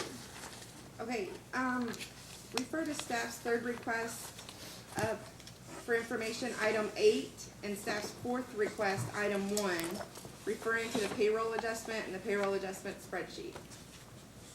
Third data request, which number? Item 8, Thank you. and then it's also in staff's fourth request, item 1. It's just a technical question. As soon as you get there, just let me know. And you say it's question 8, ESC 3, number 8, what page? It's only 2 pages. It's referring to the payroll adjustment and the payroll adjustment spreadsheet. When you normalize the payroll costs, why didn't you remove vacation payout for each employee? Why was that not removed? Correct. Because that has been a normal and ordinary practice of Grayson, and we felt like the amounts was representative of a normal year. Okay, so it's policy, it's Grayson's policy? It's based on policy. Okay.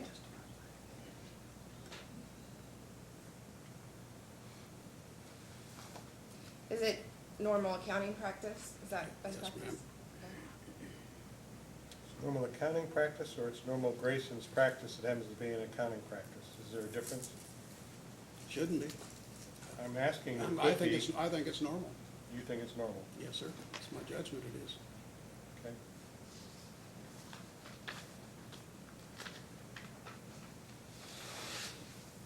Okay.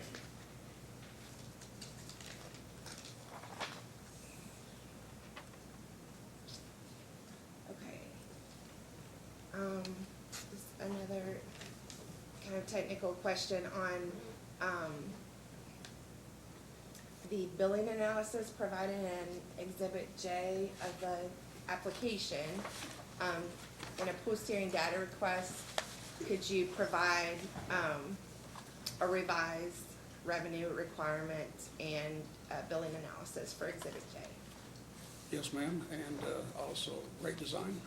Okay. We'd and- have to do rate design to do the Exhibit J. Okay, great, we'd appreciate both of those. Yes, we'll make that part of that process. Okay, great. All right, on to a new subject here. On the residential customer charge, Yes, ma'am? Grayson's proposing an increase from $15 to $22.50, Yes, ma'am? which is approximately 50% increase.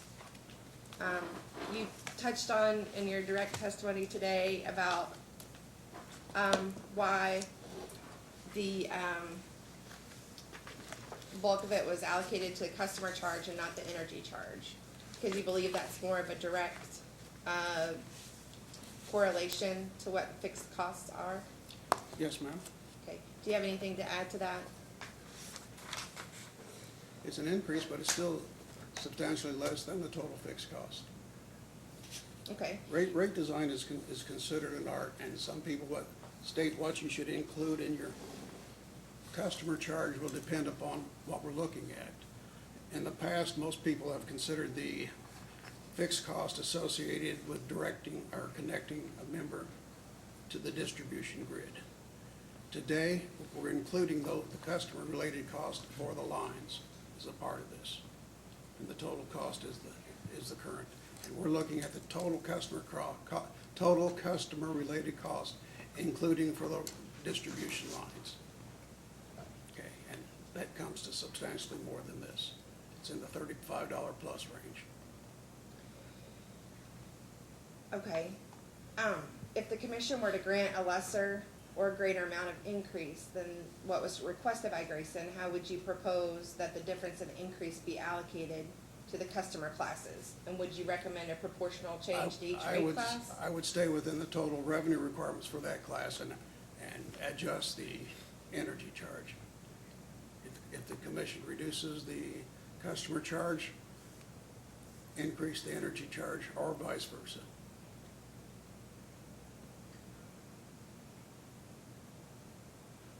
So you're saying that you need that charge either way, whichever group that it comes from? Whatever the decision is on one. Okay, and do you have, or did you do a study that would indicate the impact of the increased customer fixed charge on low-income customers?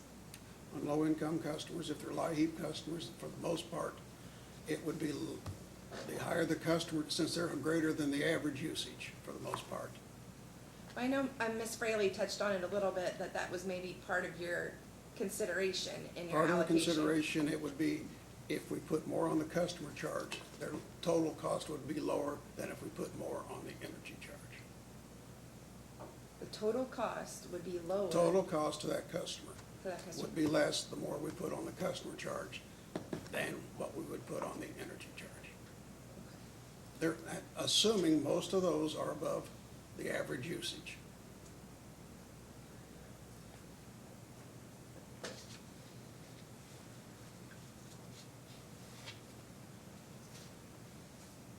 Okay. Are you aware of Grayson's ranking in regards to your customer charge and energy charge as compared to other electric utilities in the state and specifically your neighboring co-ops? Yes, it would be the highest among distribution co-ops in the East Kentucky group would be the highest.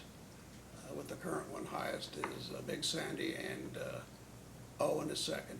And both of those are $20 plus. I'm so sorry, I'm having trouble hearing you. Could you say that again? Excuse me, can you hear me better? Yeah, I apologize. that's okay. I said it would be the highest for distribution co-ops served by East Kentucky Power Cooperative. Okay, if you gave them what's requested. The next two highest is Big Sandy and then Owen, and both of those are $20 or more. Okay. As a post-hearing data request, could you provide the listing of the customer charges for the co-ops in the EKPC?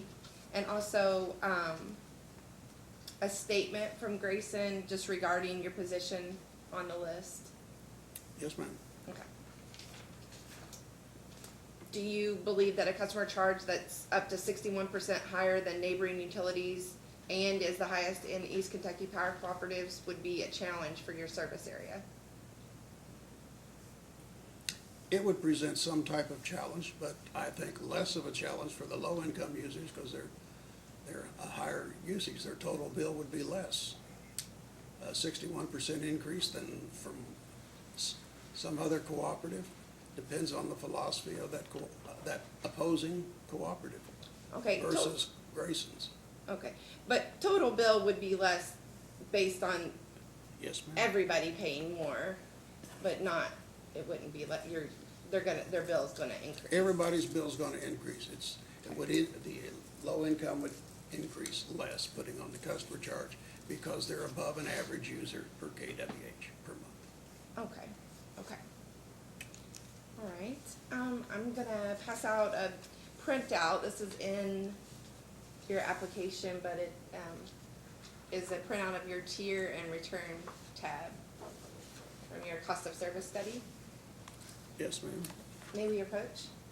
Yes, you may. Thank you.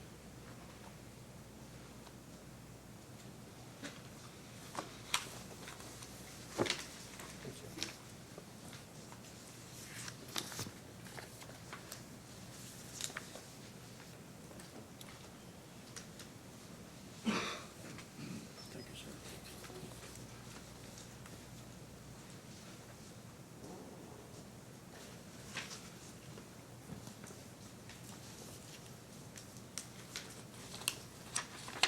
Okay, please refer to Schedule 20, inclining block, and Schedule 22, general service prepay. Schedule 20? Yes, sir, 20 and 22. The contribution of each of these classes to tier and return on rate base is negative, correct? Yes, ma'am. Could you explain why these numbers are negative? Because they were, because they lost money on these rate classes.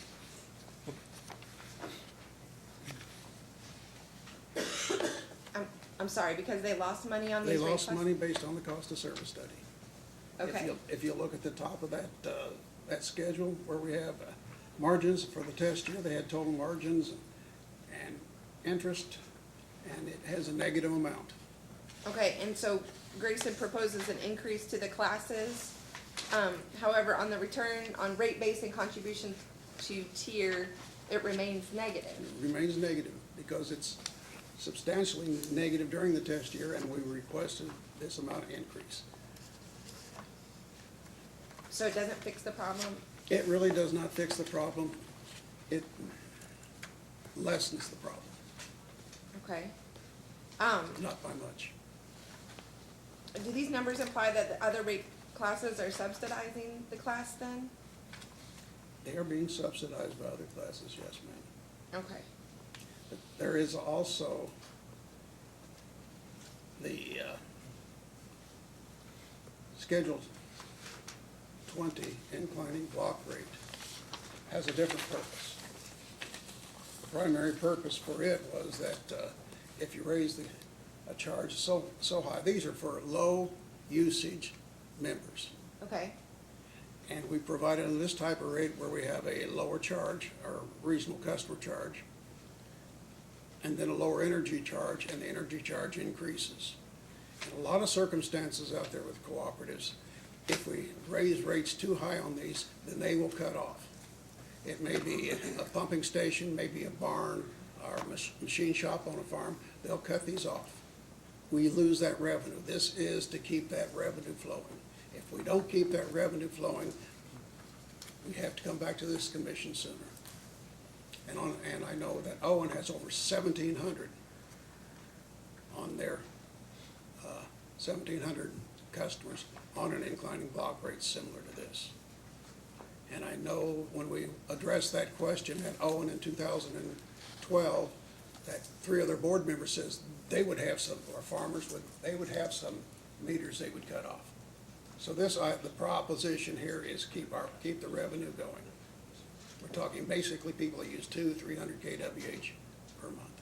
Do you know how many customers are using the inclining block rate? Pardon? Do you know how many customers are using the inclining block rate? For Grayson, Yes, sir. let me see if I can come up with that information for you, ma'am. Okay. If you need to do it in a post-hearing data request, That's fine. Okay, I'll give you the number, and we'll do it that way too. okay.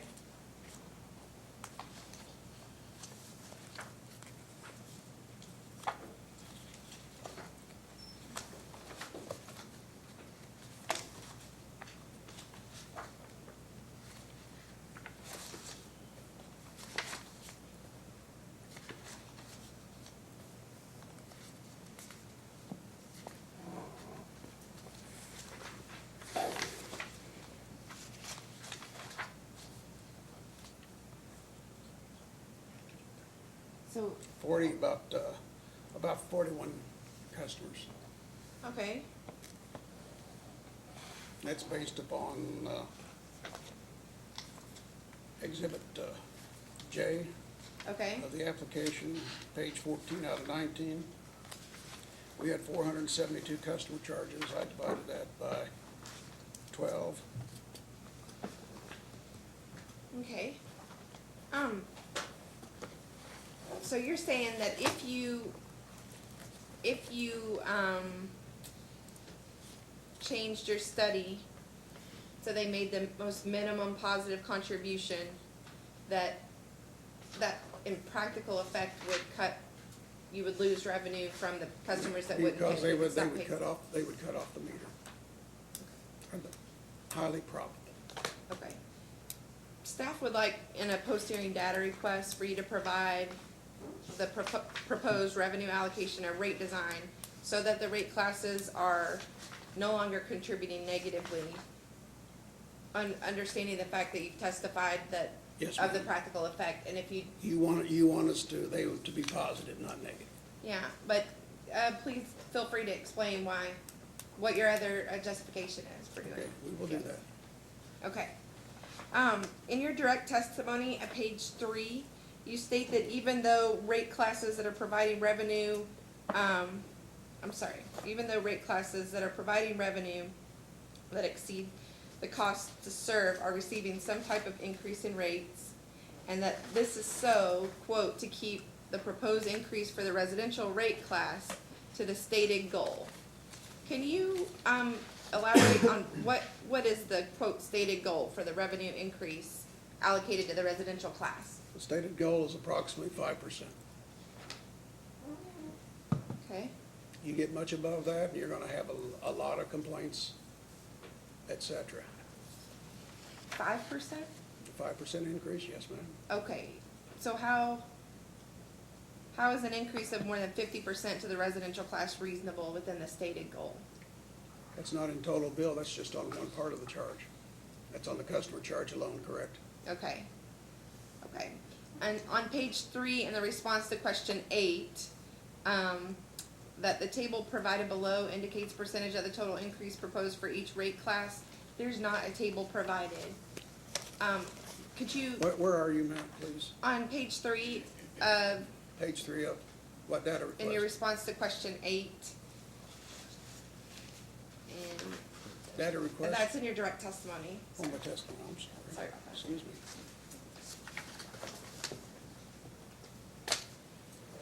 Now, what is your question? I apologize. That's okay, I'm missing a table. If you've provided it in another place, Where you is could the just. statement on the table? You said, only a few rate classes are providing revenue exceeds the cost to serve, and many rate classes providing less. I'm sorry, here's your response. See the table provided below, which indicates the percentage, and we do not have that table. If you could provide that, in a post-hearing data request, or if you could confirm if that was provided in some other part of discovery. It's supposed to indicate the total increase proposed for each rate class.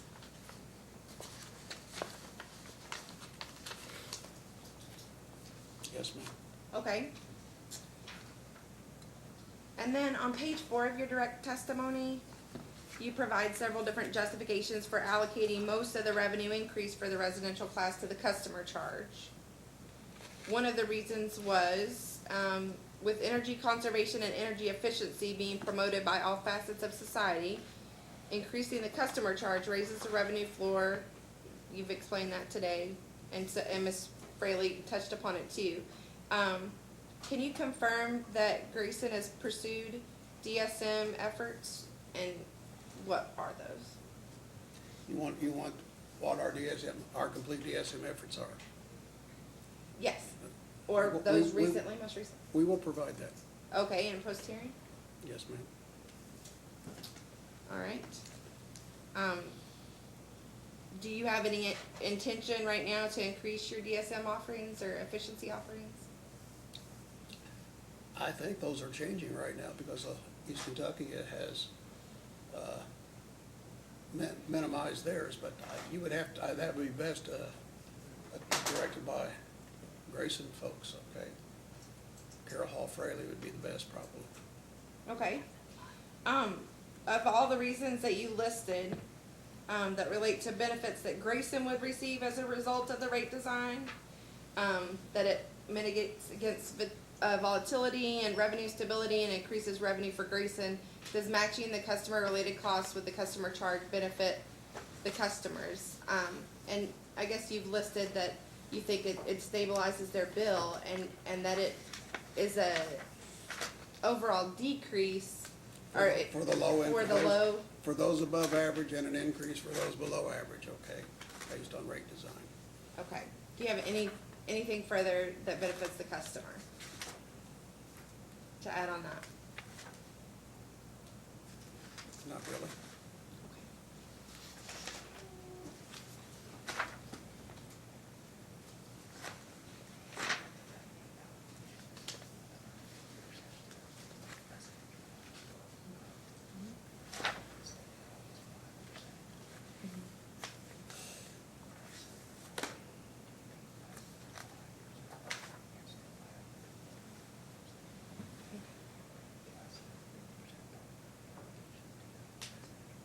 Okay. Just one final question here. When we talked about your stated goal, and that it's approximately 5%, and then, we discussed how, the increase of 50% or allocation of 50% to the residential class, could Grayson have allocated anything less than 50% and still come within their stated goal of approximately 5%? Yes, ma'am, by raising the energy charge, you lessen the customer charge, we're gonna collect more in the energy charge. Do you know how much? Depends on how much we lessen the customer charge. It'd just be corresponding, and you just need that amount. We need the total dollar amount, and how we apportion it. We give one to, it's a fallout what the energy charge is, based upon what we determine we want in the customer charge.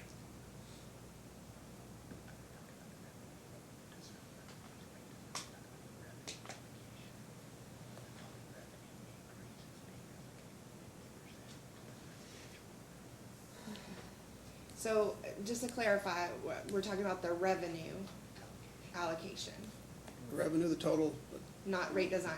not rate design, well, total dollars, we have to be collected. I'm sorry?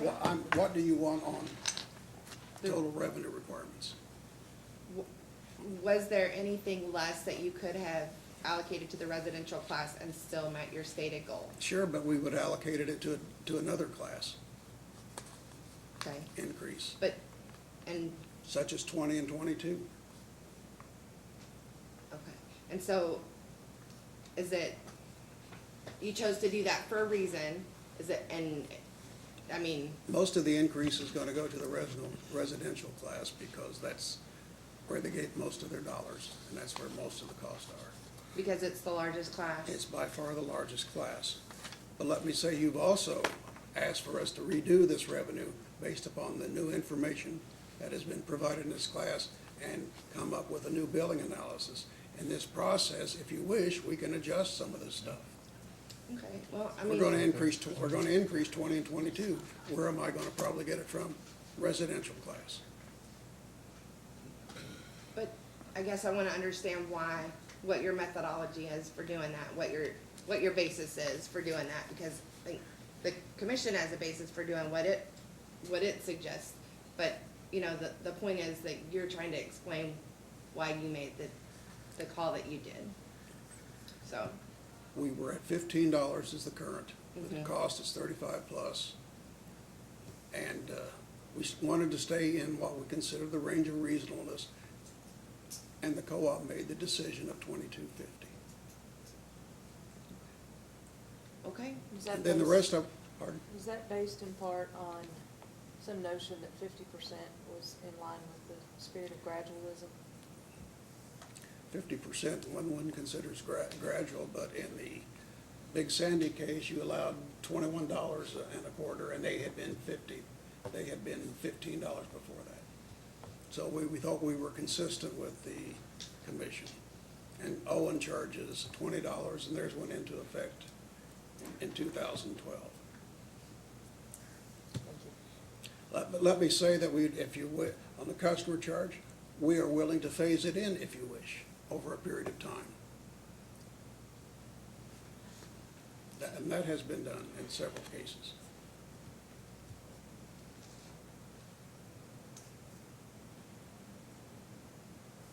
That would meet the gradualism of the commission better than one giant leap. I was just asking a question. Well, I'm just I giving wasn't you sending a opinion. direction. I understand. What's See, gradual but it's a good is point. subject to the tyranny of the definer. Would you agree with that? You're right. no further questions, thank you. Thank you, ma'am. Commissioner Cicero? Can you provide as a post-hearing data request the list or the analysis that shows all the low-income users that are being identified as the ones most penalized by if the fixed costs were lower because they're the higher volume users? What shows that those are the ones that are being impacted? I believe the cooperative, we can provide that to show you what the usage of the low-income customers are, and then apply the current rate and the proposed rate. Okay, thank you. On the depreciation, there's two classes that in particular impact the difference between your depreciation adjustment and what staff is looking at, which is the office furniture and equipment and the communications. I know computers fall into one or the other of those, which I'm not arguing with. Is there or was there a detailed asset ledger that was provided to show what's in those classes? It may have been provided, I'm asking. Yes, sir, there is. Was it provided, do we have it? If we have a trial balance in here, we should have it. Let me check just a second, sir.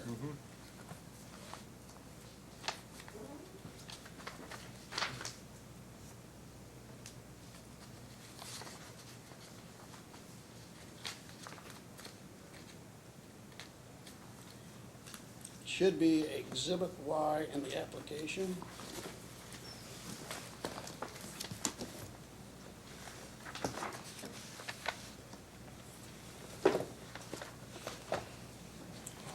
Accounts 391 and 397.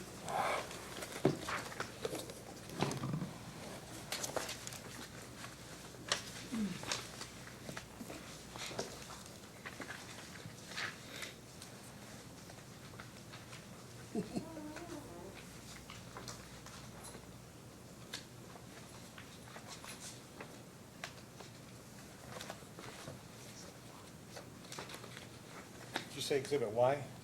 Exhibit Y, page 5 of 8, sir.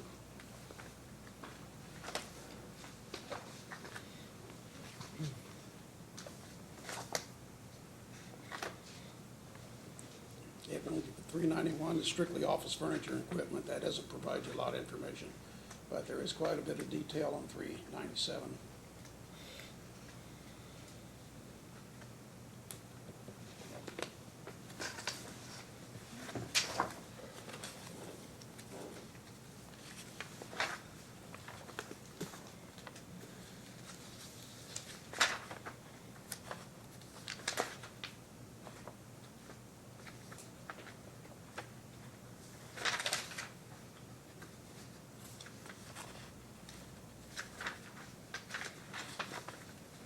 Yeah, that's a summary asset ledger, that's not what I'm looking for. Is there a more detailed one that can be provided, post-hearing data request? Yes, sir. Okay. I don't have anything else. Commissioner Matthews? I don't have anything.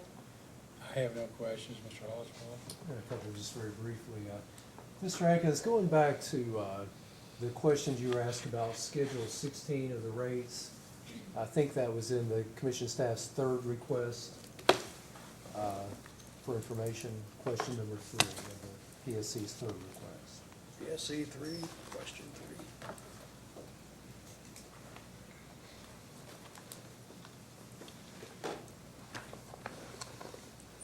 Yes, sir, which page? Let's look just for example at page 6, because I just want to make sure that we understand what the commission is asking us here, and on this alternative rate design we might look at. So I think the question was, currently, if you look at account 5, so we're on question 3, page 6 of 6. If you look at account 5, currently under Schedule 16, the total at the bottom of the page is $10,345. Yes, sir. That's under the current rate. But if you move those members to Schedule 2 under the proposed rates, then their total billing would be $13,984. Yes, sir. Okay. And each page represents a different account. Okay. So I think the question Commissioner Cicero was getting at, and I may be wrong, is if Grayson decided to keep Schedule 16 and not move those members to Schedule 2, would you then be asking for an increase in the rates on Schedule 16 if you kept 16? We would be, yes, probably. Okay. And- That's correct. I'm looking at the net effect. Okay. Okay. Yes.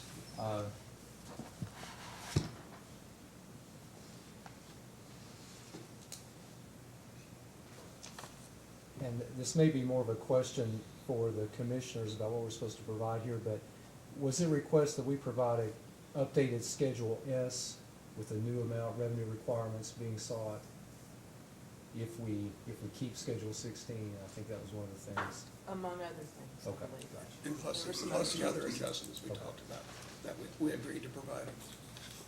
Just out of curiosity, you were asked some questions about the different schedules, and it was noted that a few of these, even with the proposed rates, would still result in negative tier. And one of those was the inclining block rate. You talked Yes, about sir. that. I was just curious on the prepay, Schedule 22, why would that be negative when general residential service would be positive? Are they not charged the same rate? Basically the same rate, but there is an additional charge for prepay. Okay.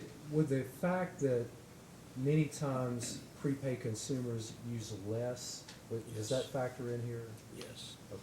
So it may be more of a result of how much they use and their usage not Yes. covering as much of their fixed And costs. we tried to be consistent with the other rate scale. Okay. All right. So is there a way, if you made these all to where they're positive tier, then would people on prepay be paying more than people just on general residential service? That could be the result, plus the prepaid charge, which is an additional charge. Okay. Because there are certain charges every time someone Yes. puts money on their account and so forth. We will take a look at that when we do the revision of Exhibit J in the application. But currently, prepay is the same rate as residential, but there are. That's the idea, plus Okay. the prepaid charge. Okay. You were asked some questions about raising the customer charge and what benefit they may have to the consumer member versus the cooperative. Is it fair for me to say that, I think you talked about this at length, but in high usage months, those consumers' bills may be a little lower for large users, but in your milder months, their bills may be a little higher? Could be. Sort of levelizes the bill. Yes, it could be. Okay, takes some of the surprise factor out of opening the envelope. Is that fair to True. say? Fair statement. Could you also make the case that allowing a utility to get its customer charge closer to its fixed cost encourages the utility to promote conservation to the consumer?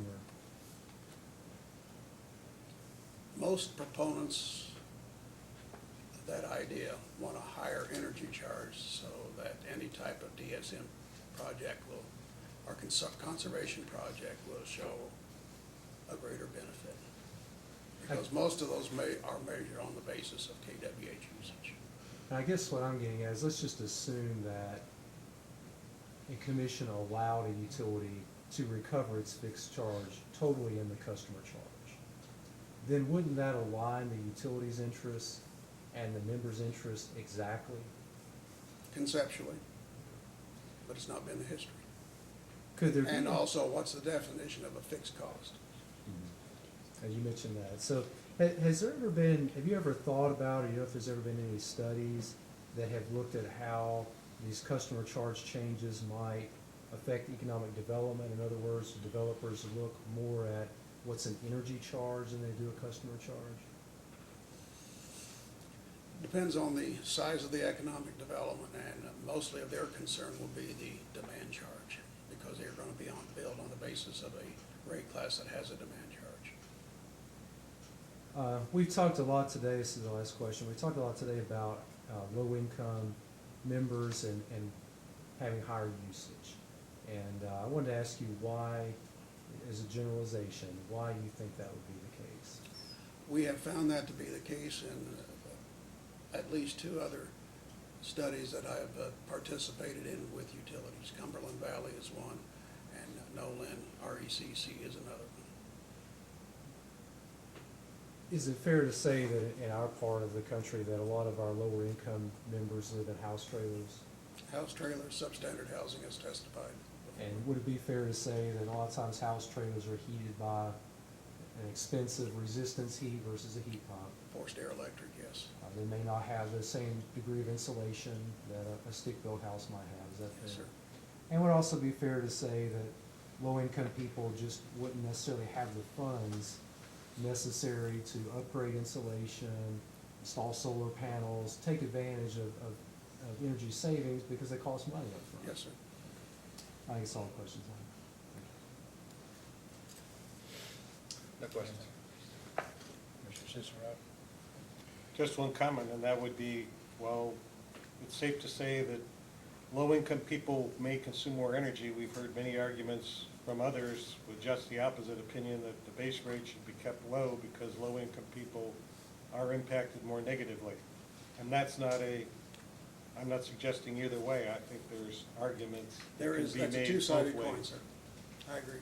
But in one comment in regard to conserving energy, the less energy that's produced by a generator, and I know we're talking about distribution systems here, but the less energy that's generated, there's some variable costs that become fixed costs because you can only reduce some of those costs to a certain level, and then you become, then you start spreading those costs as fixed costs, and therefore you never reach that utopia that has been described. And it also depends on the type generator, where it's a base load, or peaking, or combustion turbine. That's all I have. Commissioner Matthews? I don't have anything. May this witness be excused? You may step down, thank you. Mr. Oswald, is there anything further? Nothing more. Mr. Oswald, would you be wanting to file a brief or allow the case to be submitted after the discovery requests I have been think answered? that's fine. I think it's whatever the commission would want us to do. Okay. Well, what's the last date here for a decision? Do we know? It's about the end of March.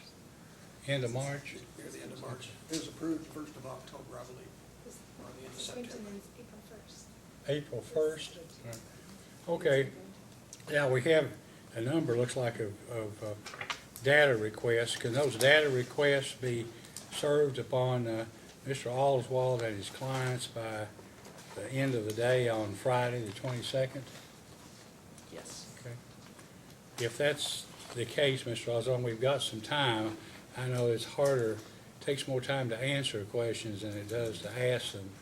So if you had until,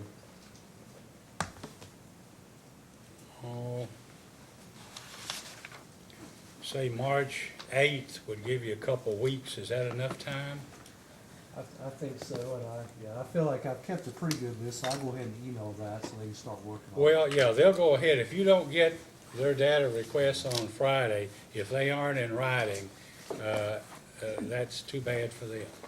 So you know, if you don't have to keep a complete track unless you want to, because if it's not submitted to you in interrogatory form, then you're not required to answer it. Okay, so Friday the 22nd to ask, and March the 8th for the answers, and after that time, the case will be submitted. Fair enough? You want to file a brief? I may want to file a short brief. Well, I'll tell you what, if you do, now, we can do this and have simultaneous briefing, or Mr. Oswald ought to have the opportunity, if you file a brief, if he doesn't particularly.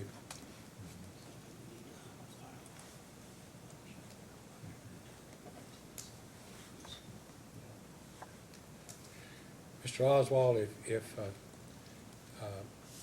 you didn't see the need to file a brief, the Attorney General may want to file one. If he does, I'd like to give you an opportunity to respond if you would like that. Yeah, that'd be great. So if we go then till the 5th for answering or the 8th for answering the data request, and then you'd have I mean, you're gonna know, because you're gonna know what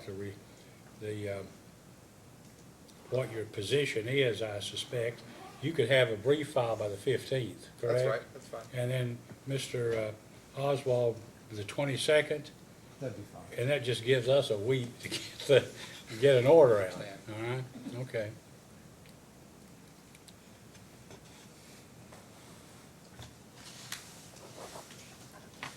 Oh, no, it was put in the record. Yeah, that one. Mr. Hen, the current inflation rates 2008 to 2018 was actually placed in the record, isn't that It correct? was, Your Honors. Commander, it was filed, wasn't it?